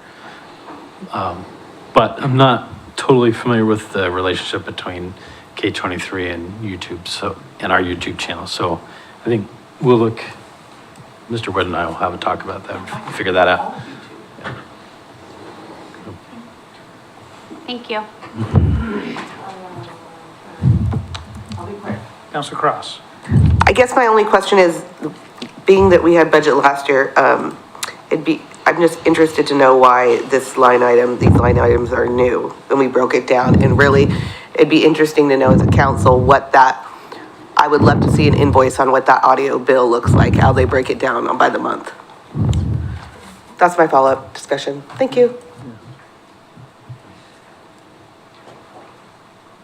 Yes. Let's vote. Okay, let's have a motion. I did. You did. It's been seconded. Okay, all those in favor? Aye. All those opposed? Thank you, Lori. Late, it's getting late. Okay, what's next? And we still have to go back to water. I'm telling you. We still haven't finished the water. Okay, Pure Court. Okay, moving on, page 151, Keizer Youth Pure Court. This is a donation fund. We received some donations a few years ago. We're continuing to receive a couple donations every year, as well as allocate interest to this. After 5 years, we can, as the city council can dictate how they want to use this in support of Pure Court. That's all I got. And any questions? Any questions? Can I hear a motion? Move to approve the Keizer Youth Peer Court. Second. I have a motion and a second. Sorry. Any discussion? All in favor, say aye. Aye. All opposed? Motion carries. Mr. Wood. The next two funds, the Housing Rehabilitation Fund and Energy Efficiency Revolving Loan Fund. Basically, it's the same story. These are revolving accounts. We've loaned out these monies in the past. To the extent that we get them paid back, then we have an opportunity to loan them out again. By council policy, we're waiting until we get at least half of the funds back. We're currently probably about 2 to 3 repayments away from reactivating these accounts. The Housing Rehabilitation Fund has 19 loans outstanding, and the Energy Efficiency Loan has 12 loans outstanding. And with that, I would be willing to address any questions on either of these two funds. Any questions?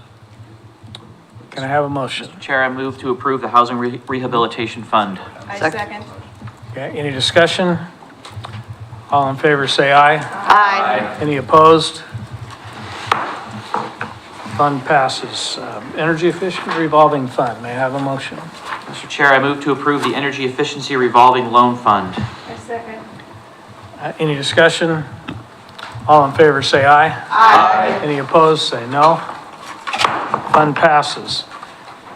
Can we go to the water now? Oh, we got LID. One more, please. The Keizer Station LID Fund, this is where we assessed the property holders at Keizer Station for all the infrastructure we put in. They pay us an assessment. We turn around, use that assessment to pay down the loan that we took out to build all that infrastructure. We're currently on track. We don't have any of the assessment holders behind. We should be able to pay the debt off in about 2029. And with that, is there any questions? Any questions? May I have a motion? Mr. Chair, I move to approve the Keizer Station LID Fund. Second. Second. I have a motion and a second. Any discussion? All in favor, say aye. Aye. Any opposed, say nay. Motion passes. Now, let's not be raining on their parade here. We're going to talk about water. It is, That would be stormwater. No, water. We already did stormwater. We're turning the sprinklers on. 127. Thank you. Page 127. Did we have any amendments to existing balances on this one, or have we left everything as is? We have no changes to this fund at this point. Mr. Chair, Lori. I would move a motion to amend, to not assess a 4% increase in the water fund this year and instead assess a 5% water fund, water tax for the next 4 years. Is that right? Yeah, I second that. Increase. Increase. I have a motion and a second. Discussion, Mayor Clark. In the ARPA discussion, we did not allocate any of the ARPA support that would go with this. Oh, that's right. So without that $150,000, this model doesn't work. And it leaves us more than that $250,000 short for the water fund. In addition, we're talking about $8.17 per year per account. So it's not a motion I feel comfortable supporting, especially without the ARPA. Can we go back and correct the ARPA money? From what?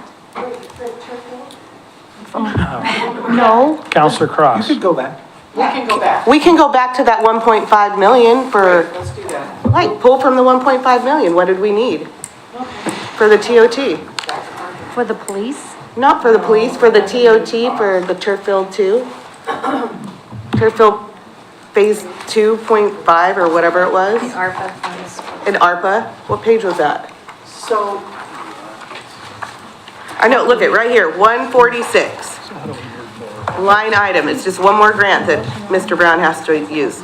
He has 1.5 million, we didn't touch that. let me remove my motion so that we can go back to ARPA.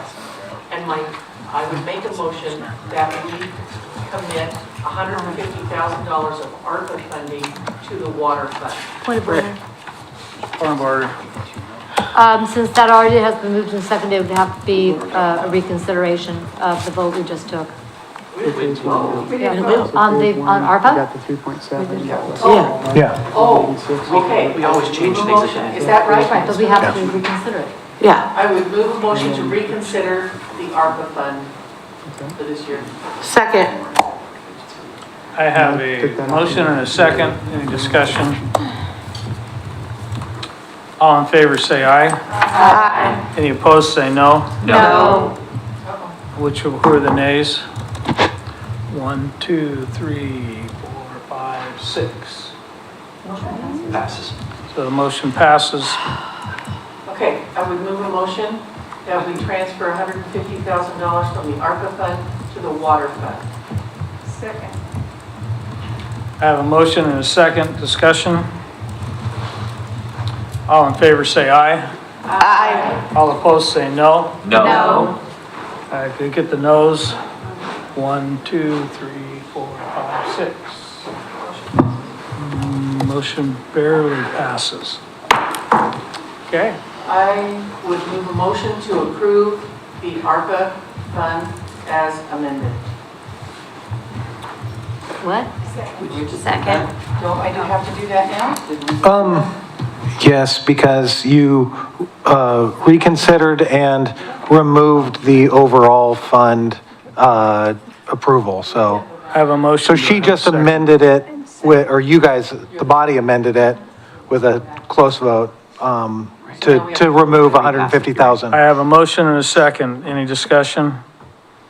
All in favor, say aye. Aye. Any opposed, say no. No. No.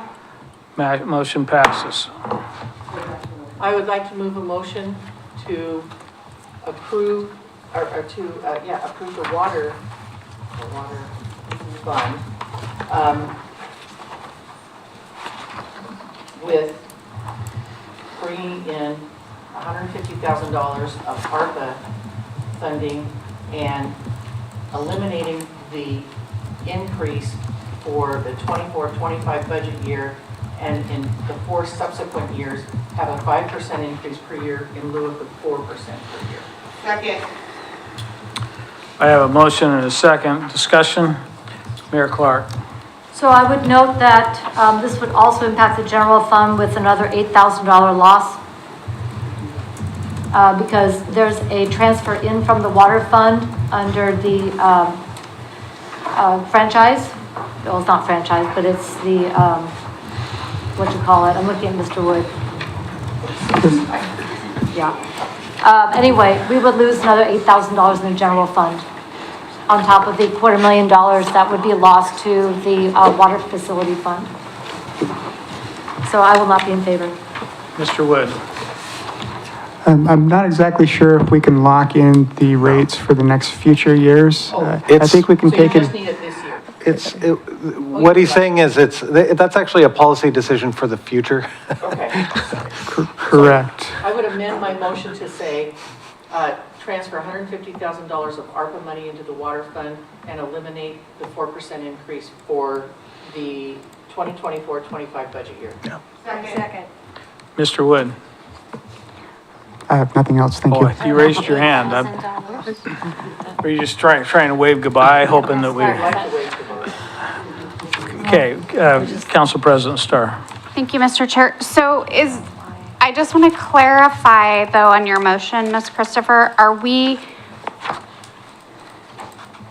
I don't know if I should put the cranky or the happy on. Are we actually increasing the rates and then are we using that 150,000 to credit the account so we don't lose that ground in the future?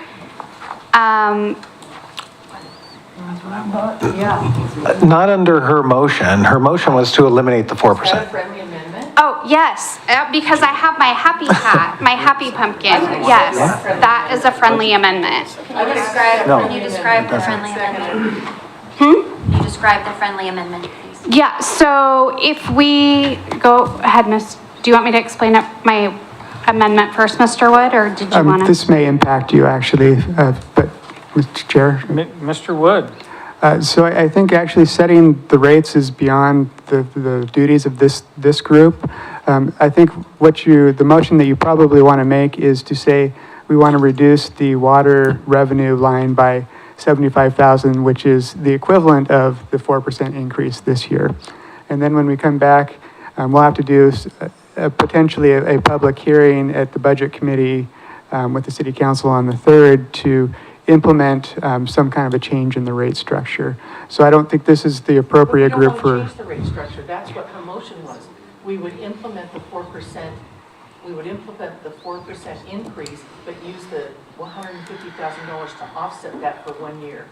As It a would be a credit. credit. It would be a credit on their account. So there's no change Sure. to the water rate. I would still probably say just adjust the numbers up or down, and when we come back to the City Council, we'll propose that as the rates going forward.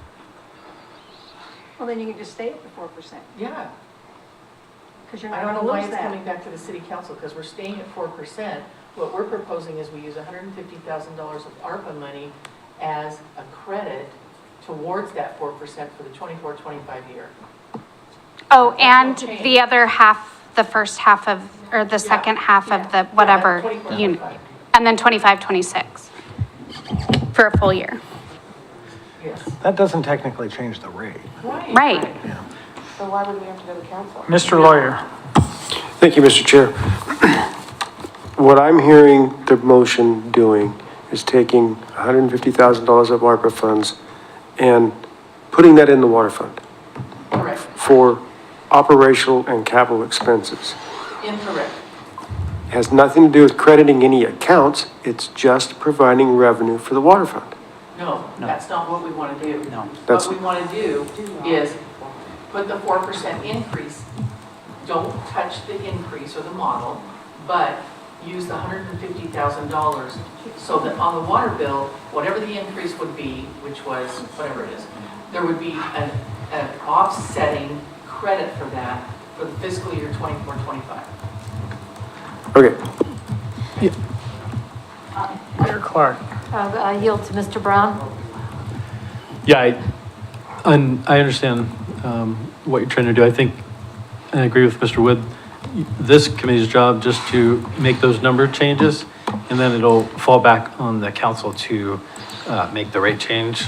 But we're not changing the. And then, hold on, can I finish, please? Make the rate change and then apply the credit also, so that it be a net zero impact. That's what you wanted us to vote on. This group doesn't vote on the rate. It's just the budget for it. So, but by voting on that budget, then that will compel the council then to change the rate with the understanding that, and also implement a rebate An offset. so that there's zero impact. Can we put a budget note to that? Can we make a, I don't know, whatever, a budget note, whatever you call That's what the it? $150,000 is supposed to be used for. So what's the motion? It's just increasing the amount by 150.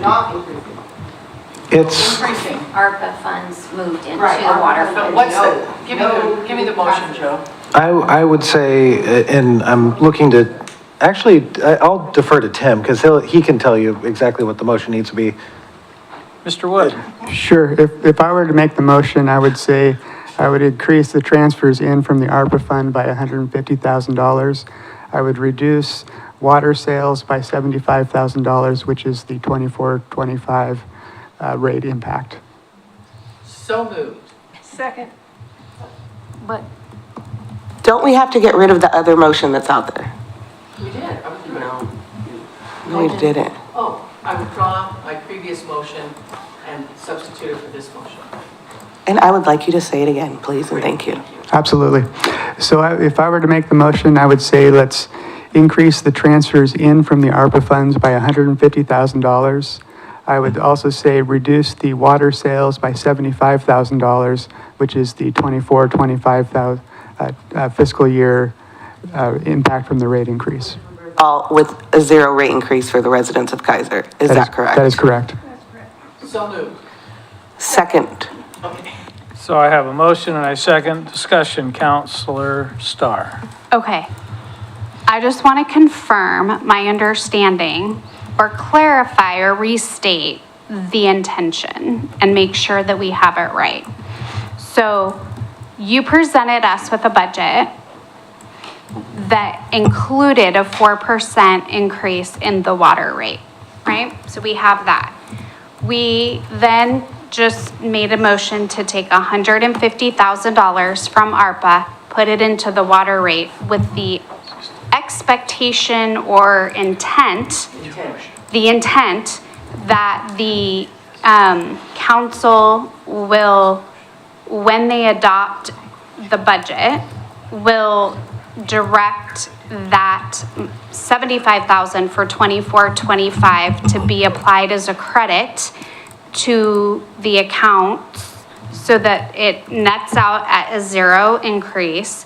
And the same would go for the first half of 25-26. You got it.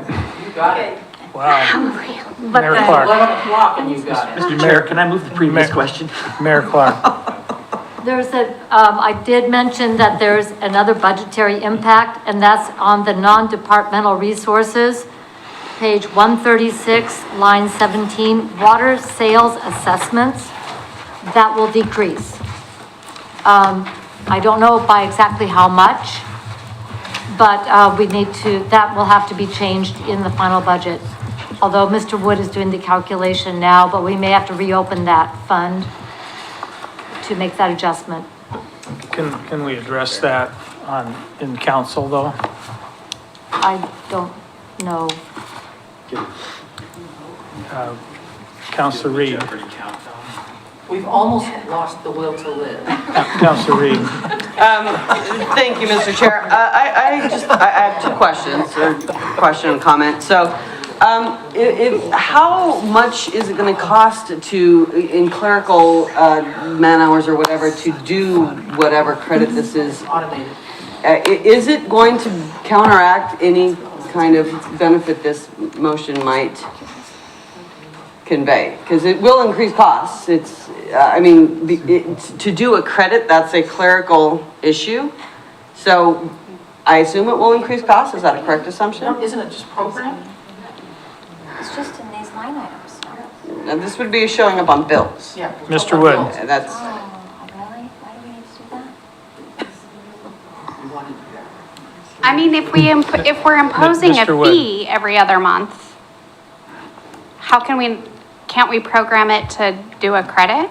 Sure, yeah, we can do that.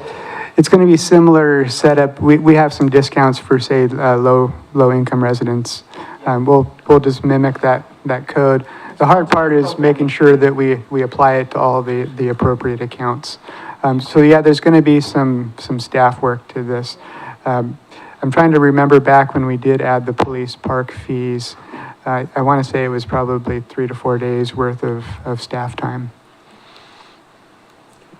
Counselor Reed.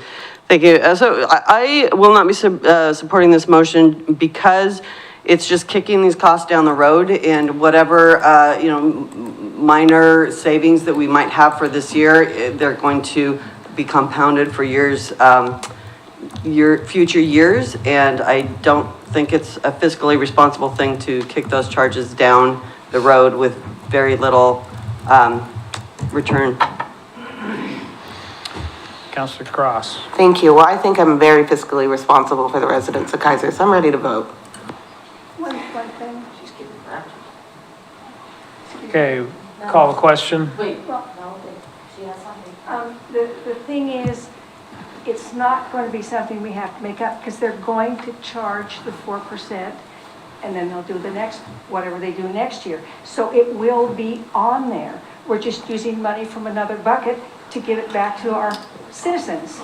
But we're not stopping anything. We'll still get the 4% raise that will compound when they raise it again. Isn't that correct, Mr. Wood?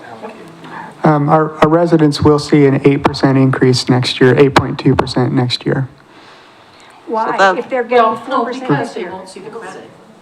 Yeah, the credit will keep them artificially low, so they will see a fairly big step up next year. Actually, I suppose it'll be closer to 9% if we're doing a 5% increase. No, we're not doing that. Okay, we have a motion and we have a second. Is there any other discussion? All in favor, say aye. Aye. All opposed, say aye, or no. No? No. Noes, how many we have? 1, 2, 3, 4, 5, motion carries. May I have a motion? So Tim, I'm gonna look at you for a number here in just a second.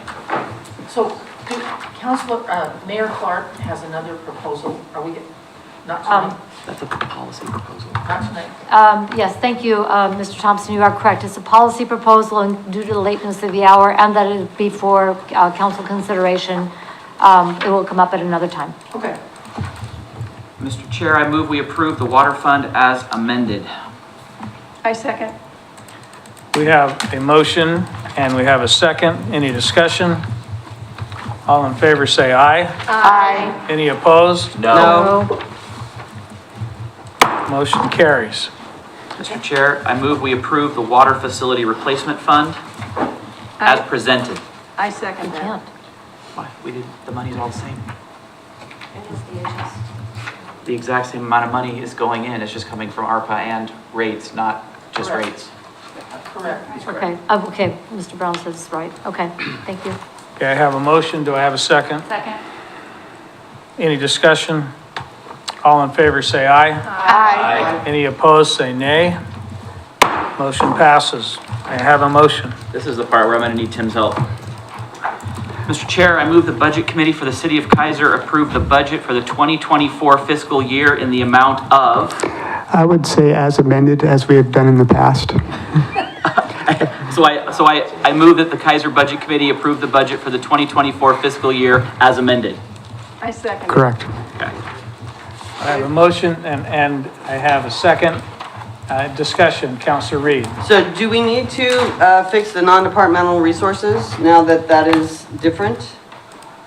Do we need to move to reconsider that? I would say no. I think it's a small enough dollar that we can live with it. Okay, thanks. Okay, any other discussion? All in favor say aye. Aye. Any opposed say nay.